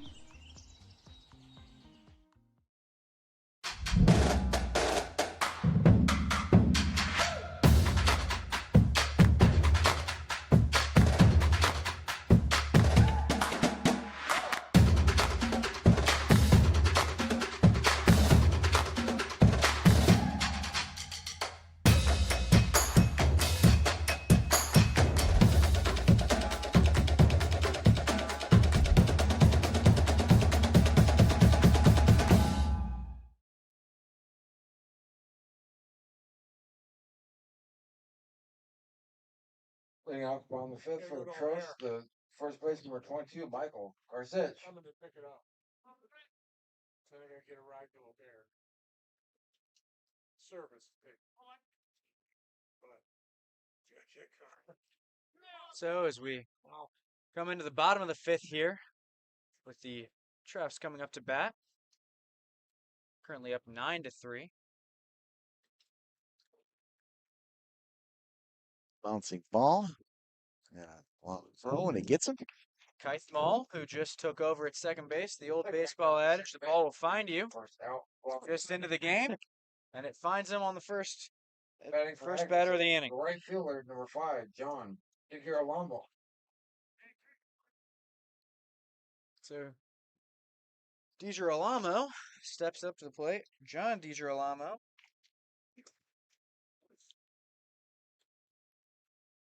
Takes a strike.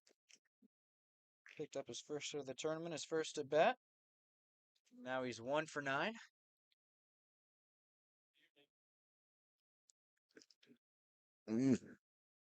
That's my Silva Jetta right there. That's about as close as I want to see a baseball come to it. Too close for comfort. Oh, there goes a line of parrot. There goes the baseball outside the zone. Matt with the save.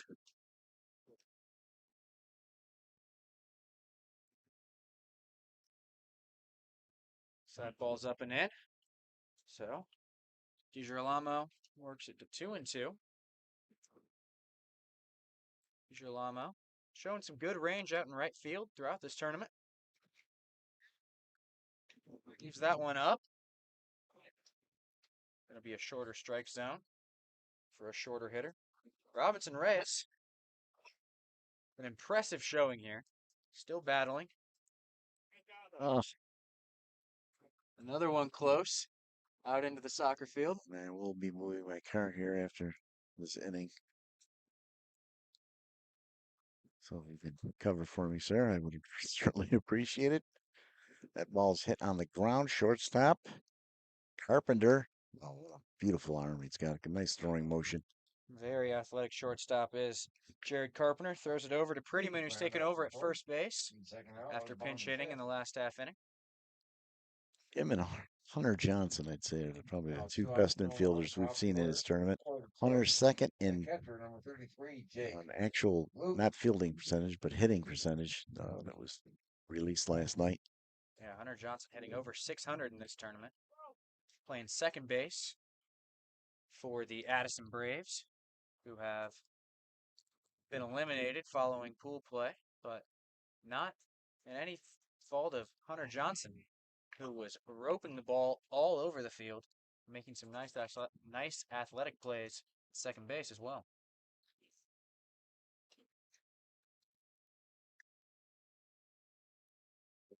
Up again.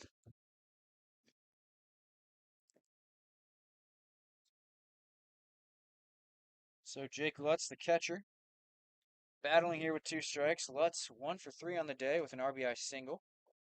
Brings his overall line to 3 for 13 on the tournament. Ooh. Breaking ball nearly gets him in the helmet.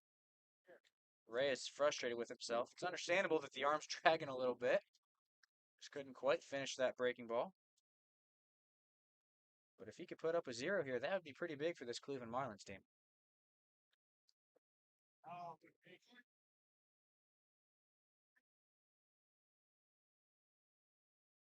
Still a little bit of zip on that fastball from Reyes. Getting up around 80 miles an hour. A little over that. That ball's hit high in the air, but then coming back over for it. Mora. Oh, they collide out there. And in, sliding into second base, safe. That's Lutz. That one's going to go down as an error. Miscommunication there between the center fielder Mora and the left fielder, or excuse me, the new center fielder Alex Perella, who just entered the game, and Mora, who's moved over to left field. The one hits off of Perella's glove. The center fielder's always got priority, but Mora, who's been playing center field for most of this tournament, doesn't ever break off. In the wind, it can be a little bit hard to hear each other calling. So now a free base runner for the Troust.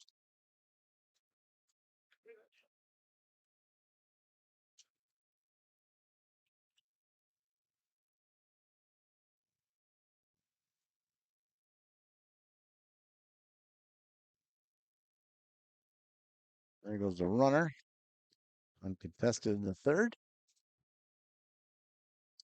Reyes not really concerned about that runner at all. He went full leg kick. As soon as Lutz saw the leg kick, he took off. Lutz runs really well for a catcher. Stole over 20 bases during his college career. Right. Rich Galad, the DH. been hit by pitch in this one.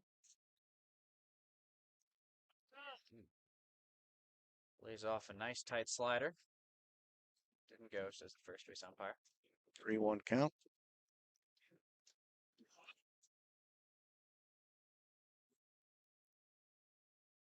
Paulino cheering on his teammate and Coach Reyes from the dugout. That's a strike, 3-2 count here. That's exactly what Paulino wanted to see. Marlins would really love to put up a 0 here and get the bats back up. Still chasing 6, but momentum on their side. So that one's fouled.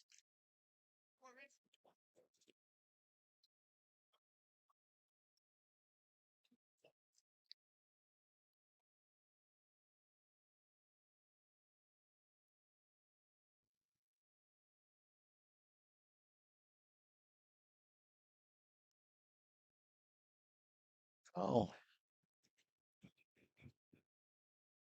God, might want to check his bat after that one. That didn't sound normal. No, it didn't. Coming off the bat. Looks it over. Passes his inspection.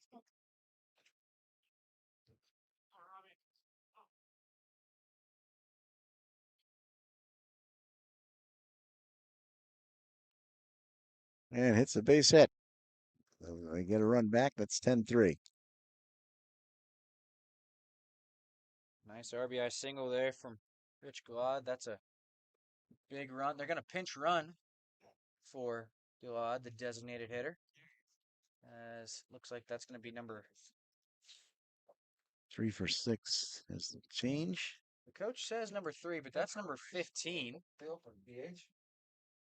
So I think that's Steven DiGirolamo as we get another member of the DiGirolamo family into the game. 3 now. Satisfaction. We're getting into a groove with it now. I've said it enough. It's starting to roll off the tongue. Might be jinxing myself there. Hopefully. So Gilad battling through a little bit of a leg injury. Gets taken out for the pinch runner here, up 7.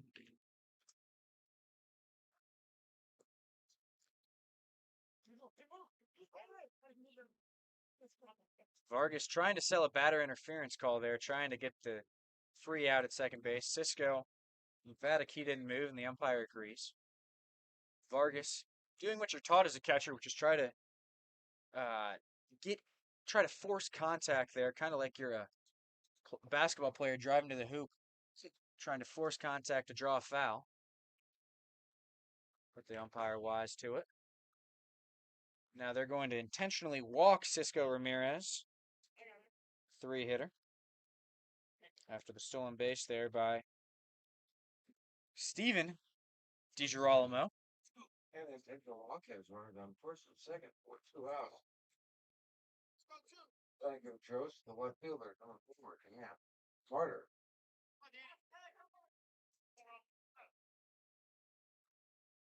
Swing and a miss. Strike 1 to Carter.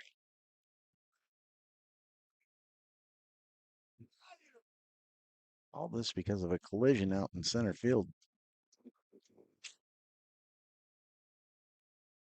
And there's a ball that's lifted to the gap. Possibly, no, it's going to drop for base hit. 1 run will score. Here comes another run. Play at the plate. Now they're going to hold him up. And Vargas, slams his helmet in frustration. That's the second time he's done that. Broke his catcher's mask in anger that time. Extremely upset after that ball falls. And after that 2 runs that scored at home plate, he slammed it then too. Yes, after the wild pitch and air on Vargas. That time, Roldan's looking in saying there's nothing I could do on that. Just perfectly placed single for Carter. True quarterback of the infield, Mr. Vargas. Yeah. He's tough. He's battled through a lot of balls off the legs and the arm. But there's another hit that same particular area, but it's caught. And we'll be right back here at WesternNewYorkAthletics.com.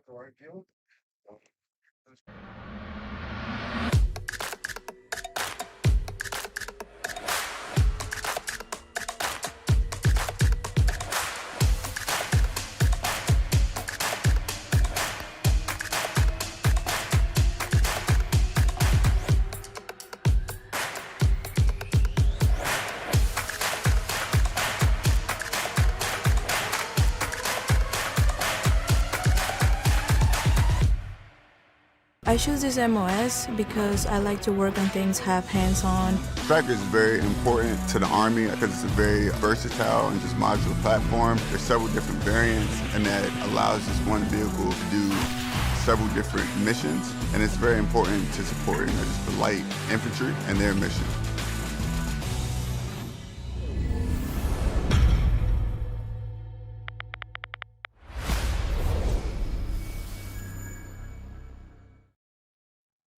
And folks, welcome back to Pfund Stadium here for quarterfinal action of this NABF tournament World Series. This one not particularly close, as the Cleveland Marlins are facing elimination here against the Hackensack Trost. In an 8-run game here at the top of the 6th, and unfortunately for the Marlins, here in these 7-inning games, there's an 8-run rule after 6 innings, so the Marlins need to score or they will see their tournament run come to an end. Leading off, it'll be the bottom of the lineup, which is Alex Perella, who entered defensively earlier. Perella, the center fielder, had a ball hit off of his glove last half inning. An error that allowed a couple of runs to come home later on in the inning. As Derek Bauernschmidt is still out there for the Hackensack Troust. But that ball is ripped out to right field by Perella, who comes flying out of the box. It'll be held to a single, as John DiGirolamo, the right fielder, does a good job getting to that one. But the Marlins try not to go down without a fight. Here's Gabriel Vargas, 2 for 2 on the day. Vargas extremely upset at the end of the last half inning, slamming his catcher's mask. But he's just trying to fire up his club. See what he can do here. He rips another one out to left field. But Dan Carter comes in on that one, and so Vargas makes his first out of the game. There's one away.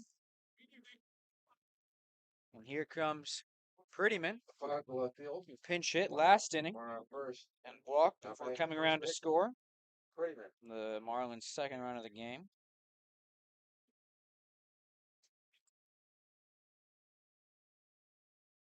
That one's left high. Prettyman, powerful left-handed swing.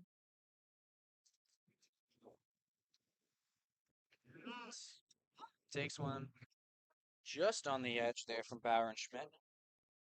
Bauernschmidt so far, 5 1/3 innings, giving up 8 hits, but only 3 runs.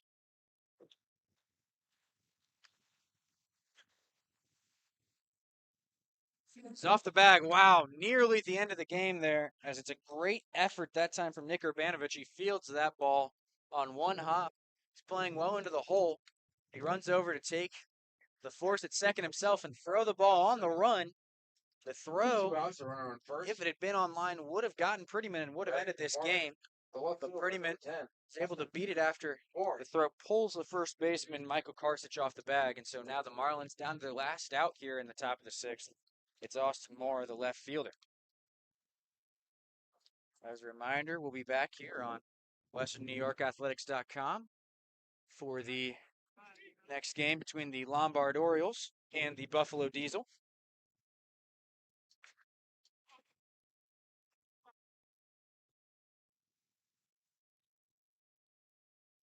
As Mora takes that ball low. Marlins down to their last out here in this potential 8-run rule here in the 6th.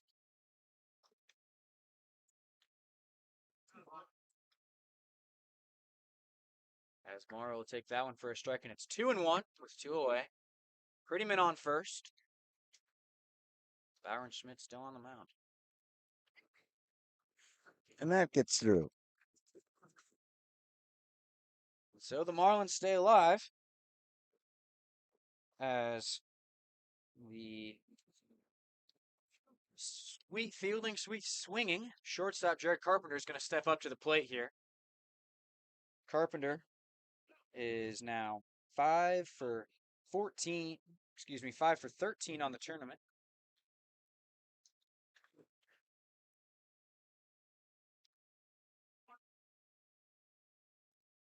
Looking to keep the Marlins season alive here. Pfund Stadium. And he hits him. And Carpenter, whoa, fires his bat at the dugout. This Marlins team is frustrated with the way this game's gone. You're down by 8. Last thing you want is a bruised shoulder. Absolutely. That's No right. intention that time from Byron Schmidt, but doesn't make Carpenter feel any better. Benjamin with half a base low with 2 outs. Brings up our boy, Paulino. Dorcis Paulino getting one more at bat in this one with a chance to extend the game. 2 outs batting The from Marlins need 1 run here to avoid the run rule. Paulino smacked a single his last time up.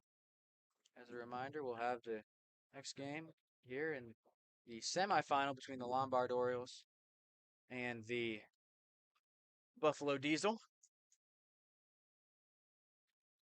Ball hit on the ground is just going to force on a third, and that's the inning. And that'll wrap it up.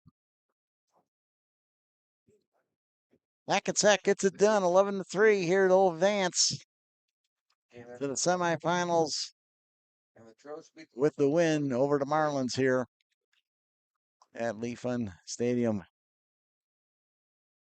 Yeah, great game here for the Hackensack Trouts. The Marlins fought, but couldn't overcome that 6-run second inning. As a great game here from Cisco Ramirez, going 2 for 3 with 2 doubles. As the Trost will move on to semifinal here of this NABF World Series. For producer, cameraman Mike Goodberry, Bill Hudson, I'm Mark Johnson. And we'll catch you guys tomorrow for me here at the championship game at 12 o'clock. Enjoy the rest of the action today. Take care.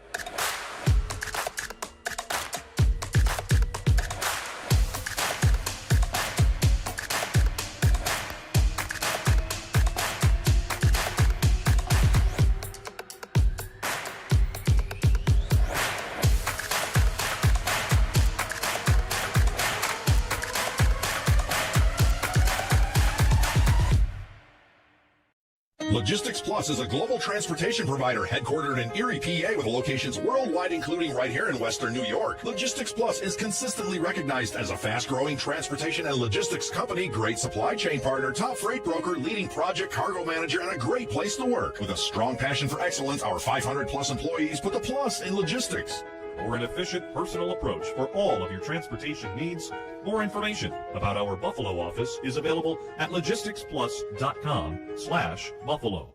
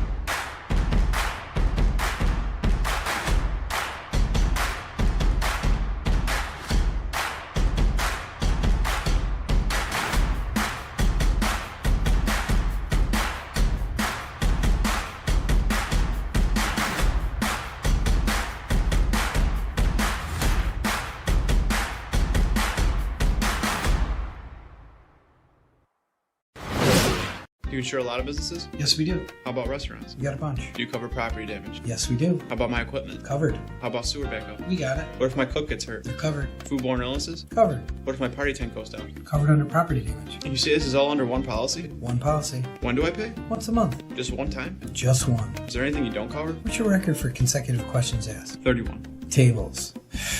We don't do tables. Gotta love Buffalo. For more information, visit www.paulwolfagency.com.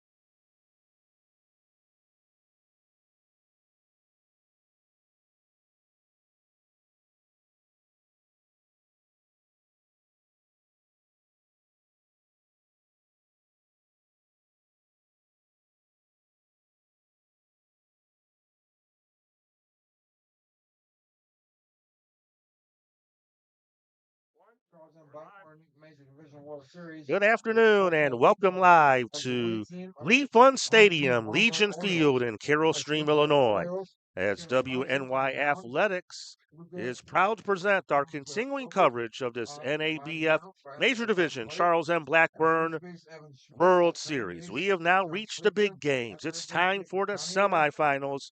Our first game today will feature the number 1 seed, the Lombard Orioles, taking on the 4 seed, the Buffalo Diesel, who stunned the Beecher Muskies earlier today.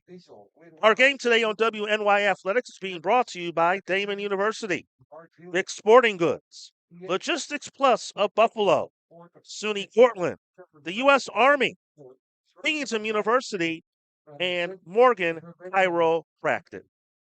With producer Mike Goodberry, we have Matt Gardner with us on the camera. Tim McKinney here from Legion Field. Great to have you with us as all the action, the remaining games of this tournament will be played here in Carroll Stream. As you all have noticed, if you haven't been with us all day, weather is a factor. It has rained and rained often here in the Chicagoland area. Up to 4 inches of rain have fallen since overnight, and the action that was scheduled to be at Zimmerman Stadium is now here in Carroll Stream. Everything will be here. First pitch of our ball game is inside for a ball to Nolan Evans. Of course, being the number 1 seed, the Lombard Orioles will be the home team on the scoreboard. Caleb Thompson is their starting pitcher, left-hander. Swing and a miss, and the count's even at 1. Nolan Evans in center. Mark DeLeo's in batting second, playing second. Jacob Victor is the DH. He'll hit third. Travis Greco in the cleanup spot at first. Mike Wagner at short. Max Schmarter is at third. And the lower third of the order is Adam Shabeta in left. Tommy Lacongo is catching, and Darren Grabowski catching. That is Paul Wolf's Buffalo Diesel starting lineup. 1 ball, 2 strikes to count to Nolan Evans. Light rain coming down as that pitch missed high for a ball. And Thompson wants a new baseball. And grip will be an issue again. It is a turf surface throughout the field here. You see some turf fields have natural dirt in the skin, but not here at Legion Field. It is fully turf. And that's the reason why we're here and we're able to play today, because again, we have had a lot of rain here in the last 24 hours. Right now, it is a light drizzle coming down. 72 degrees here at game time in Carroll Stream. That one popped up back behind the plate, and it will drift out of play. Breezy conditions. Wind swirling around up to 20 miles an hour. It is a very humid afternoon, 90% humidity. And as you see, it's very cloudy. The lights have been turned on. As again, we'll be here for both semifinals. Hackensack Trost will take on the South Bend Royals next. That pitch fouled back out of play, and Evans is battling. The count remains 2-2. We are scheduled to go 9 innings. No more 7-inning affairs. We will go a full 9. Run rule is only in effect after the 7th inning, if it's an 8-run differential. The 2-2 pitch. Fastball just off the plate. The count's now full. Lombard Orioles in their bright orange jerseys. The Buffalo Diesel in their purple jerseys.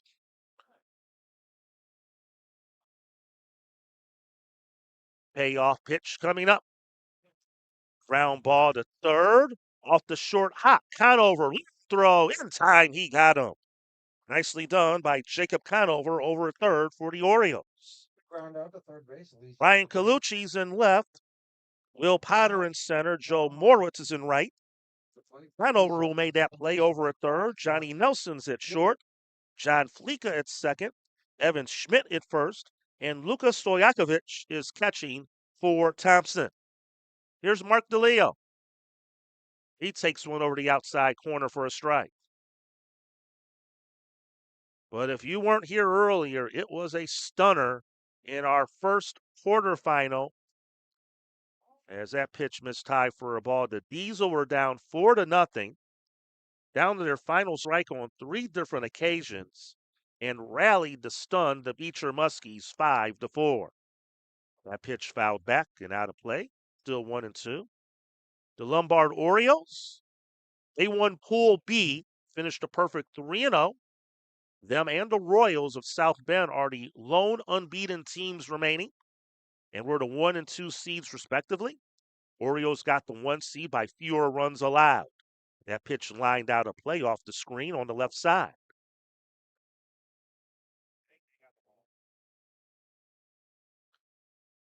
But again, the championship game will be here tomorrow. It will no longer be at North Central College in Naperville at Zimmerman Stadium.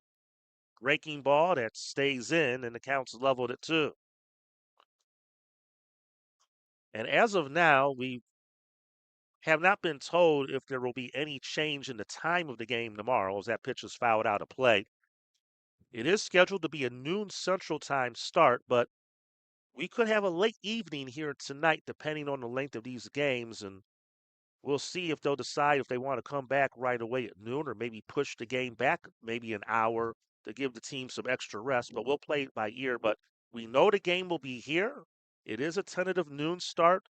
The weather will be better tomorrow. Last report appears to be no rain in the forecast tomorrow, going to be a little bit cloudy. But it feels like an early April day out here as that pitch is fouled out of play. This tournament really didn't have to feel much of how Chicago normally is in the summertime. We've had some cool and overcast days. Actually, the first 2 days, the weather was perfect. Bouncer in front of the mound. Catcher Stojakovic picks it up, throws to first in time. Good play by Stojakovic behind the plate. 2 up, 2 down to retire DeLeo. 2-3 ground out. They take now up the top of the first. So now they'll bring up Jacob Victor to DH. Ready for the diesel, the designated hitter, number 15, Jacob Victor. And of course, the Orioles had a chance to get a little extra rest.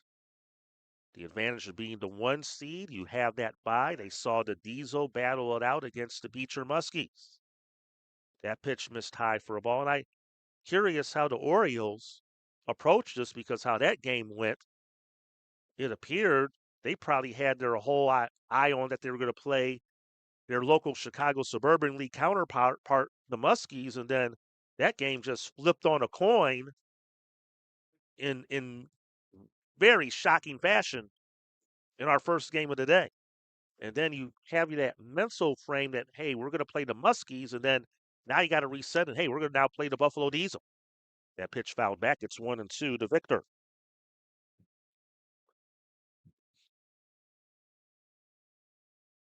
Two outs and nobody on. We're in the top of the first inning.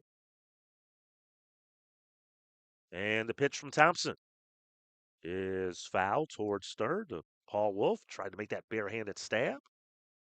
That's the battle of the insurance agents here. Paul Wolf, as you know, sponsors a lot of what we do here on WNY Athletics, and Jeff Vukovich on the other side for the Lombard Orioles. He's a very popular and highly promoted insurance man himself in the Chicagoland area. If you watch any of the local Cubs, White Sox, or Bulls games here in town. Grounder to short.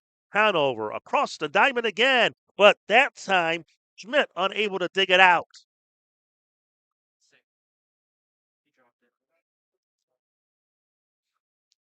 Low throw, and they are going to rule that an error on the play. First with 2 outs. Schmidt could not hang on to it. Get a good throw there by Hanover. Travis Greco. But Schmidt not able to field it cleanly on the other end. So it will be an error, and the first base runner of the game belongs to the Diesel. Here's Travis Greco. He'll take low for a ball. I was watching earlier. He had the one big play in that chaos in the 7th. It was a fielding error that drove in the game-tying runs against the Muskies. Grounder to short. Johnny Nelson will go to short way to second. They'll get the force on Victor to retire the side.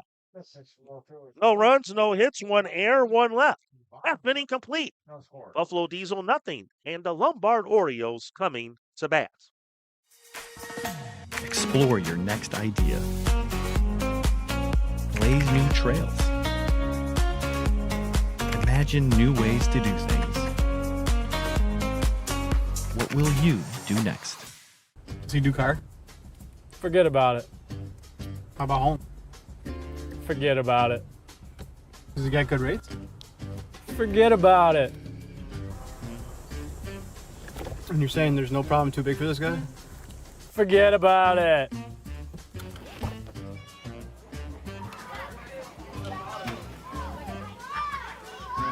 Huh.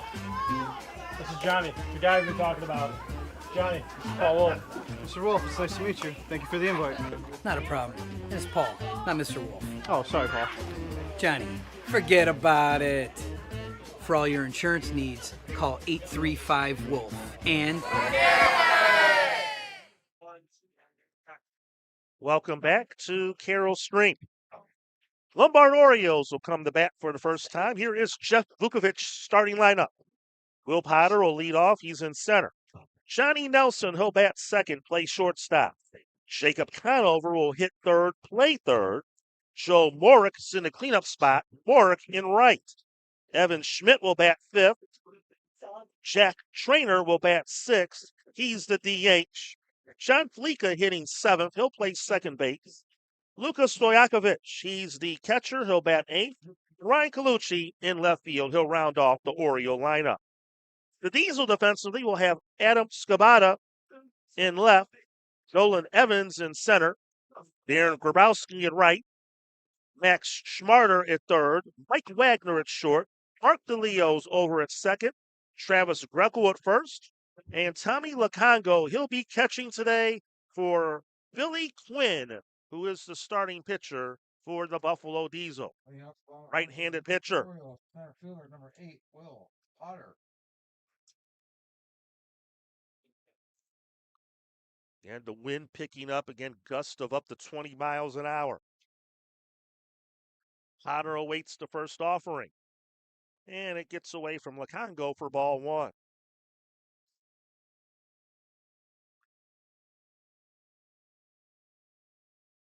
Of course, I did the game yesterday when the Orioles clinched the pool at Zimmerman when they knocked off the Chicago Clout, and the Clout were really worried about Potter. He walked a couple of times, does a good job to set the table for this Lombard Oriole offensive attack. They beat the Clout 5-1 yesterday to clinch Pool B, and by virtue of the Beecher Muskies loss to the South Bend Royals yesterday, in the midst of a 10-minute span, the Lombard Orioles secured the top seed in this 6-team single elimination tournament. And there's a strike. It's 3-1. Again, 12 teams began on Wednesday. We had 6 entering today, and now we're down to the final 4. Championship game will be here tomorrow. The 3-1 from Quinn. Swing and a miss. Good Tippett. It is strike 2. 3:30 down the lines here at Pfund Stadium, Legion Field. 365 to the power alleys, 395 to dead center. A little bit smaller dimensions in the power alleys and center compared to North Central College's Zimmerman Stadium, as that strike 3 called and Potter goes down looking. Potter didn't like the call, and it's the first out as Quinn gets him looking. Over at Zimmerman, it's 370 to the power alleys and 403 to dead center. So about 5 feet shorter around the perimeter of the field. Both fields are 330 down the line, so rather fair dimensions here at both ballparks. But again, the advantage here, we have the turf, which will allow us to play. And we had to scramble to get through yesterday, and today it's been quite an adventure playing in these conditions. There's a strike. It's 0-2. Johnny Nelson, the shortstop. And this is the field for Wheaton College, Division III. Inside out swing, grounder to first. Greco bobbles, and he'll end up taking him himself and retires Nelson unassisted for out number 2. Baseman takes himself with a second out. Bottom first. So 2 up, 2 down. And now here's Jacob Conover. The third baseman, number 15, Jacob Connier.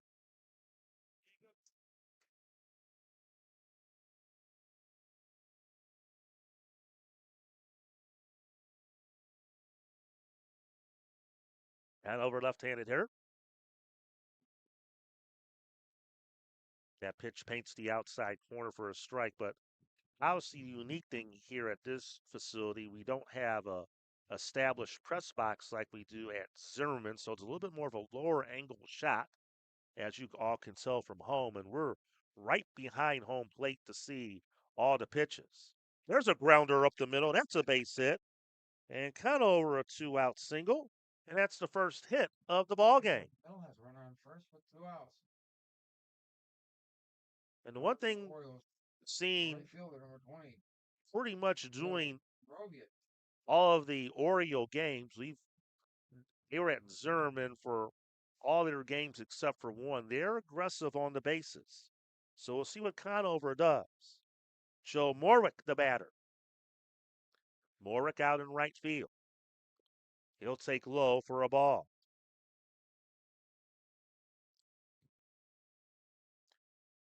Once again, we're scheduled to go 9 innings here this afternoon. Winner will advance to the Major Division Championship game tomorrow and play for a national title. Again, the Buffalo Diesel, they knocked off the defending champs, the Beecher Muskies, so we will have a new champion in 2026. 1-0 to count. Fastball beauty, strike call.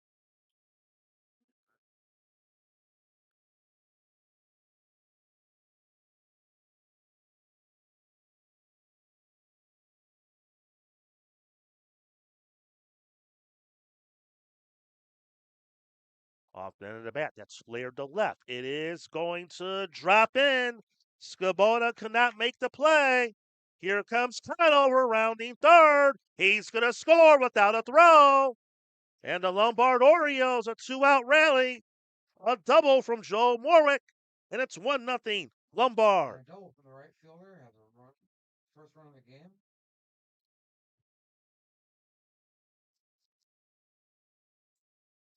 Now batting for the Orioles, the first baseman, number 37, Evan Schmidt. So a big 2-out rally here. Single and a double. And again, they have some good base runners on this Lombard Orioles squad. And Hanover was able to score all the way from first on that play. As Scabetta out there and left, he made a good effort, but it was a tough play and was not able to get there in left field. And the Orioles have the game's first run. Ball 2 to Evan Schmidt.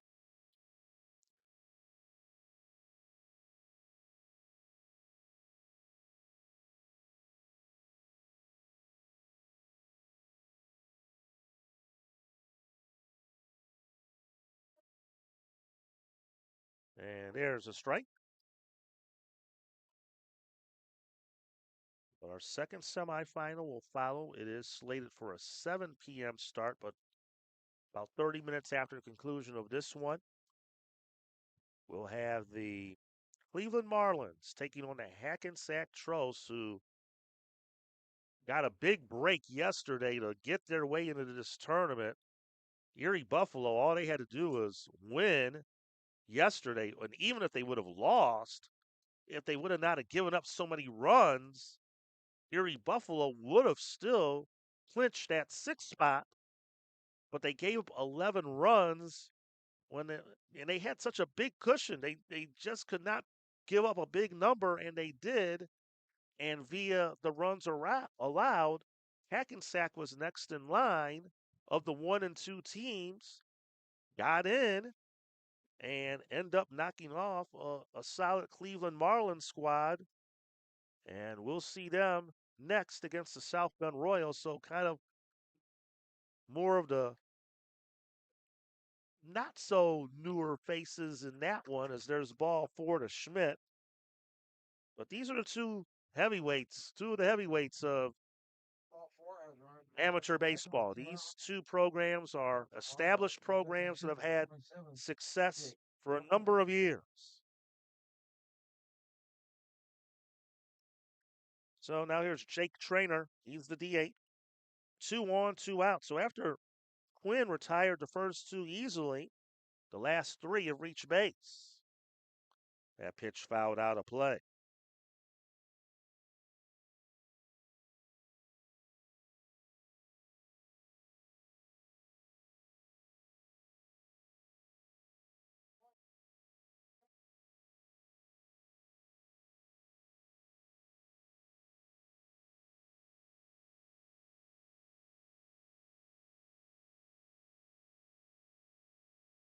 Lombard Oreo squad was established in 1954.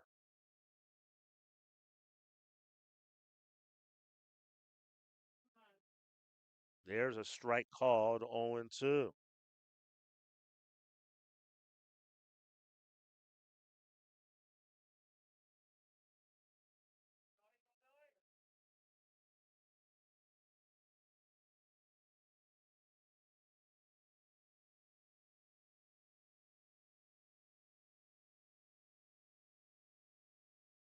Morick at second, Schmidt at first. And the ball outside, 1-2.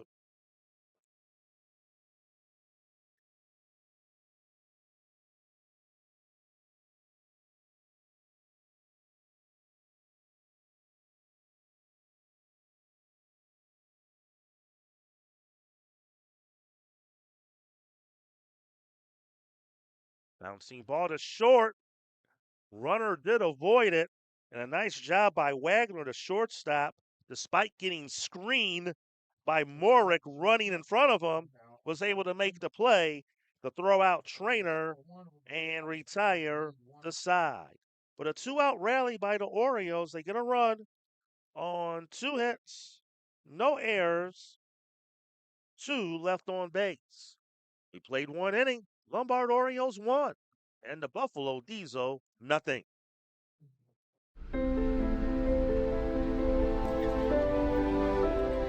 Please raise your right hand and repeat after me. I do solemnly swear. I do solemnly swear. That I will support and defend. That I will support and defend. The Constitution of the United States. The Constitution of the United States. Against all enemies, foreign and domestic. Against all enemies, foreign and domestic. Logistics Plus is a global transportation provider headquartered in Erie, PA with locations worldwide, including right here in Western New York. Logistics Plus is consistently recognized as a fast-growing transportation and logistics company, great supply chain partner, top freight broker, leading project cargo manager, and a great place to work. With a strong passion for excellence, our 500-plus employees put the plus in logistics. For an efficient personal approach for all of your transportation needs, more information about our Buffalo office is available at logisticsplus.com/Buffalo. Back to Legion Field, Pfund Stadium in Carroll Stream, Illinois.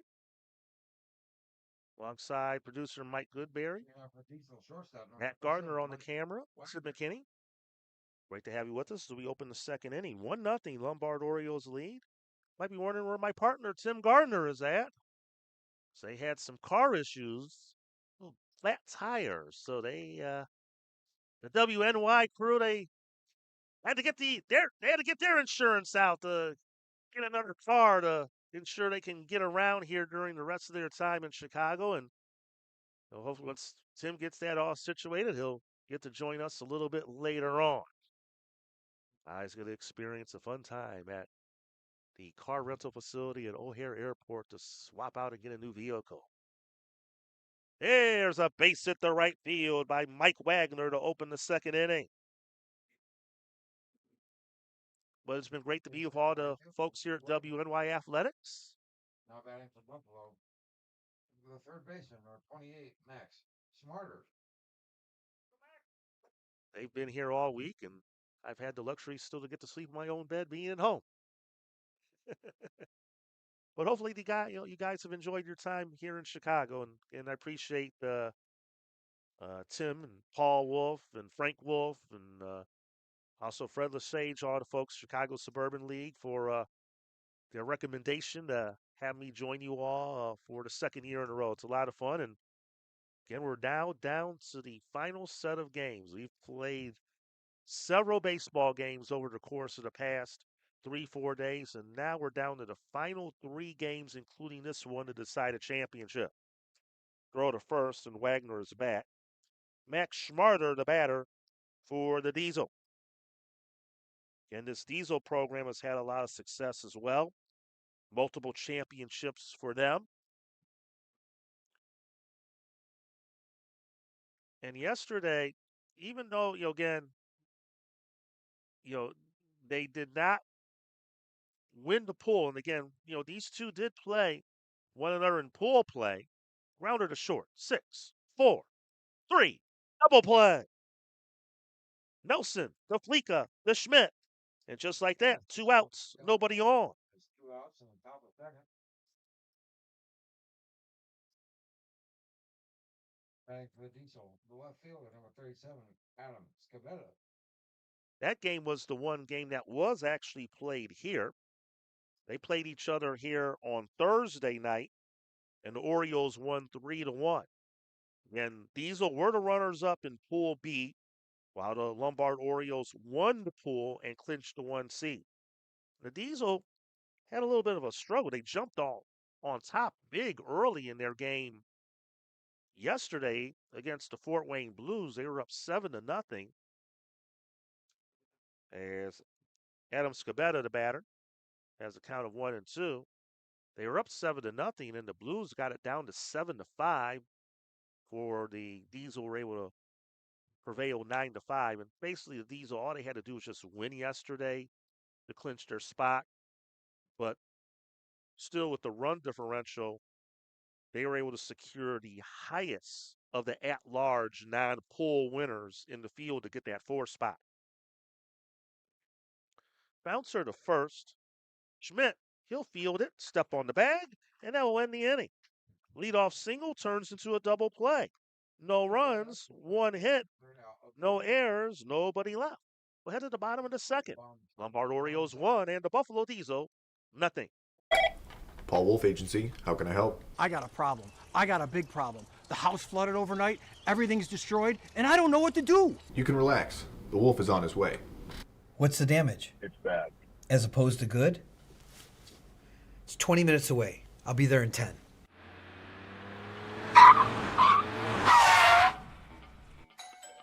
You're Teddy? Yes, sir. I'm Paul Wolf. I solve problems. Oh, good, because I got a big one in here. May I come in? Absolutely.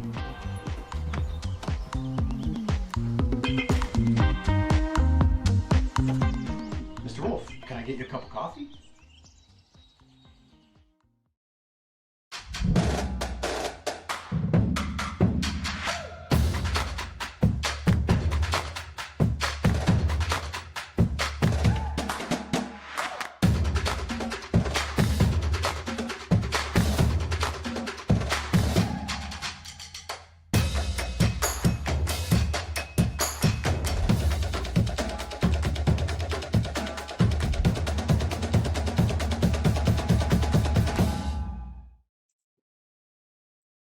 And welcome back to Carroll Stream, western suburbs of Chicago. The rain, we had a little bit of light drizzle at the start, but now has subsided, but it is quite breezy here. But the good news is it looks like so far so good. I mean, 2 games down and this one and 1 more to go. Many didn't even think we may be even playing today, and here we are into our 3rd game. As we head to the bottom of the 2nd inning, Orioles have a 1-0 lead. They'll have the lower third of the order to face Billy Quinn. John Fleeka, the batter. And first pitch is a ball.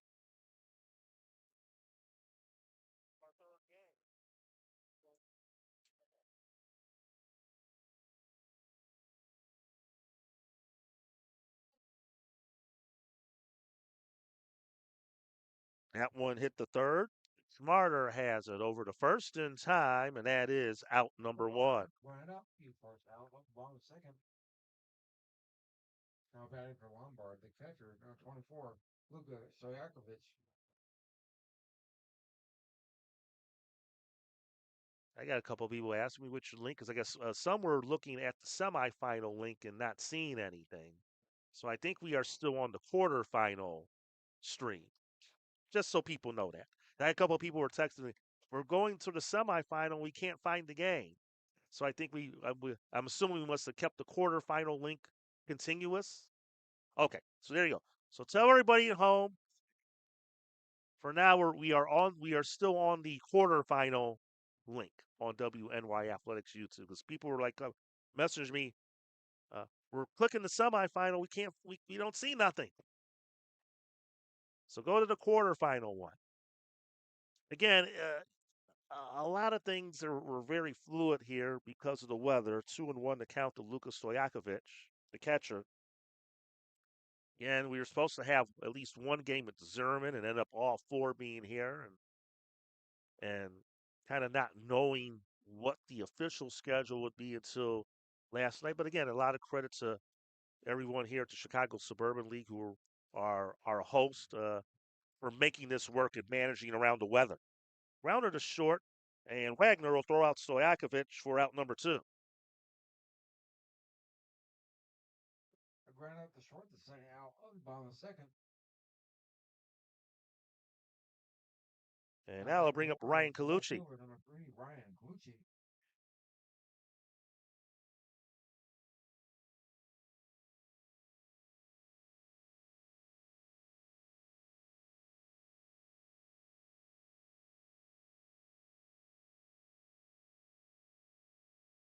And Colucci takes ball one.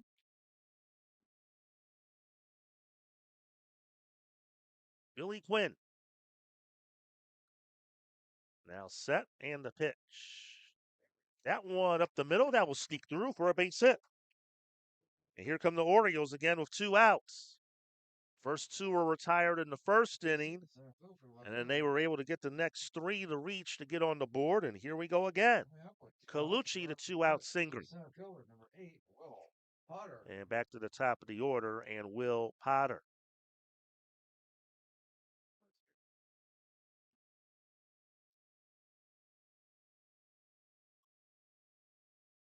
Throw to first, and the runner Colucci is back.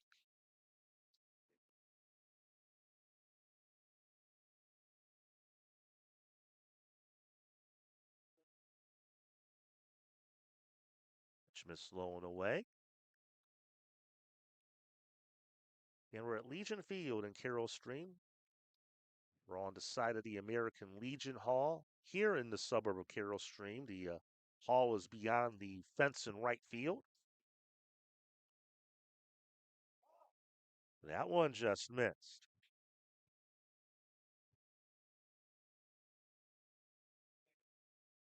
Two outs. Colucci, the runner, at first. Lombard Orioles enjoy the early 1-0 lead in this NABF Major Division semifinal. Pitch is a strike and the snap throw to first, and Colucci back. And as I mentioned in the last frame when the Orioles were up, they will be aggressive on the bases. They like to push the issue when they can. Saw a couple hit and runs by them as well yesterday. There goes the runner. Pitches a strike. Throw to second, not in time. Colucci steals second base. And it's just a matter of not if, but when they'll run. And now they have the potential second run of the game in scoring position. But the count's now even at 2 to Colucci, or to Potter. So with Colucci at second, Tommy Lacongo wants to talk to Quinn to go over the signs, just not wanting to risk maybe Colucci being able to get a good peek of what they might be doing and maybe possibly tipping off what's going on. 2-2 to count. In the air, right field, well hit. Grabowski back. It's over his head and bounces over the fence for a ground rule double.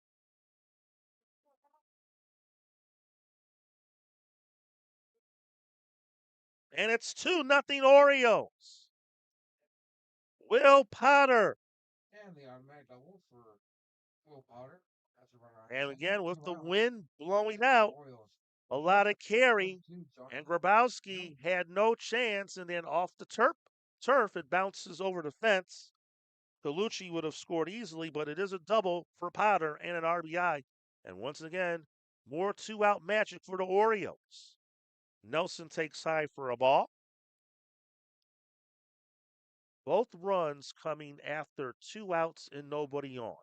1 in the first, 1 in the second, as the Diesel are getting a little bit of a taste of their own medicine of what they did in that dramatic 7th inning earlier today when they scored 5 runs down to their final strike and nobody on. That was still remarkable how they came back and won that game earlier today. 2-0 to count. There's a strike.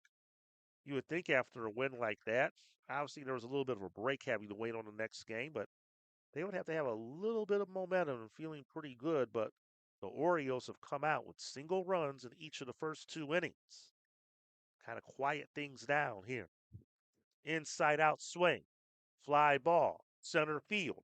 Coming in Evans. And he'll make the play to end the inning. But the Orioles pick up another 2-out run. A run, 2 hits, no errors, 1 left. We'll head to the 3rd inning. So now the Lombard Orioles 2 and the Buffalo Diesel nothing.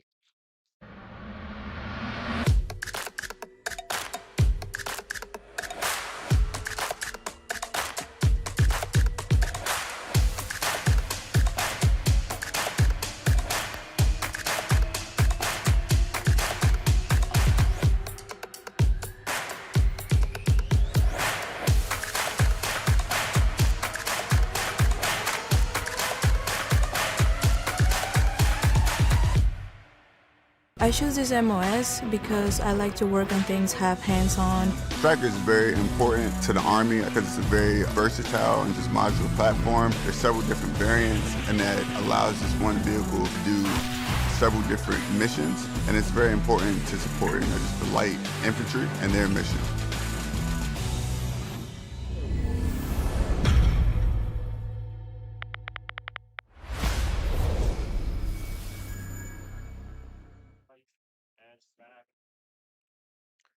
Welcome back to Legion Field, Pfund Stadium. Here in Carroll Stream, the home of Wheaton College. They're not, of course, on their campus. Wheaton's probably about 10, 15 minutes away from here. As Tommy Lacongo fouls the first pitch. Off the screen and out of play. 8-9-1 in the Diesel order. Lacongo, Grabowski, and Nolan Evans to face Caleb Thompson, who has a 2-0 lead to work with. Again, we're scheduled to go 9. Pitch misses high for a ball. Lombard Orioles were the odd team out last year in the tiebreaker scenario. Were upset by the Berea Blue Sox as there's a fly ball to right and Moritz makes the play. It came down to the run allowed tiebreaker and some of the other math. And the Orioles ended up not getting into last year's single elimination tournament as the Diesel got that spot over them. But the Orioles this year made sure there was no drama by winning all 3 games of the pool. One attempt popped up behind the plate, and a nice play by Stojakovic to make the play for out number 2. That's a tough play, especially in these conditions, and Stojakovic was able to get out of his stance quickly and ended up making that play look rather routine. So 2 up, 2 down. And back to the top of the order, and Nolan Evans, who grounded out the 3rd, his first time up. Evans takes low for a ball. 2 runs, 4 hits, 1 error for the Orioles. No runs, a hit, no errors for the Diesel.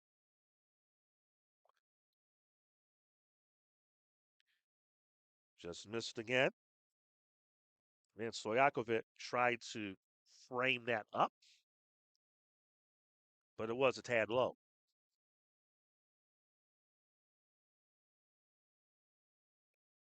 Ground ball to second. To his right. Tough angle. Fika.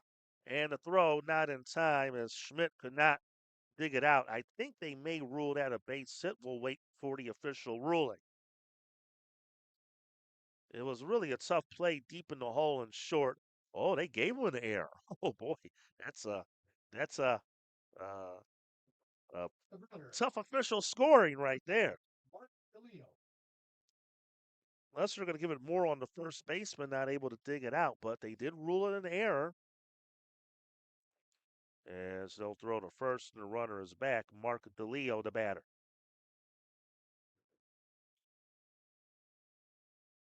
DeLeo hit a roller in front of the plate, fielded by the catcher Stojakovic his first time up. Swing and a miss, strike one. So 2 errors for the Orioles.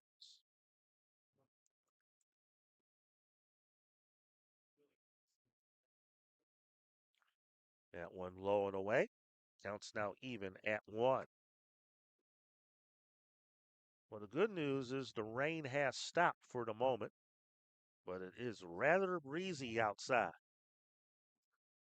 That's lined off the glove of the third baseman Conover, and he will not have a play.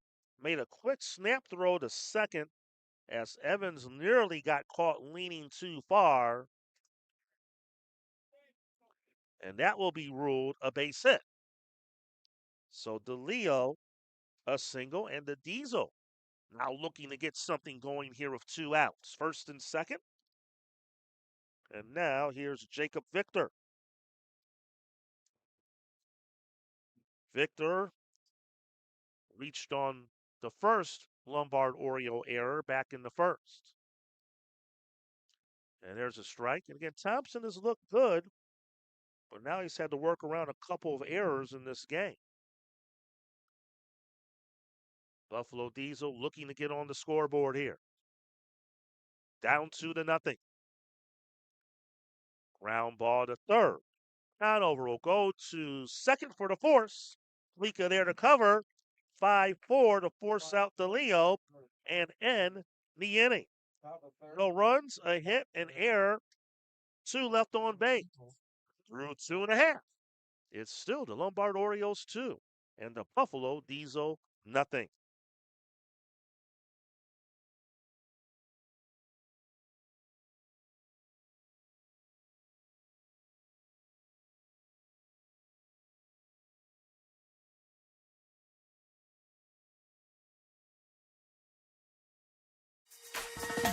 Explore your next idea. Blaze new trails. Imagine new ways to do things. What will you do next? Does he do car? Forget about it. How about home? Forget about it. Does he get good rates? Forget about it. And you're saying there's no problem too big for this guy? Forget about it.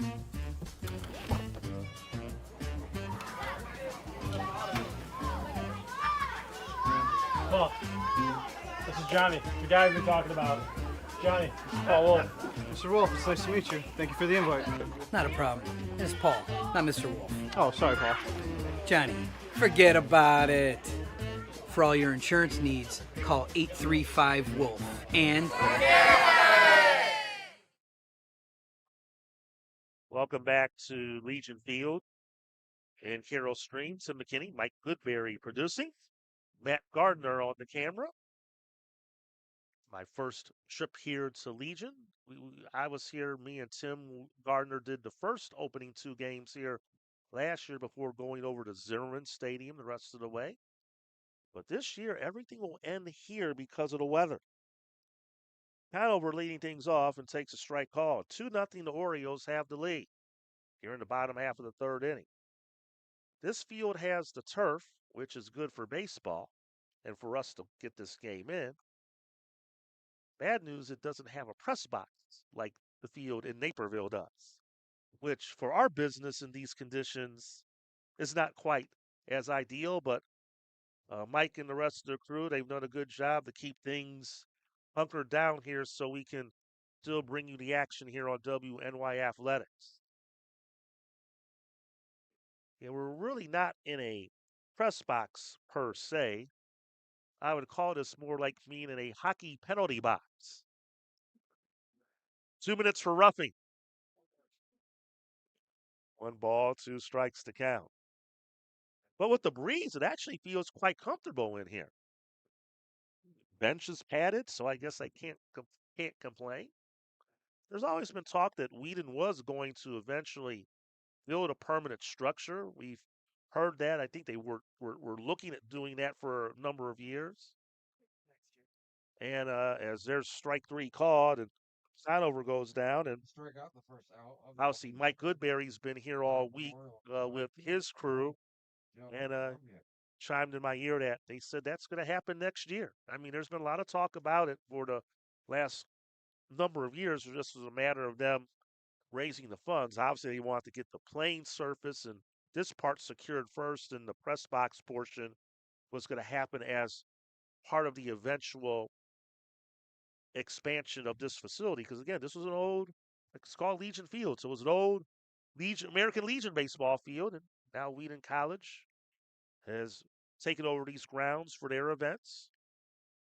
And again, it's a beautiful turf surface. Again, many of the Midwest schools have started to go toward having turf surfaces, especially baseball in the college being a spring sport and not getting the luxury of getting to play in ideal weather. So a day like today is right up their alley. That pitch fouled out of play. 1-2 to count to Joe Morwitz. He got the Orioles on the board with an RBI single back in the first inning. Ball on the field got loose, so time will be called for someone to retrieve it. One of the Diesel players were able to head out there and pick it up.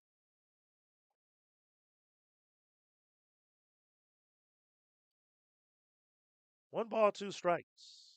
Pitch missed downstairs, 2-2.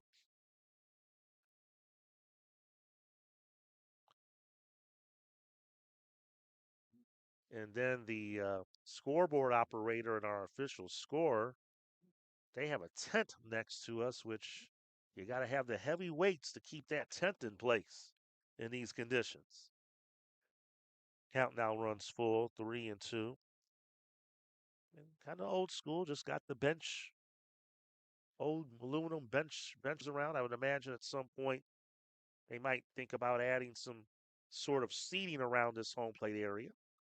Nice play there by Greco. Backhanded stop, but he beats it out. Morick aboard. That looked like that was going to be a rather routine play. It'll be a base hit for Joe Morick.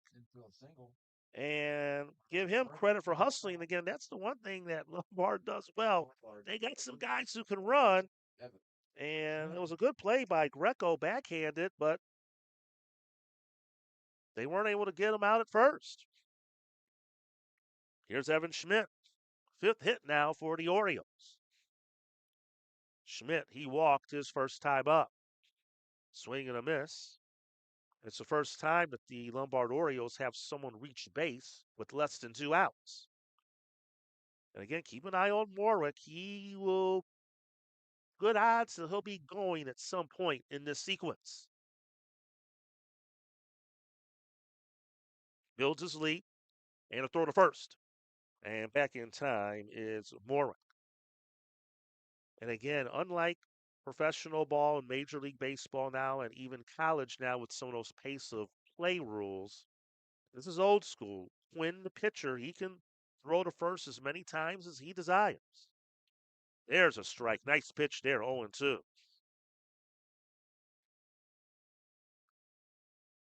Again, we have good, solid umpiring crew, college level crew. Chris Viverito, coordinator of umpires. He's done a good job throughout the tournament.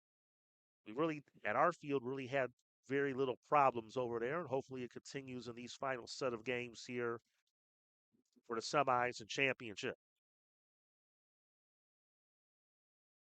It's a big honor for the umpires as well to have a chance to adjudicate such a high-profile event. There goes the runner. There's a fly ball to left. And charging in is Scabetta, makes the catch, throw to first, not in time. Diesel won an appeal as Scabetta in left made the catch. He charged in so quickly he nearly overran it, but did make the high stab and then nearly doubled off Morick, who was running on the play at first base. So there'll be no further discussion. It'll be 2 outs, runner at first. Batting for the Orioles, DH. 27, Jake Trainer. So here's Jake Trainer, the DH. He grounded out to short. His first time up. 2 outs, man at first. That one sliced out of play off to the left.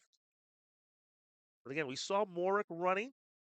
It was more of a hit and run. With 2 outs, we'll see if Jeff Vukovic gives him the opportunity for a straight steal to see if he can set up a chance for Trainer to drive him in. But again, they're thinking he could be going. Quinn throws over to first. And this Orioles squad, they are very aggressive on the bases.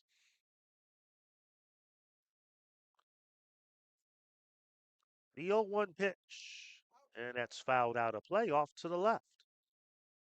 0-2 to Trainer.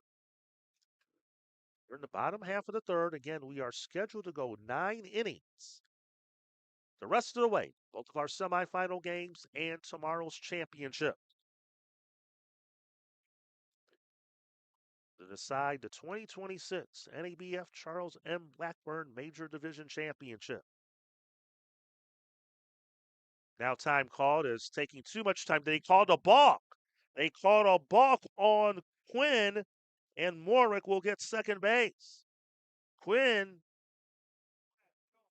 didn't know what he did, but apparently he might have hesitated just a bit or had that start and then stop motion without setting. It was subtle, but a balk is called, and they don't have to worry about him stealing the base now. A hit contriving the run. That pitch is missed high. It's 1-2.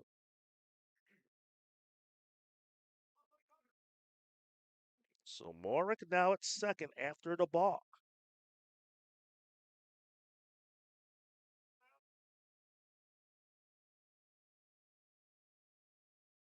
When ready. From the belt, here's the pitch. Foul ball.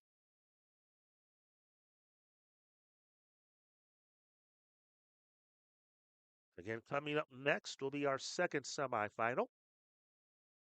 The South Bend Royals against the Hackensack Tros, who are 1-2, the 6th seed into the semifinals. They won 11-3 earlier, if you weren't with us, against the Cleveland Marlins to punch their ticket to the semifinals. South Bend Royals, they're the 2 seed, earned the automatic spot into the semis. Some dark clouds in the horizon. Still, the rain has stopped. Beautiful pitch. He just throws Trainer right there. Strike 3 call. Third strikeout for Billy Quinn. And the Orioles do not score for the first time today. No runs, a hit, no errors, 1 left. Through 3 complete from Legion Field and Carroll Stream in this NABF Major Division Charles M. Blackburn World Series semifinal. It's the Lombard Orioles 2, the Buffalo Diesel nothing. Back in a moment here on WNY Athletics. Logistics Plus is a global transportation provider headquartered in Erie, PA, with locations worldwide, including right here in Western New York. Logistics Plus is consistently recognized as a fast-growing transportation and logistics company, great supply chain partner, top freight broker, leading project cargo manager, and a great place to work. With a strong passion for excellence, our 500-plus employees put the plus in logistics. or an efficient personal approach for all of your transportation needs. More information about our Buffalo office is available at logisticsplus.com/Buffalo.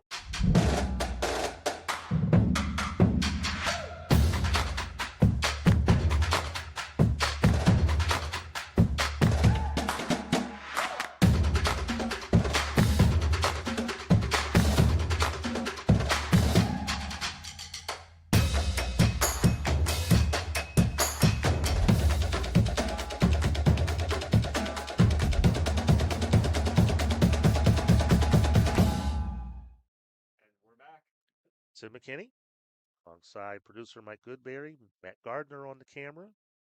From Carroll Stream, Illinois, we open the fourth inning.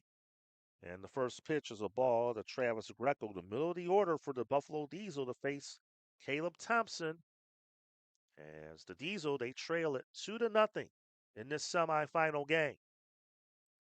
Fastball strike. Mike was telling me during the break that apparently as soon as this tournament is done, they're going to make this place into a construction project and they're going to replace the turf and do some other work here as well. And also that construction of the press box. 1-2 to count. And most of these synthetic turf surfaces have an average life of 10 years. As that one fouled out of play. 1-2 to count. Greco hit into a fielder's choice his first time up.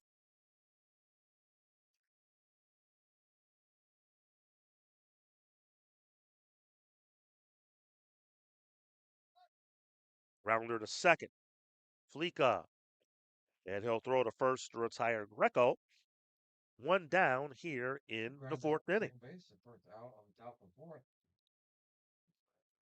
Batting for Buffalo. But Pfund Stadium at Legion Field, it became the permanent home of Wheaton College back in 2003.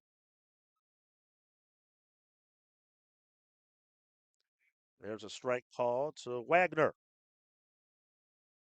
Had a brief hiatus here, then they weren't here between 2009 and 2012, and then returned during the 2012 season.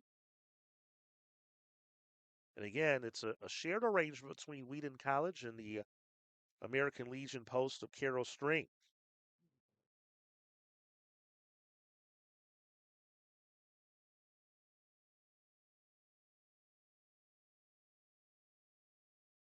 Field was renamed in honor of longtime Wheaton baseball and basketball coach Lee Pfund, a 1949 Wheaton College graduate. He also pitched in the Brooklyn Dodgers organization.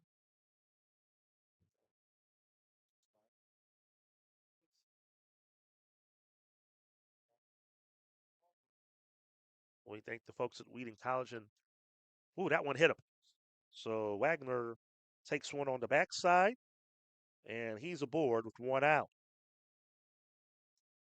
Well, we had Ed Matthew on, the head coach of North Central College, who was our co-host at Zimmerman Stadium in Naperville. And he was telling us, also with their field being a grass surface, Wheaton and North Central, they are in the same conference, NCAA D3 schools and the CCIA here in the Chicagoland area. When there are days like this and they can't play there, if Wheaton is not home or nothing is not happening here, Wheaton College has been kind enough to let North Central play some home games over here if there were weather conditions at their field in Naperville. And again, it's always good to have a turf field for conditions like this. 1 ball, 2 strikes to Max Schmarter. He grounded into a double play, 6-4-3, his first time up. Try to avoid the same fate here. To the mound, it may happen again. But a wide throw, they do get the out. Fleeka lost the ball on the transfer, so Wagner is out at second base. They were trying to turn the 1-6-3 double play, but Thompson's throw went to the second base side of the bag, and Fleeka, the second baseman, had to jump in there and save it. And then in the transfer, did bobble the ball, so Schmarter aboard on a fielder's choice. Yeah, Scabetta takes the ball. Diesel didn't like it, but from here, that appeared to be the proper call there, that Fleeka did have control long enough to maintain at least the force out, and it looked clear from here that he juggled the ball on the transfer, trying to turn the double play. So there's 2 outs, and Schmarter the runner at first. Scabetta grounded out to short his first time up, and he'll lift a single in the center. And the Diesel have 2 on, 2 out. That single for Scabetta has runners on first and second with 2 outs. That's the 3rd hit of the game for the Buffalo Diesel. Batting for Buffalo, the catcher, number 18, Tommy Lacongo. So here's Tommy Lacongo.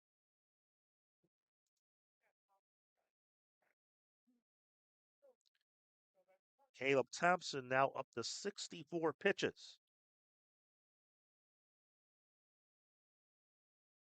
And again, both managers, Jeff Vukovich for the Orioles and Paul Wolf for the Diesel, now you have to manage a little differently because you've been playing 7-inning games all week. Those 2 extra innings, how you're going to manage the pitching staff and determine when you're going to make moves. Being a 9-inning game, these things now factor in. And I think Jeff Vukovich would love to get as much length out of Thompson as possible, and Paul Wolf will say the same for him, for his starter, Billy Quinn.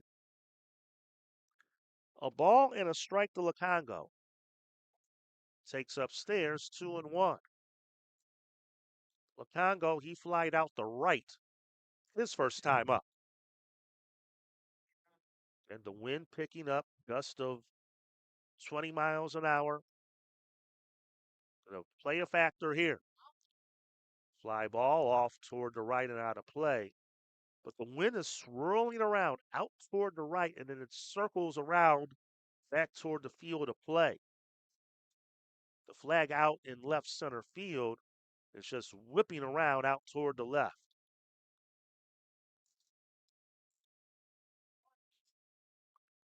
Two balls, 2 strikes.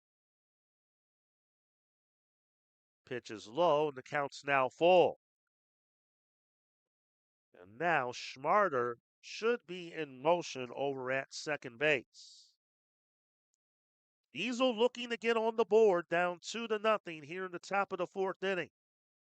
In this semifinal game. Foul ball toward the left by the Oriole dugout. And we'll try again at 3-2.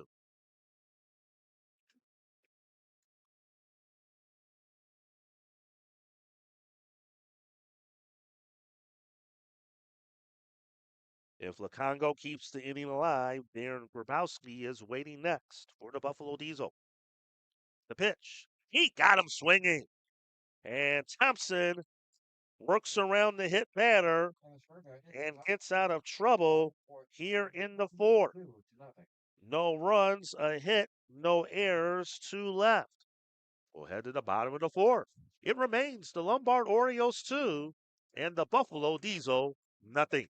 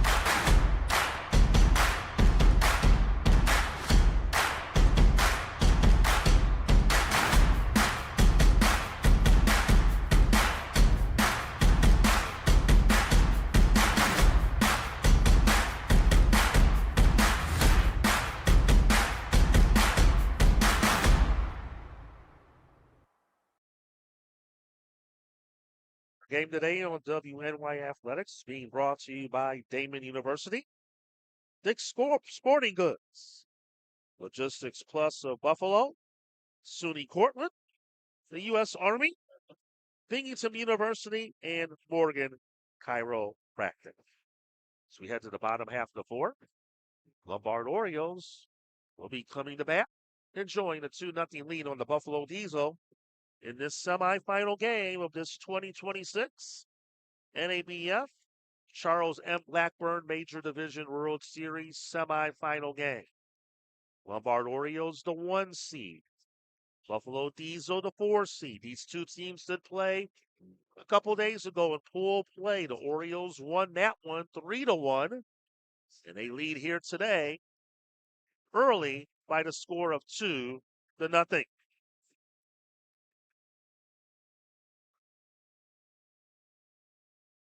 Lower third of the Oriole order will be due to face Billy Quinn. John Fleeca will lead it off. Leading off the bottom fourth for the Orioles, second baseman number 1, John Fleeca. Fleeca grounded out the third his first time up.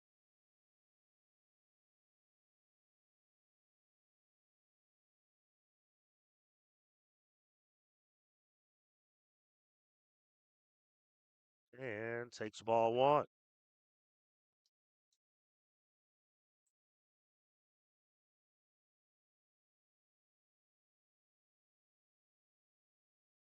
Infield back all the way around.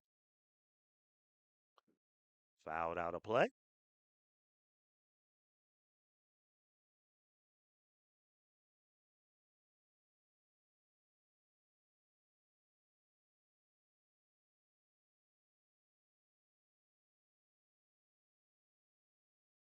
This will be pitch number 64 coming up for Billy Quinn. Checked his swing. They'll appeal. He did go around. Strike 2.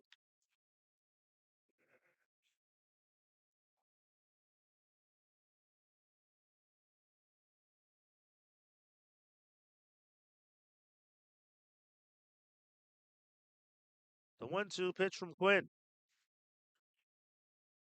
In the air to left. Well hit, but not deep enough. It's routine for Scabetta. And he'll make the catch for out number 1. Left field, the first out of the bottom of the So fourth. Fleeca flies out the left. He's now 0 for 2. Now for the Orioles, the catcher number 24, Luka Stojakovic. So here's Stojakovic. Rounded out to short. His first time up. And a foul ball off toward the right.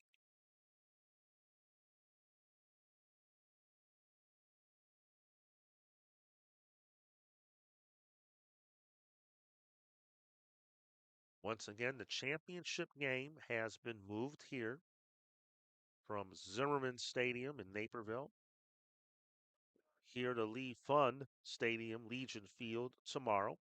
As of now, it will be a noon start still as of now, Central Time. Again, with all the rain and that being a grass field, you can understand why that move was made. There's strike 2 called. Again, some parts of the area received anywhere between 2 to 4 inches of rain within the last 24 hours. Flash flood warning has been in effect here in the area. That pitch fouled out a play off to the right. And then we also had quite a heavy deluge of rain here in the area on Monday, a pretty severe thunderstorm Monday night. So that field can take a lot of rain, but there's only so much rain you can take in that short amount of time. And why make everyone break their back to get the field ready while you have this turf surface here? You know, you like to go to Naperville to play it. Obviously, there's a little more seating for the fans, and we do have the press box and the other amenities. But still, they have the big one here, which is when the weather gets bad, as long as there's no lightning or a torrential amount of rain, you can play. 1-2 to count. Bouncer toward third, and that's a foul ball. And the other thing that why they can still also play too, of course, at this level, they play with the wood bats. See many at the college level, the collegiate level, play with the aluminum bats. Grip is an issue in conditions like this, which it could become rather dangerous.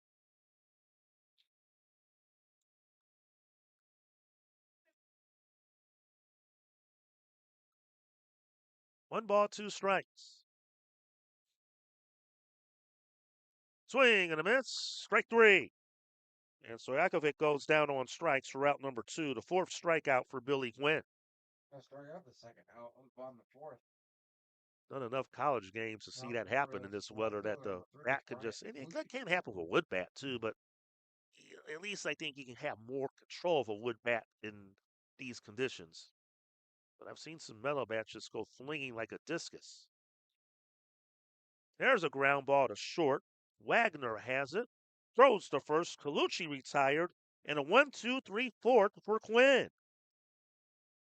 No runs, no hits, no errors, nobody left. On to the 5th inning. Lombard Orioles 2 and the Buffalo Diesel nothing.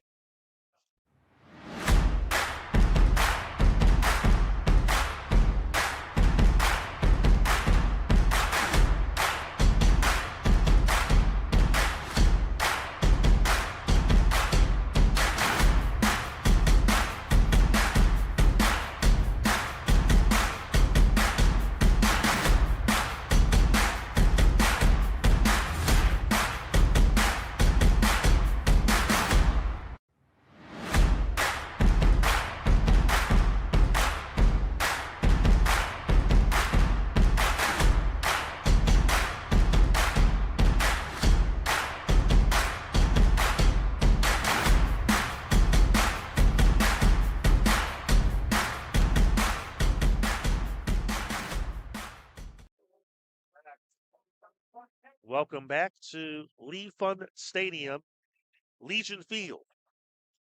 Here in Carroll Stream, Illinois, we're in the western suburbs of Chicago. So, yeah, we're about 20 miles west of downtown Chicago. Mike Goodberry producing, Matt Gardner on the camera. I'm Tim McKinney. We thank you for being with us all week. This is what day? I'm losing track of my days. We were here Wednesday, Thursday, Friday. So this is day 4 of this NABF Charles M. Blackburn Major Division World Series. Again, we started with 12 after pool play, went down to 6 with this single elimination tournament beginning today. 2 quarterfinals were completed earlier today, and now we're down to 4 in our first semifinal, and it's the 1 seed, the Lombard Orioles, enjoying a 2-0 lead as we begin the 5th inning. Caleb Thompson's first offering is low for ball 1 to Darren Grabowski, 9-1-2 in the Diesel order. Grounder to short. Nelson has it. Throw to first in time for out number 1. And again, remember, everybody, we are playing 9 innings now the rest of the way. Quarterfinal games were 7 innings. And again, if you weren't with us earlier, the Buffalo Diesel were down 4-0 against the Beecher Muskies in the top of the 7th. 2 outs, nobody on. Rallied the win 5-4 to advance in the 4-5 matchup. Then the 6th seed, the Hackensack Trost. Very impressive. They just had their way against the Cleveland Marlins. Won that one 11-3. So the Trost will take on the 2 seed, the South Bend Royals, in our second semifinal coming up next here from Legion Field. Nolan Evans has a count of a ball and a strike. He's 0 for 1. He's reached on an error. Well, one dark cloud's been hovering in the distance, but thankfully no heavy rainfall has occurred. We did start in a light drizzle, but again, it's a very windy afternoon and very humid, but it has cooled off a bit. Temperatures in the low 70s. The 3-1 pitch is strike two called. I saw that coming. Evans was ready to make the march to first base, flipped the bat to the dugout, and then the home plate umpire said, well, I'm going to take a couple extra seconds to call this strike two. And the count's now full. I think that's one of the unique things about calling the game here is that we're directly behind home plate. So we have a straight up view of the action. And then he comes for a changeup and made him look bad. Nasty pitch there by Thompson, swinging a miss, strike three. Two down in the inning. That's the second strikeout of the game for Caleb Thompson. So here's Mark DeLeo. 1 for 2, singled his last time up. Takes just outside for ball one.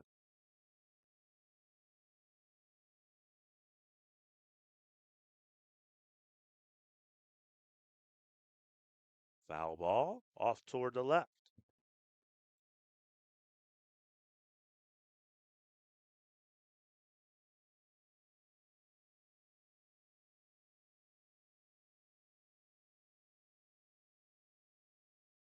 That one popped up, but out of play down the left field line.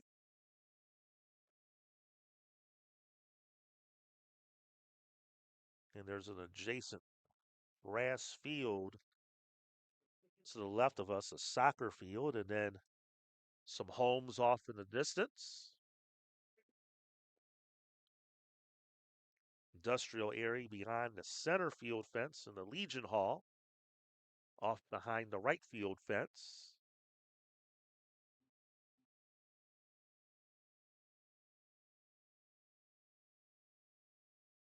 As they'll get a fresh set of the baseballs in. Caleb Thompson has been solid for the Orioles. And that's a nice breaking ball. Strike three called.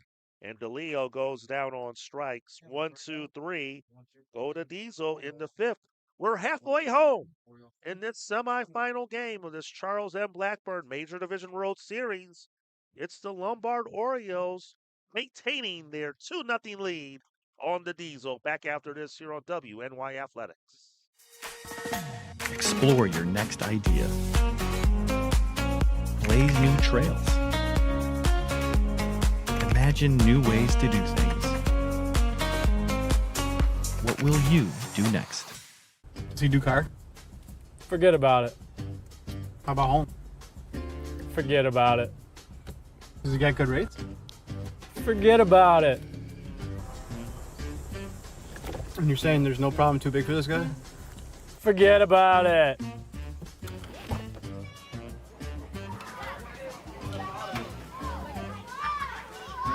Paul, this is Johnny, the guy we've been talking about. Johnny, Paul Wolf. Mr. Wolf, it's nice to meet you. Thank you for the invite. Not a problem. It's Paul, not Mr. Wolf. Oh, sorry, Paul. Johnny, forget about it. For all your insurance needs, call 835-WOLF and...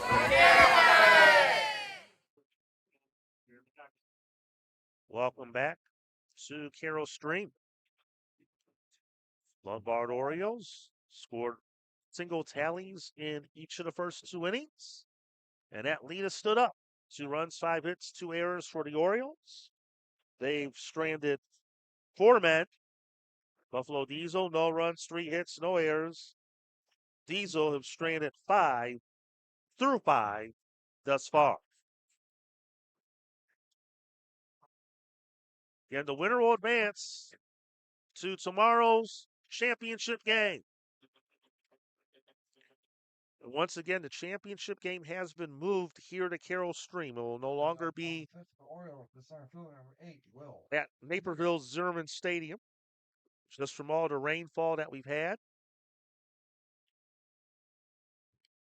Everything will finish here on the turf of Legion Field. And it's the top of the order for Quinn, so a big inning for him in the Diesel. 2-0 Orioles lead. Potter had the RBI double in the second, which made it 2-0. He's 1 for 2 on the night. And he's head of the count, 2-0, Potter. Both runs for the Orioles came with after 2 outs and nobody were on in the first and second. Rounder to second. DeLeo has to hurry. Off balance throw, not in time. Gets away. And Will Potter is aboard. He was hustling all the way.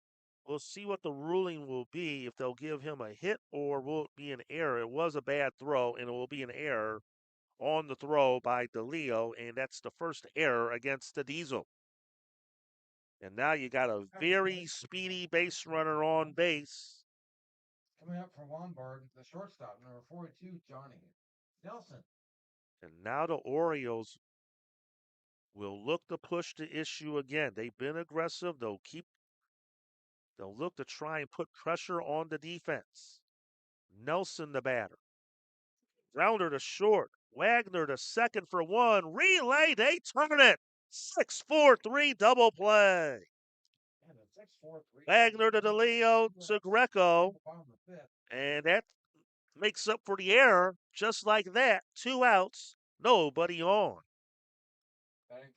And they are aggressive, but I was surprised that maybe Nelson would have not at least taken the first pitch. Maybe to give Potter a chance to run during that sequence, but he went after the first offering, and the Diesel get the double play. And there's a base hit to right center by Jacob Conover. He's now 2 for 3. Base hit single center field, have a runner on first base. Oh, that double play now looms even larger now after that hit by Conover. Number 20, Joe. But again, he swung early in the count as well. Here's Joe Morick, 2 for 2. RBI double in the first, singled in the third. And takes a strike. Well, the one thing now we can say, no matter what at this point, the game is now official since we have made it into the 5th inning. But of course, of a game of this magnitude, if any weather suddenly came through there, I think going to do every effort to ensure we get all 9 innings in. I don't think we would want to have a rain-shortened game decide potentially someone making the championship game. But right now, things are looking good. I haven't looked at the latest radar, but again, we had the sprinkle. The first game, it looked like it was a nice little shower came through. Then some light rain during the second quarterfinal and in between games and early here. But since then, it has been dry. Pitch missed outside, snap throw to first, runner is back, and the count's 3-1 to Joe Morick.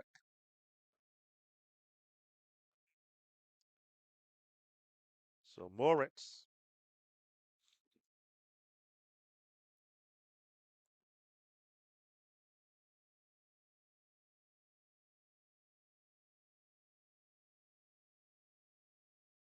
bouncer to first, and unassisted is Greco to get Morwitz out, and that will take care of the 5th. No runs, a hit, an error, 1 left.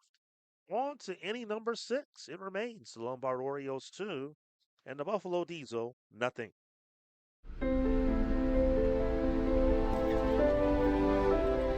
Please raise your right hand and repeat after me.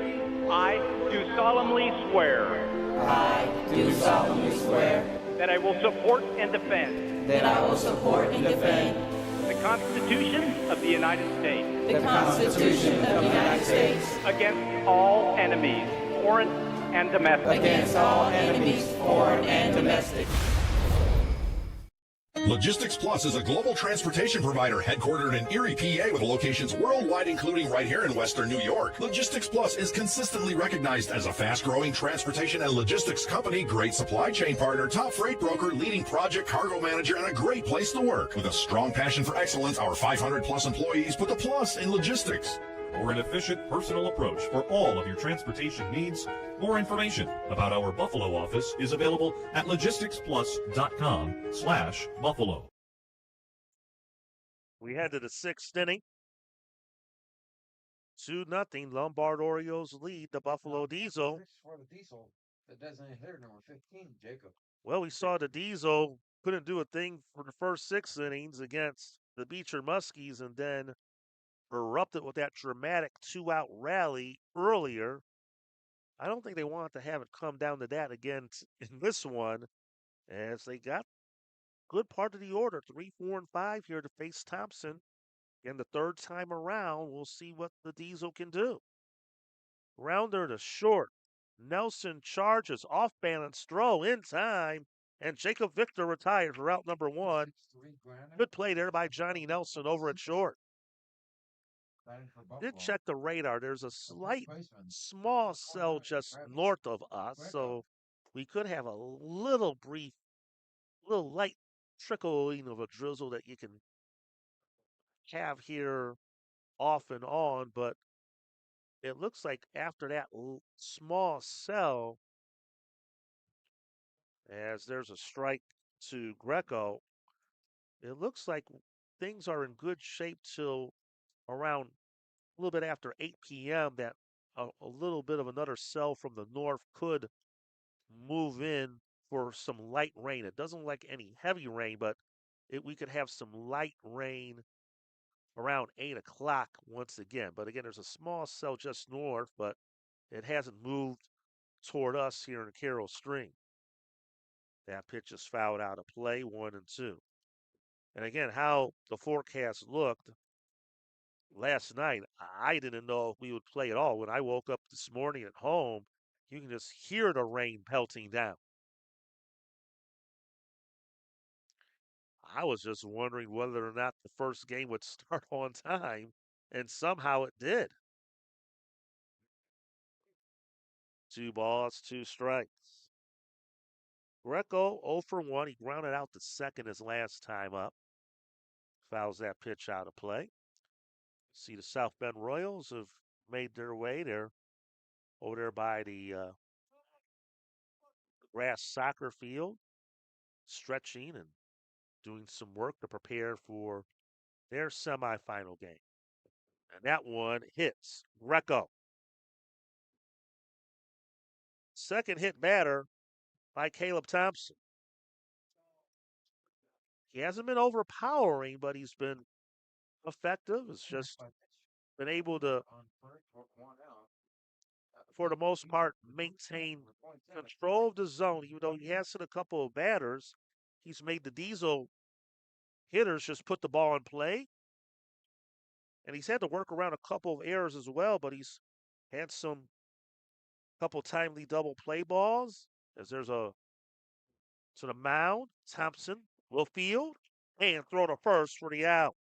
Wagner retired, but Greco does move over to second base.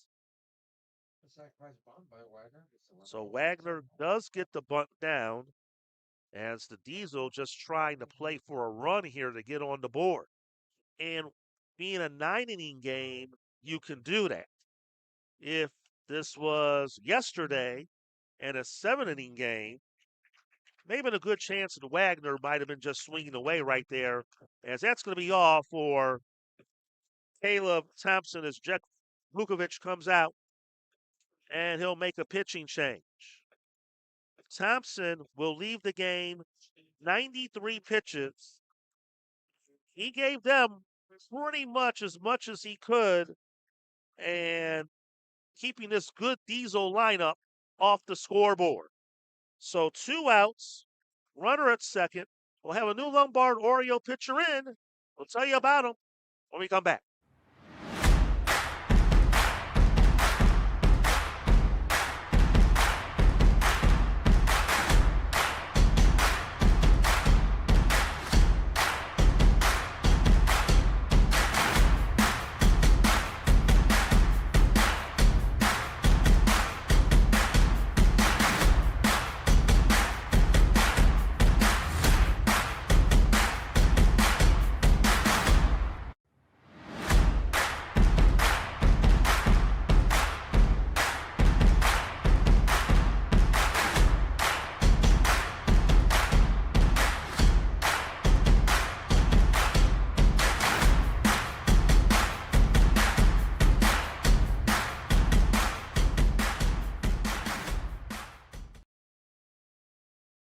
Lucas Lawler will be the new Lombard Oriole pitcher. As the Buffalo Diesel have a runner at second, 2 outs. The man at second will be the responsibility of Caleb Thompson, but he's in line for the win. He did a nice job, did Thompson.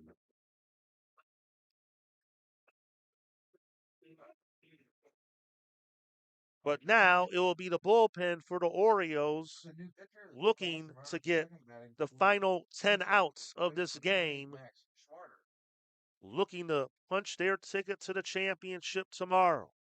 Max Schmarter, the batter. And Schmarter takes the ball. Reached on a fielder's choices last time up. Diesel looking to get on the board. They've had some chances, but have not been able to get the big hit when they've needed it here in this game. There's a strike, 1-1. They've had runners on base in every inning except for the fifth. The fifth was the only inning they went down in order.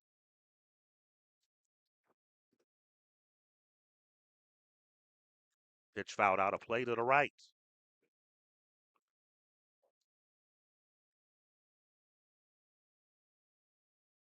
Travis Greco, the runner at second. He was hit by a pitch with 1 out. Wagner sacrificed him over to second. The 1-2. Rounder to second. Fleeka has it to first, and the inning is over. Schmarter grounds out the second. No runs, no hits, no errors. 1 left on base. To the bottom of the 6th. It's still the Lombard Orioles 2 and the Buffalo Diesel nothing. Explore your next idea. Blaze new trails. Imagine new ways to do things. What will you do next? Does he do car? Forget about it. How about home? Forget about it. Does he get good rates? Forget about it. And you're saying there's no problem too big for this guy? Forget about it.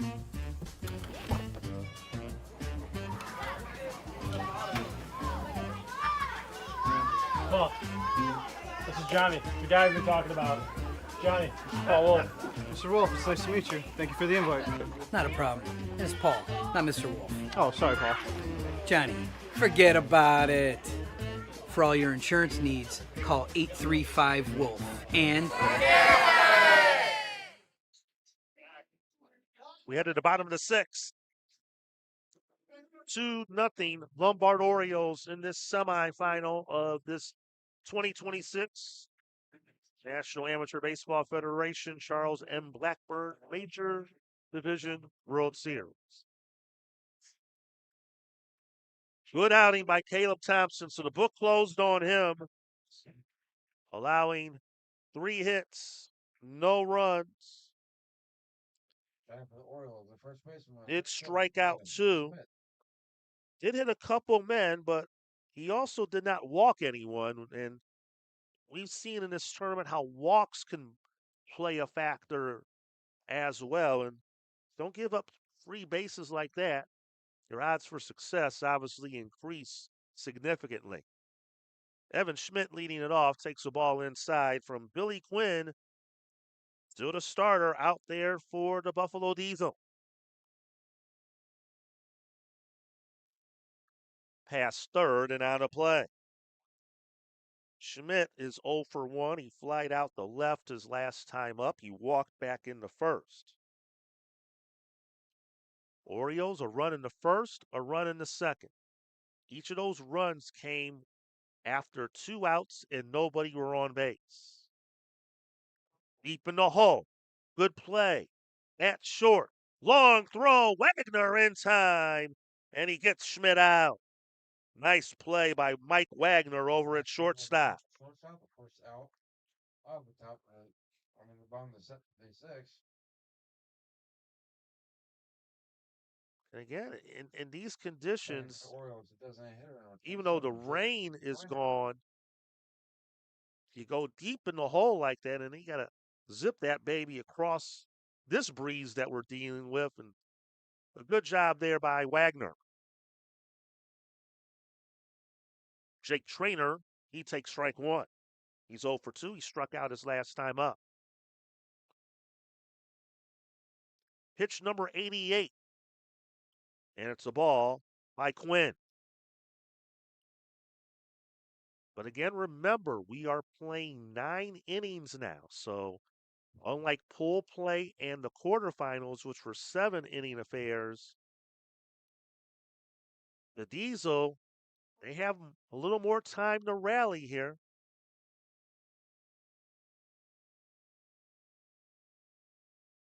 And Quinn just trying to put another 0 on the board to keep his team in it and hope that his bats can wake up late like they did earlier. 2-2 to count.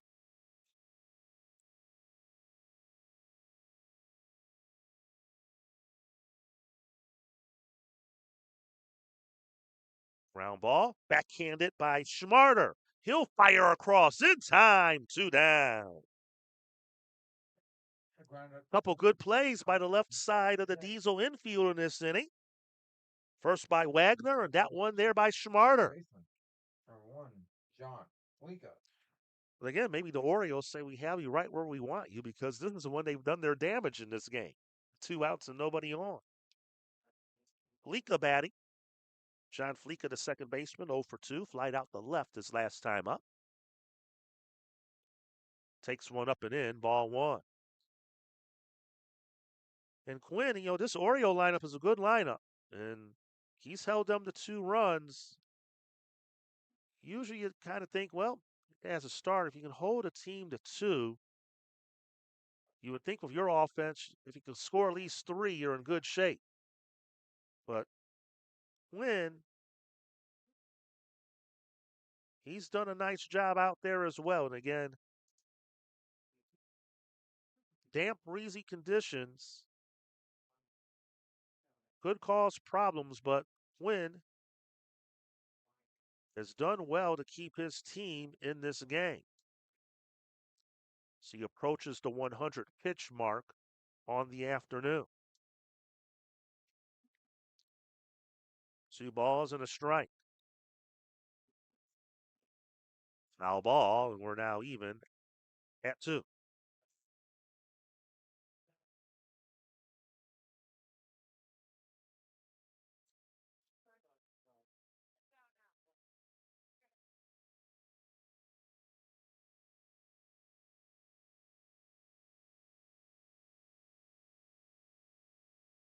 The pitch came in on him, and he was able to fight it off. Did Fleeka out of play down the third base side.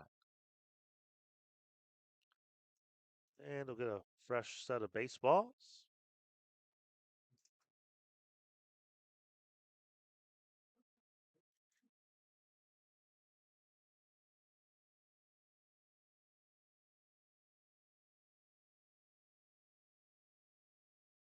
Two balls, 2 strikes, 2 outs. The pitch from Quinn is upstairs for ball 3. Quinn has only issued 1 walk in this game. That came back in the first inning.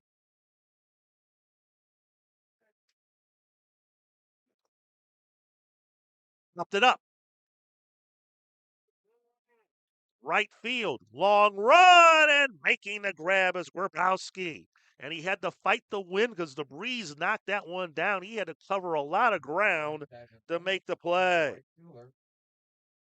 And the Orioles go down in order, 1, 2, 3 in the 6. Through 6 complete, this NABF Charles M. Blackburn Major Division semifinal, Lombard Orioles continue to lead the Buffalo Diesel 2-0. Back in a moment here on WNY Athletics. Please raise your right hand and repeat after me. I do solemnly swear. I do solemnly swear That I will support and defend that I will support and defend the Constitution of the United States the Constitution of the United States against all enemies, foreign and domestic. against all enemies, foreign and domestic. Logistics Plus is a global transportation provider headquartered in Erie, PA with locations worldwide, including right here in Western New York. Logistics Plus is consistently recognized as a fast-growing transportation and logistics company, great supply chain partner, top freight broker, leading project cargo manager, and a great place to work. With a strong passion for excellence, our 500-plus employees put the plus in logistics. For an efficient, personal approach for all of your transportation needs, more information about our Buffalo office is available at logisticsplus.com/Buffalo. 2 runs, 6 hits, 2 errors for the Lombard Orioles. They've stranded 5. No runs, 6 hits, no runs, 3 hits, 1 error for the Buffalo Diesel. They have stranded 6. As we move to the 7th inning, producer Mike Goodberry, Matt Gardner on the camera. I'm Tim McKinney. Thank you for joining us here on WNY Athletics for this semifinal game. First pitch swinging, popped it up. And in foul territory, but not able to make the play, is Fleeka. As the wind just carried that ball way over. And that was Fleeka, the second baseman. He had the right fielder coming, the first baseman, and it was Fleeka. He did have the better angle. And you have that fencing that kind of jets out there toward the field that he had to maneuver around as well, but was not able to make the catch. It's a foul ball for a strike. Shabetta, the batter, 1 for 2. Singled his last time up. Shabetta, Lacongo, and Grabowski due up in this inning. Well, this was the inning that the Diesel did their damage in the first game. Bunt laid down. Lowler not able to field it. And Shabetta aboard to begin the 7th. And it'll be ruled a hit for Shabetta. Well, small ball, bunting his way on. The catcher, number 18, Lacongo. The difference is for the Diesel, it is a 9-inning game, so they do have a little more time, but they're starting to run out of time if they look to advance to the championship. Lacongo squares the bunt. Same direction. From third, it's Conover. Offhand and throw in time for the out. Good play there by Conover, but Lacongo does get the job done. Even though the goal was to move the man over, he was bunting to try and get on base as well. So he knew if he couldn't get on, worst case, you're going to move the man over. But it was a good bunt, but a nice play by Conover, charging from third. So Shabetta now at second, as Darren Grabowski takes the ball. Grabowski is 0 for 2. He grounded out to short his last time up. Diesel have had men on the bases, but they have not been able to get the big hit yet to drive anyone in. Grounder, foul, just past the bag at first.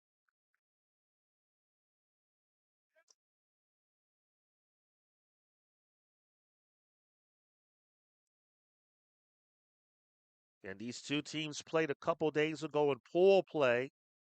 The Orioles won that matchup 3-1. They lead today 2-0 in the semis. That one popped up, and in fair territory, Fleeka, the second baseman, makes the catch for the second out. Pop out to the second baseman, makes 2 outs. Shabetta stays at second. And now back to the top of the order in Nolan Evans. Evans is 0 for 2. Struck out his last time up. Diesel looking for a big 2-out hit. Fastball, strike. And that's basically the difference in this game. You got 2 evenly matched teams. It's who can come up with the big hit, especially with 2 outs. We see the Orioles did that in the 2 early innings to get on the board. Diesel have not been able to do so just yet. Fastball outside, 1-1. Orioles, single run in the first, single run in the second. Both of those runs, again, happened with 2 outs and nobody on. Diesel have had their chances. 1-1 to count.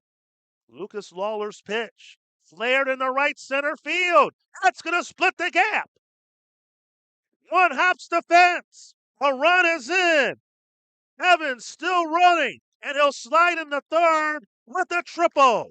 And the Diesel finally get the big hit they need. It's a 2-1 game. 2-out RBI triple. Shabeta scores on the play, and now the tying run 90 feet away. Guess there's something about that 7th inning today for the Buffalo Diesel. And now here comes Jeff Vukovic out to chat with Lawler and his infield. And Diesel have had plenty of chances, and they finally break through. Well, he's going to make a move, so he's going to lift Lawler. So Lawler is out, and we'll have a new pitcher for the Orioles to face Mark DeLeo. The Diesel will have a runner at third, 2 outs, 1 in. And folks, we got a game again. It's the Lombard Orioles 2, the Buffalo Diesel 1. We'll tell you about the new Lombard Oriole pitcher when we return from Carroll Stream.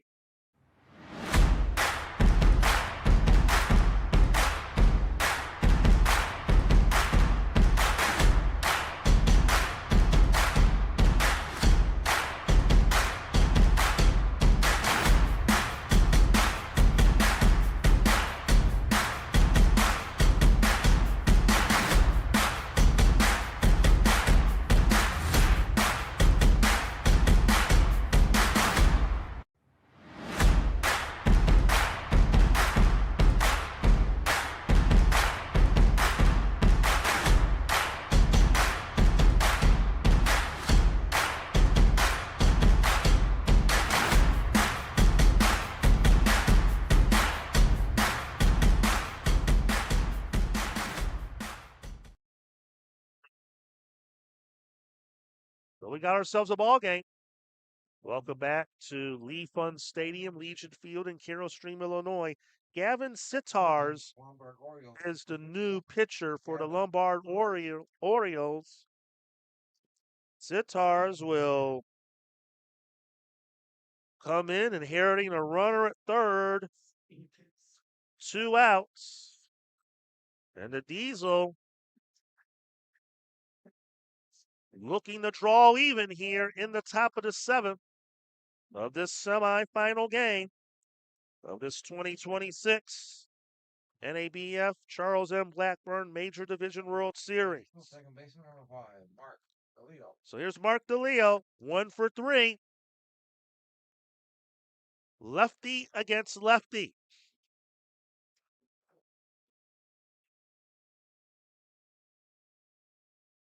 And DeLeo takes a strike.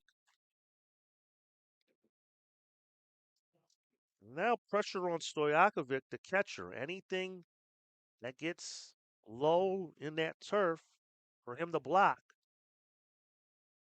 Boy, he came with a nasty hook right there. Strike 2. So Sitars comes in dealing thus far. So we'll see if DeLeo can protect the plate, or will Sitars win the battle and get out of the inning for the Orioles? He pops it up. Shallow right.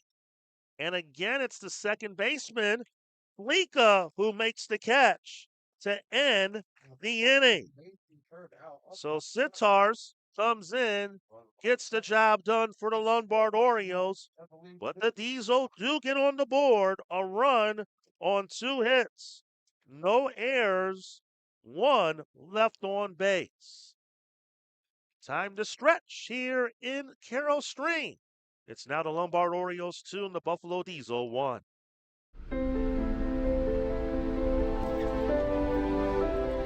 Please raise your right hand and repeat after me.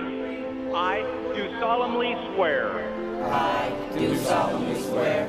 That I will support and defend. That I will support and defend. The Constitution of the United States. The Constitution of the United States. Against all enemies, foreign and domestic. Against all enemies, foreign and domestic. Logistics Plus is a global transportation provider headquartered in Erie, PA with locations worldwide, including right here in Western New York. Logistics Plus is consistently recognized as a fast-growing transportation and logistics company, great supply chain partner, top freight broker, leading project cargo manager, and a great place to work. With a strong passion for excellence, our 500-plus employees put the plus in logistics. For an efficient, personal approach for all of your transportation needs, more information about our Buffalo office is available at logisticsplus.com/Buffalo. We head to the bottom of the 7th. Diesel do chip back in it with a single run in the top of the 7th. And the good news for them, it is a 9-inning game. Yesterday, the game would have ended, but not today. Again, the semifinals and championship are 9-inning games. And it's Billy Quinn still in there for Paul Wolf and the Diesel. He'll face 8, 9, and 1 in the order as Luka Stojakovic, the catcher, will lead things off.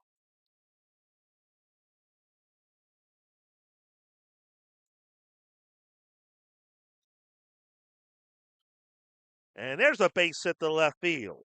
And the Orioles are going to look to get that run right back. Leadoff single by Stojakovic. Hit number 7 for the Orioles. A base hit to left field by the catcher, had to run around first with no outs. Back to the Orioles, left fielder number 3. Again, now here's Ryan Colucci. Colucci, 1 for 2, grounded out to short his last time up. And now some raindrops are starting to fall again. There was a light cell just north of here that was looking like it could potentially bring a sprinkle here during this game. And then once it clears, looked like we had another cell coming around 8 p.m. that could affect the next semifinal. Bunt laid down by Colucci, but it will roll out of play as Quinn was able to glove it once it went on the other side of the line.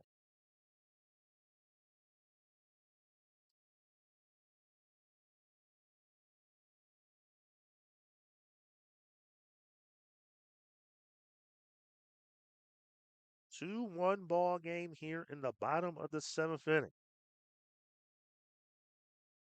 Semifinal between two of the heavyweights of amateur baseball. And figured this would be a good game. And here we are. We're going to be going down to the wire, it appears, here. This late Saturday afternoon, now early evening, as it approaches 6:30 here in the Chicagoland area. The 0-1 from Billy Quinn. Another bunt laid down. Quinn will field. And he did get the tag on. He did. He did get the tag on Colucci to retire him. So one unassisted off the sacrifice. Stojakovic advances to second.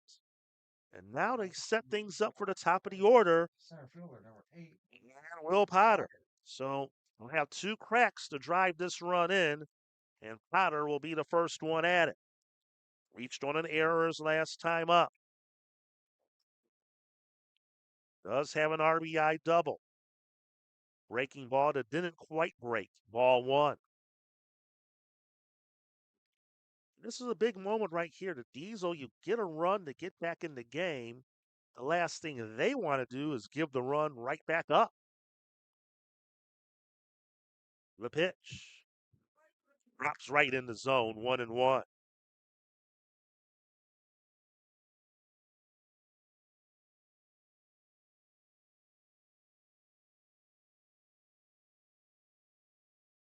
Quinn eyes the runner at second. Now delivers. And a good stop there by Lacongo. 2-1.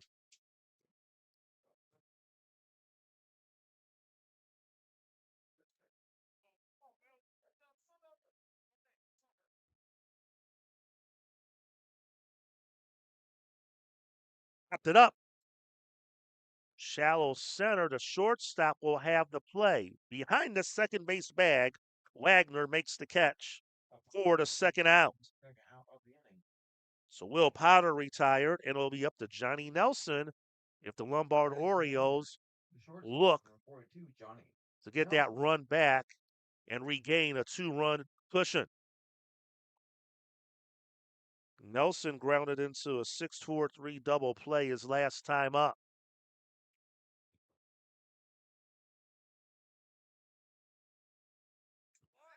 Takes over the outside corner, strike one.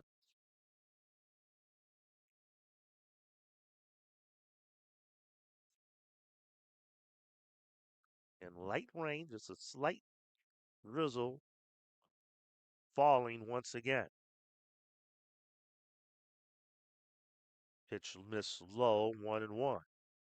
Again, after this one is over, half hour after the conclusion, we'll have semifinal number 2. Hackensack Trost and the South Bend Royals here on WNYAthletics YouTube.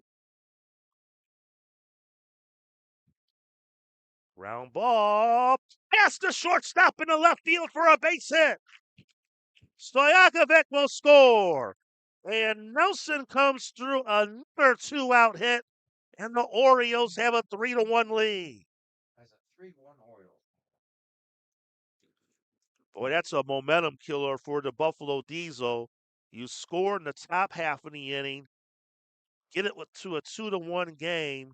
You love to consolidate that inning for 0, but instead the Orioles get the run right back. And Paul Wolf out to the mound, and that's going to be it for Billy Quinn. Quinn, 109 pitches on the afternoon. He fought, he battled to keep his team in the game. And now the lead is 2 once again for the Lombard Orioles. Runner at first, 2 outs, 3-1. Lombard Orioles lead the Buffalo Diesel. We'll take a break, tell you who the new Diesel pitcher is right after this. Logistics Plus is a global transportation provider headquartered in Erie, PA with locations worldwide, including right here in Western New York. Logistics Plus is consistently recognized as a fast-growing transportation and logistics company, great supply chain partner, top freight broker, leading project cargo manager, and a great place to work. With a strong passion for excellence, our 500-plus employees put the plus in logistics. For an efficient personal approach for all of your transportation needs, more information about our Buffalo office is available at logisticsplus.com/Buffalo.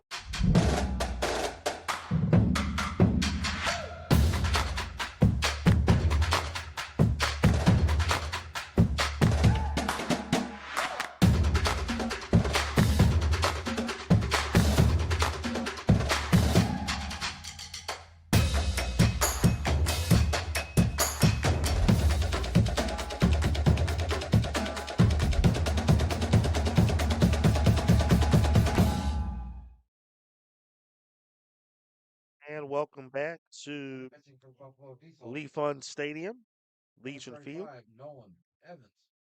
So the new Diesel pitcher will be Nolan Evans. So Evans will come in from the field to pitch. He was the starting center fielder for the Diesel, and now will pitch. So that means we'll have a new center fielder for the Diesel. And once we find out who that will be, it looks like, here we go. Looks like now we have gotten the change. So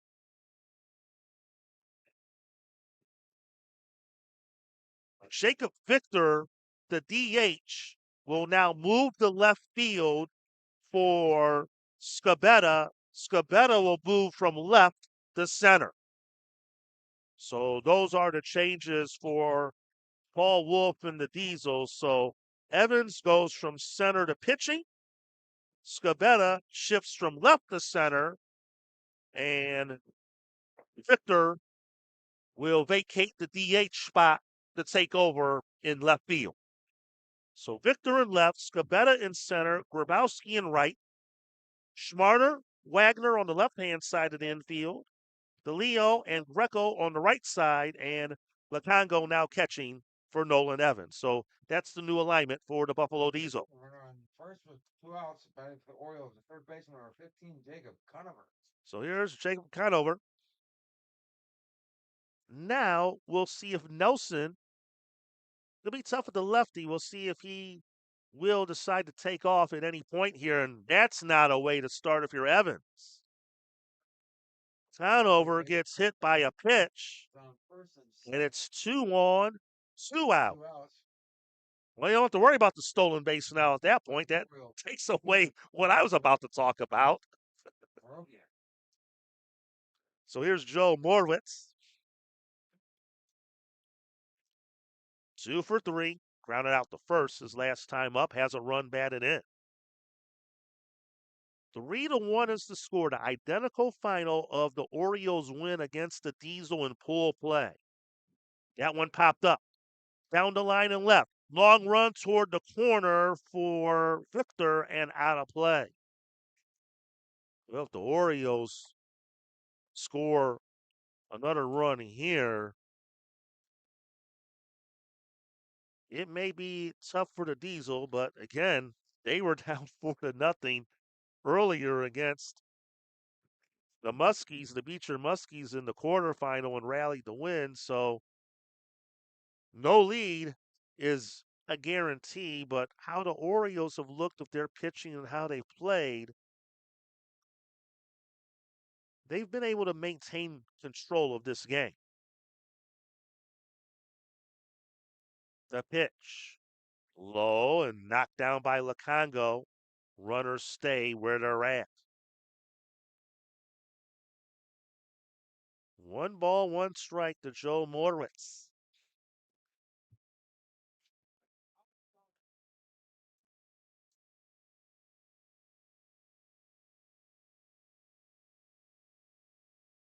Nelson at second, Conover at first.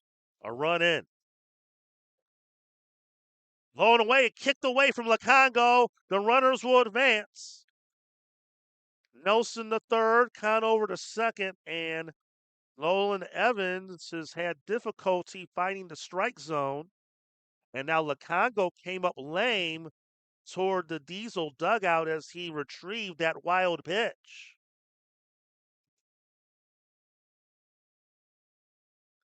And he'll need a moment.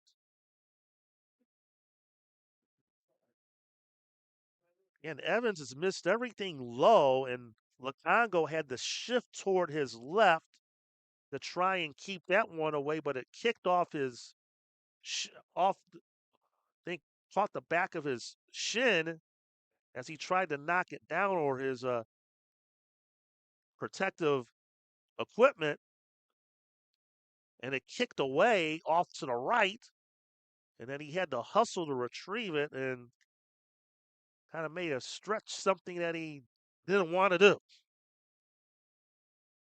But I think right now, if you're Morwitz, I think you got to take all the way here because Evans has had some issues finding the strike zone since coming in.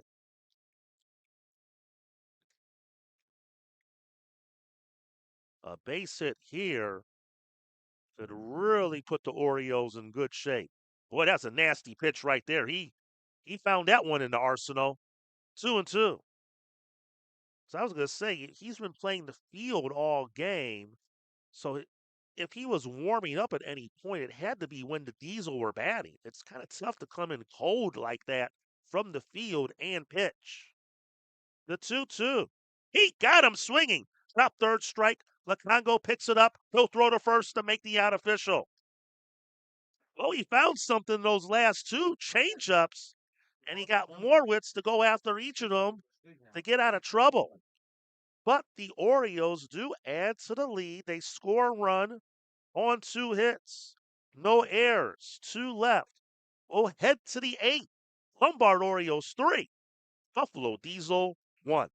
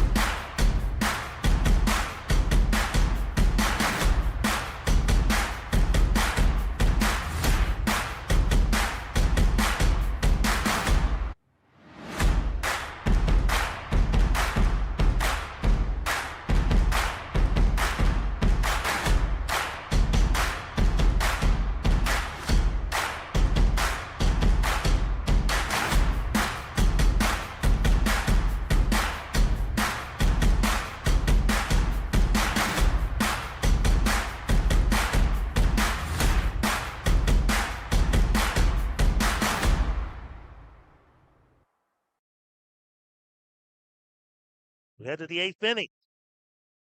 Lombard Orioles enjoy a 3-1 lead on the Buffalo Diesel. This semifinal game of this 2026 Charles M. Blackburn Major Division World Series in the NABF. Coming up 30 minutes after the conclusion of this one will be our second semifinal featuring the number 2 seed, the South Bend Royals. They'll take on the 6th seed, the Hackensack Trost. The Trost had an 11-3 win over the 3 seed, the Pool A winners, the Cleveland Marlins, earlier today. Jacob Victor will lead things off and takes the ball. Victor now in left field for the Buffalo Diesel. So they vacated their DH spot when they made those last set of changes. Galvin Sitars in relief. Got the final out of the 7th. Now his first clean inning. And now this is how you got to manage the pitching. If you're Jeff Vukovich and the Orioles, you have 6 outs left and your path to get them. But now you have a 2-run lead again. And now it's suddenly 3-0. But again, you got the good part of the order here for the Diesel. So Sitars trying to be careful, and Victor not biting. The 3-0 pitch is a strike call. We've just surpassed the 2-hour mark, 2 hours and 5 minutes of play. So we started this one at 4:30 Central Time.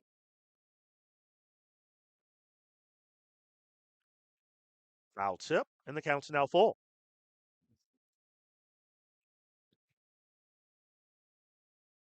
Victor grounded out to short his last time up.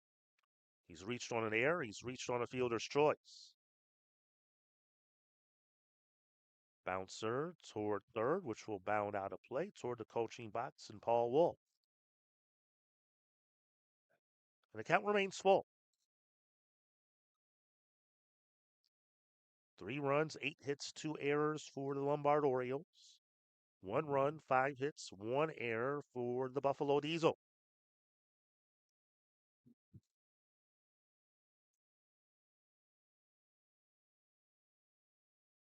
Payoff offering and another foul ball, that time to the right.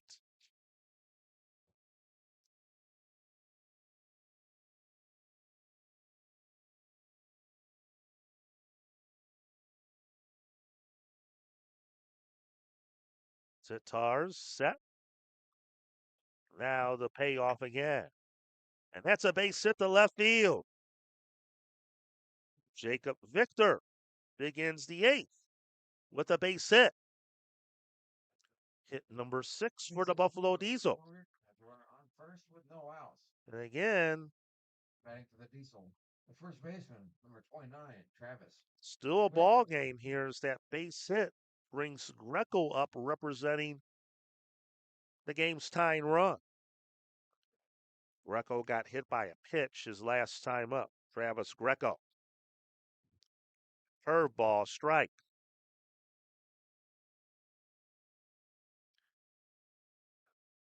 And now being back down by 2 again, and you're in the 8th inning.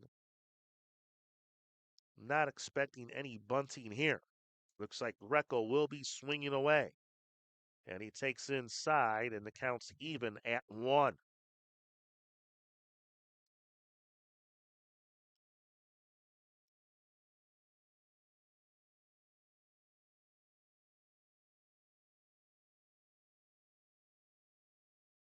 The pitch. Swing and a miss, strike 2. The unique thing about this tournament format, it's single elimination. You see a lot of other levels in colleges, it's a double elimination. It just comes down to this one game, this one moment for one of these two to reach tomorrow's championship game. And that one out of play. And the Orioles won the regular pool play meeting a couple days ago by this identical score. They lead now 3-1.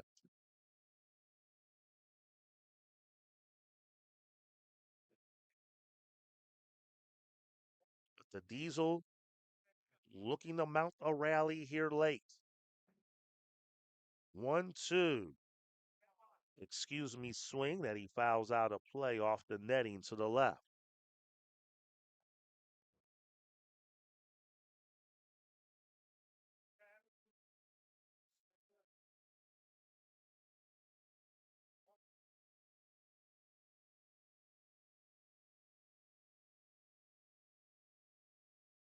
Sitar's pitch, and it gets away. No chance for Stojakovic, a wild pitch. Victor advances to second, and now the count's even at 2.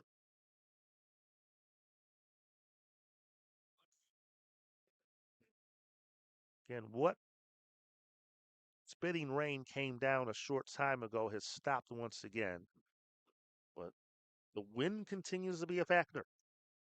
Gust up to 20 miles an hour, that wind blowing from left to right, swirling around the stadium.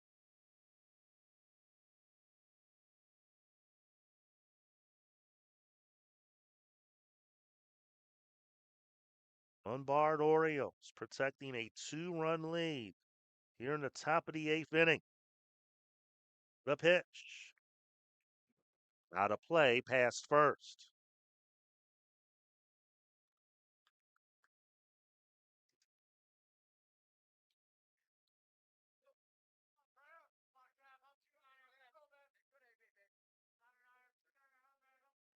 Victor at second. The pitch. Breaking ball, strike 3 called. Recco got frozen. Let's strike out the first out of the top of the 8th. Or on second with 1 out. Batting. And a First key baseman, first out for the Lombard Orioles and Gavin Sitar. That will bring up Mike Wagner. Wagner laid down a sacrifice bunt his last time up. Takes just off the plate, ball 1.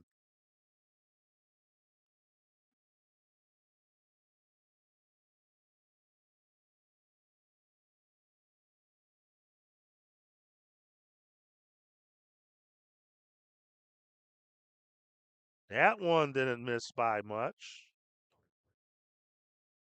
Lombard Oriole fans are wondering where that one missed. Stojakovic did try to frame it, but it did look pretty good from here. 2-0.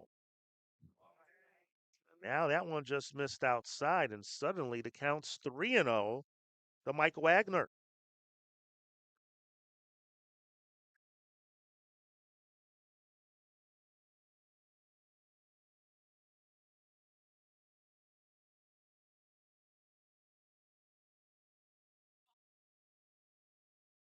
There's strike 2.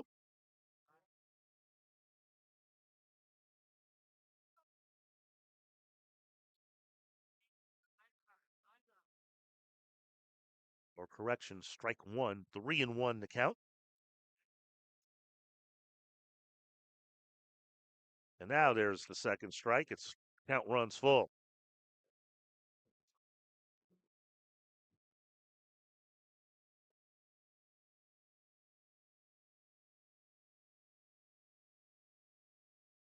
Gavin Sitar's the pitch. He walked him. Fans didn't like that one, but I thought that one was a bit low again. So Stojakovic brought the glove up just a bit again, tried to frame it. You frame it a little bit too much, you're not going to get the call from the umpire. But the one earlier, I think they had a pretty good beef about. That one did appear low. And here comes Jeff Vukovic out. He's going to make a move, and Sitar will depart. And again, this is what we talked about, managing the game, managing these outs. They need to get now 5 more outs. Who can help get them for them? Jeff Vukovic goes to the bullpen again. He'll have his 4th pitcher of the game. 2 on, 1 out for the Buffalo Diesel. They trail the Lombard Orioles 3-1. We'll tell you who the new Lombard pitcher is when we come back after this.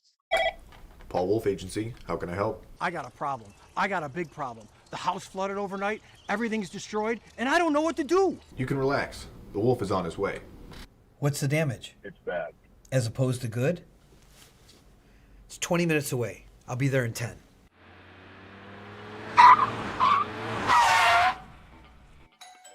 You're Teddy? Yes, sir. I'm Paul Wolf.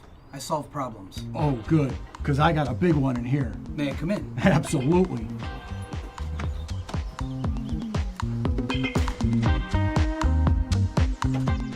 Mr. Wolf, can I get you a cup of coffee?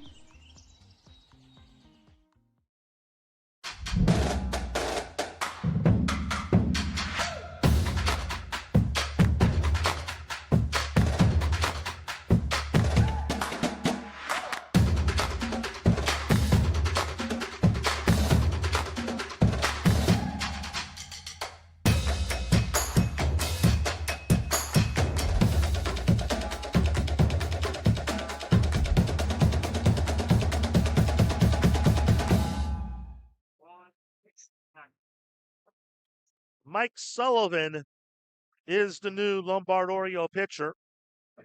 He'll inherit 2 men on, 1 out. The Orioles protecting a 3-1 lead here in the top of the 8th. And Sullivan will face Max Schmarter. Schmarter grounded out the second his last time up. He's 0 for 2. He's reached on a fielder's choice. And the first offering from Sullivan is a called strike. Jacob Victor, the runner at second. Mike Wagner, the runner at first for the Buffalo Diesel. As expected, tense, low-scoring game. Drops the zone, a beauty, strike 2.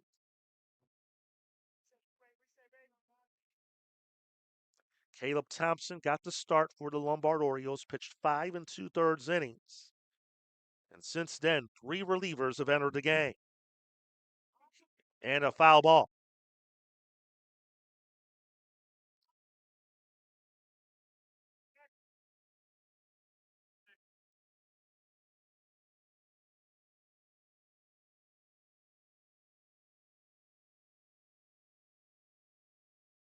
A date in tomorrow's championship game at stake.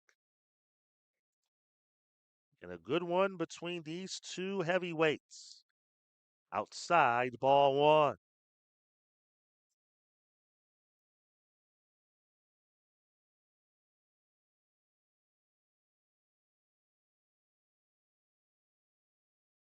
Sullivan ready.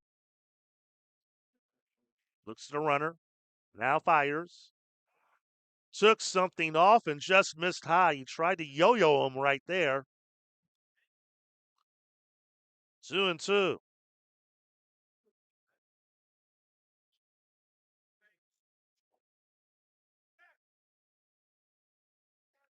Who will win this battle?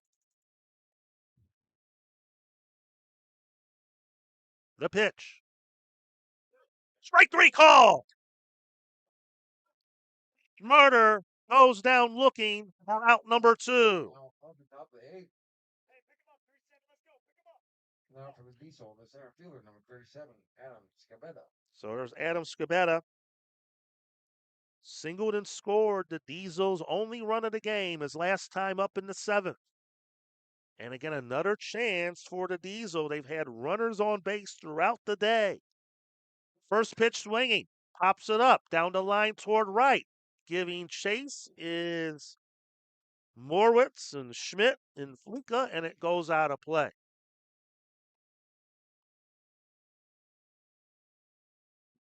The Diesel have stranded 7 base runners thus far. And now they have 2 more here on base, here in the 8th.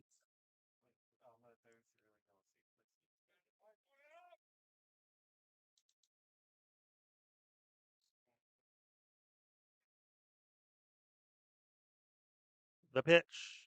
Breaking ball beauty, strike 2. Mike Sullivan looking to work out of this jam he inherited in relief. 2 outs, 2 on, the 0-2 pitch. Jammed him, popped it up. Behind second base, Fleeka has it, and that will retire the side. Nice job by Mike Sullivan. Strikes out Schmarter and gets Shabeta the pop up to Fleeka, the second baseman. No runs, 1 hit, no errors, 2 left. The Diesel have now stranded 9 base runners through 8. We'll head to the bottom half of the 8th. Still the Lombard Orioles 3 and the Buffalo Diesel 1.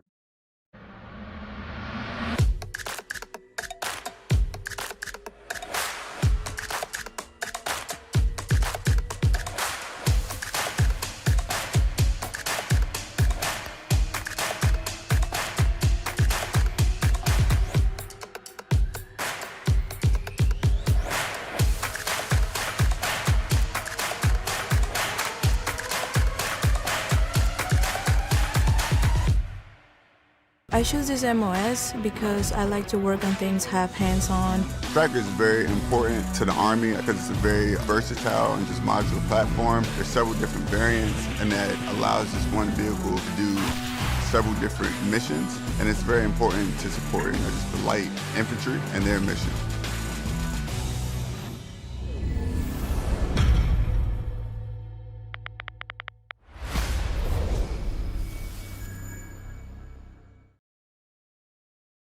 We head to the bottom of the 8th inning. A good ball game here. Runs have been in a premium, and it's the Lombard Orioles who enjoy a 3-1 lead on the Buffalo Diesel. Big inning here for Nolan Evans and the Diesel, as they'll need to hold the Orioles to a 0 in this inning and hope their bats can have some final inning magic like they did in their quarterfinal game. 5, 6, and 7 in the Oriole order will be due up to face Evans, Evan Smith, Jake Trainer, and John Fleeka. For Evans, this will be his first full inning of relief. He came in from center field in relief of starter Billy Quinn in the 7th inning. And those of you expecting our second semifinal between the South Bend Royals and the Hackensack Trost, that game will begin approximately a half hour after the conclusion of this one, and it looks like we're going to be pushing to about maybe a 7:45 or so p.m. local time start of that one, depending on what happens here. Schmidt takes a strike. He's 0 for 2. He's grounded out to short his last time up.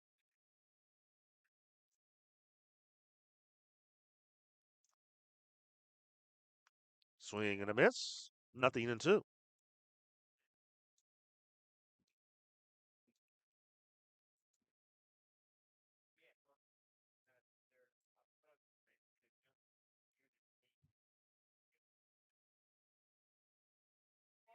Just missed outside, ball 1.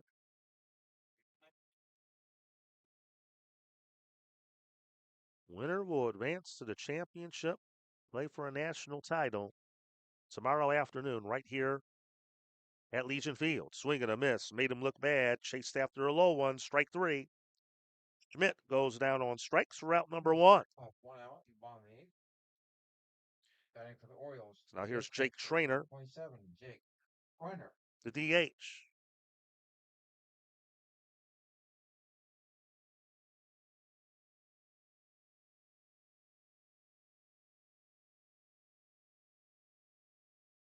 And Trainer, he falls behind 0-1.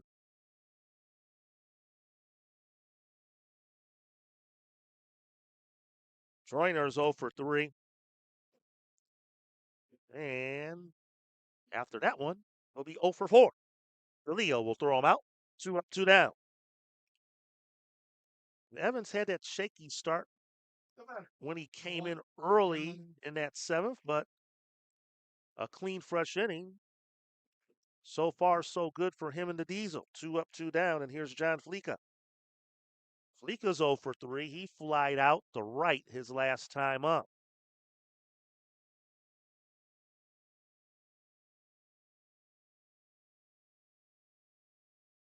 Wave and a miss, strike one. Looking ahead to the Diesel ninth, they'll have 8, 9, and 1 in the order due up. Latango, Grabowski, and then Evans. We'll see if Mike Sullivan will stay out there for the Orioles. He looked good in those two batters he faced in the top half of the inning, so I would imagine we're going to see him to open the ninth to try and close things out. As the Lombard Orioles, no matter what happens in this frame, will be 3 outs away from clinching a spot in tomorrow's championship game. 2 balls and a strike now to Fleeka.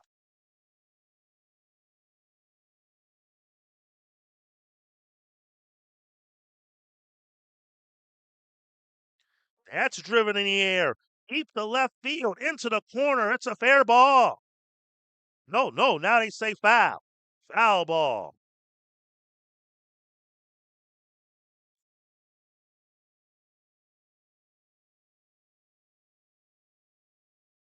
So Fleeka will come back.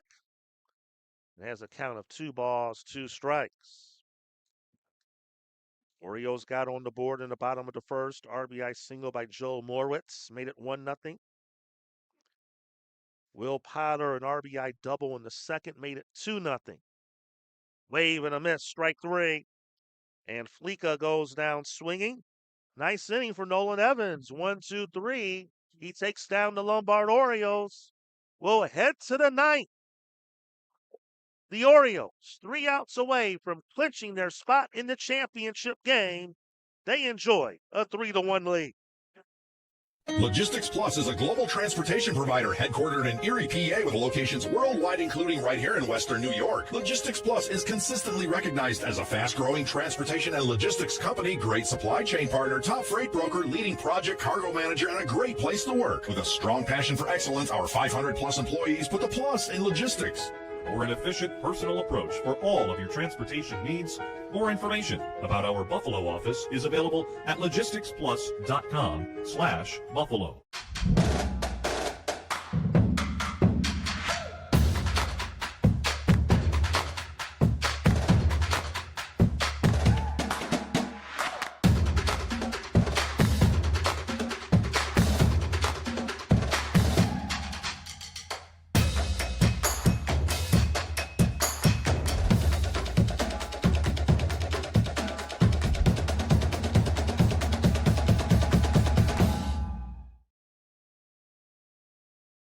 Alongside producer Mike Goodberry, Matt Gardner on the camera, Tim McKinney. Great to have you here with us on WNYAthletics. We head to the ninth. It's judgment time.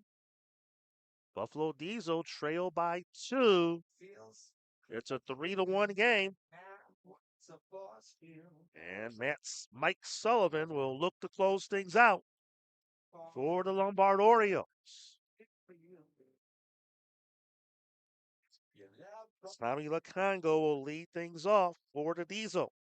Lacongo, Grabowski, and Nolan Evans are scheduled to hit. The catcher, number 18, Tommy Lacongo. Lacongo has not reached base today. He's 0 for 2. He has a sacrifice bunt.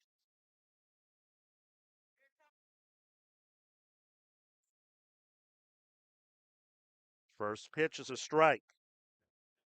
As mentioned before the last break, the Orioles got on the board in the bottom of the first with 2 outs. RBI single by Joe Morwitz. As that's to the mound. Fielded by Sullivan. He'll flip the first. 1 down. And Lacongo retired for the first out of the ninth inning. And the ground out fielded by the pitcher. The first out. Orioles then tacked on a run in the second. Will Potter's RBI double scored Ryan Colucci. Made it a 2-0 game. It stayed that way all the way to the 7th. The Diesel's lone run came on an Adam Scabetta RBI single. For correction, was a Nolan Evans RBI triple that scored Scabetta, who singled to begin the inning. That made it a 2-1 ball game. There's a strike, 1-1 to Grabowski, and then the Orioles answered right back with a run in the bottom half of the seventh. Johnny Nelson, an RBI single to score Luka Stojakovic, the catcher. And that's where we stand, a 3-1 game. 1 out, top of the ninth, nobody on. The pitch to Grabowski, up and in, ball 3. He's 0 for 3 on the day. Flied out. His last time up. And that's ball 4.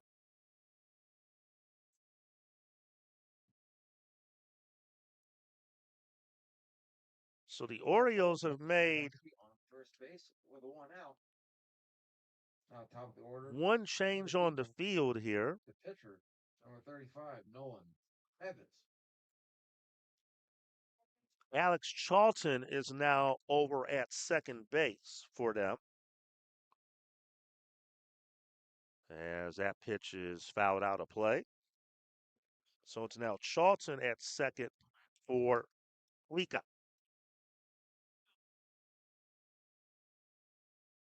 0-1 to count to Nolan Evans. Start the game in center field. Now pitching. Drove in the Diesel's only run with a triple in the 7th. Takes away 1-1. Diesel were down 4-0 with 2 outs, nobody on, and rallied to win in their quarterfinal earlier today against the Beecher Muskies. They're down 3-1 here in the 9th. 1 on, 1 out. The pitch from Sullivan. Swing and a miss, strike 2. These two teams were in the same pool of this tournament, Pool B. Orioles won the pool. Diesel finished second. Orioles won the pool meeting 3-1. They lead this semifinal meeting 3-1. Here's the pitch. Ball too high.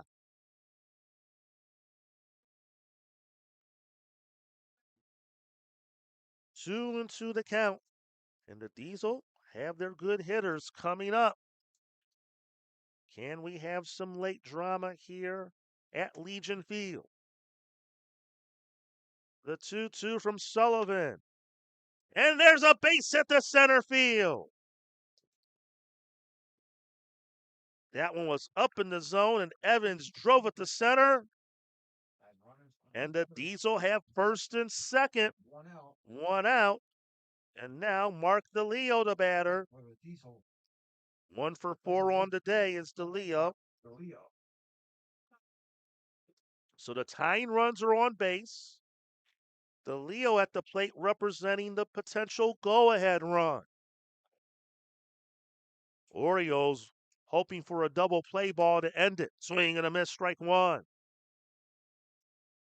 We expected this one to be a good game between these two teams, and here we go. Outs 26 and 27 are going to be a battle here for the Lombard Orioles to get. That pitch fouled out of play. It's 0-2.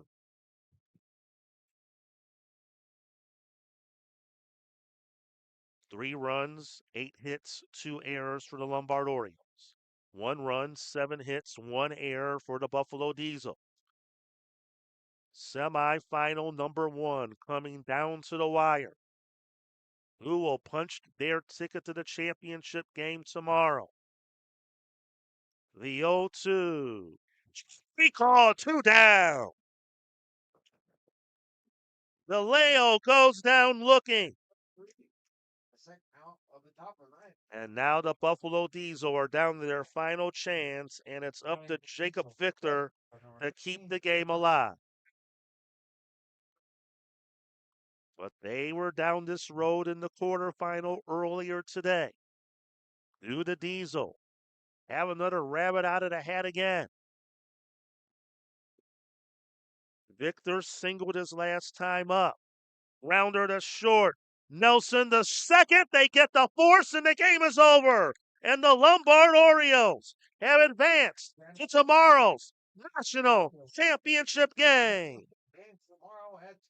as they hold off the Buffalo Diesel by the final score of 3-1. And a very entertaining ball game that took 2 hours and 33 minutes to complete.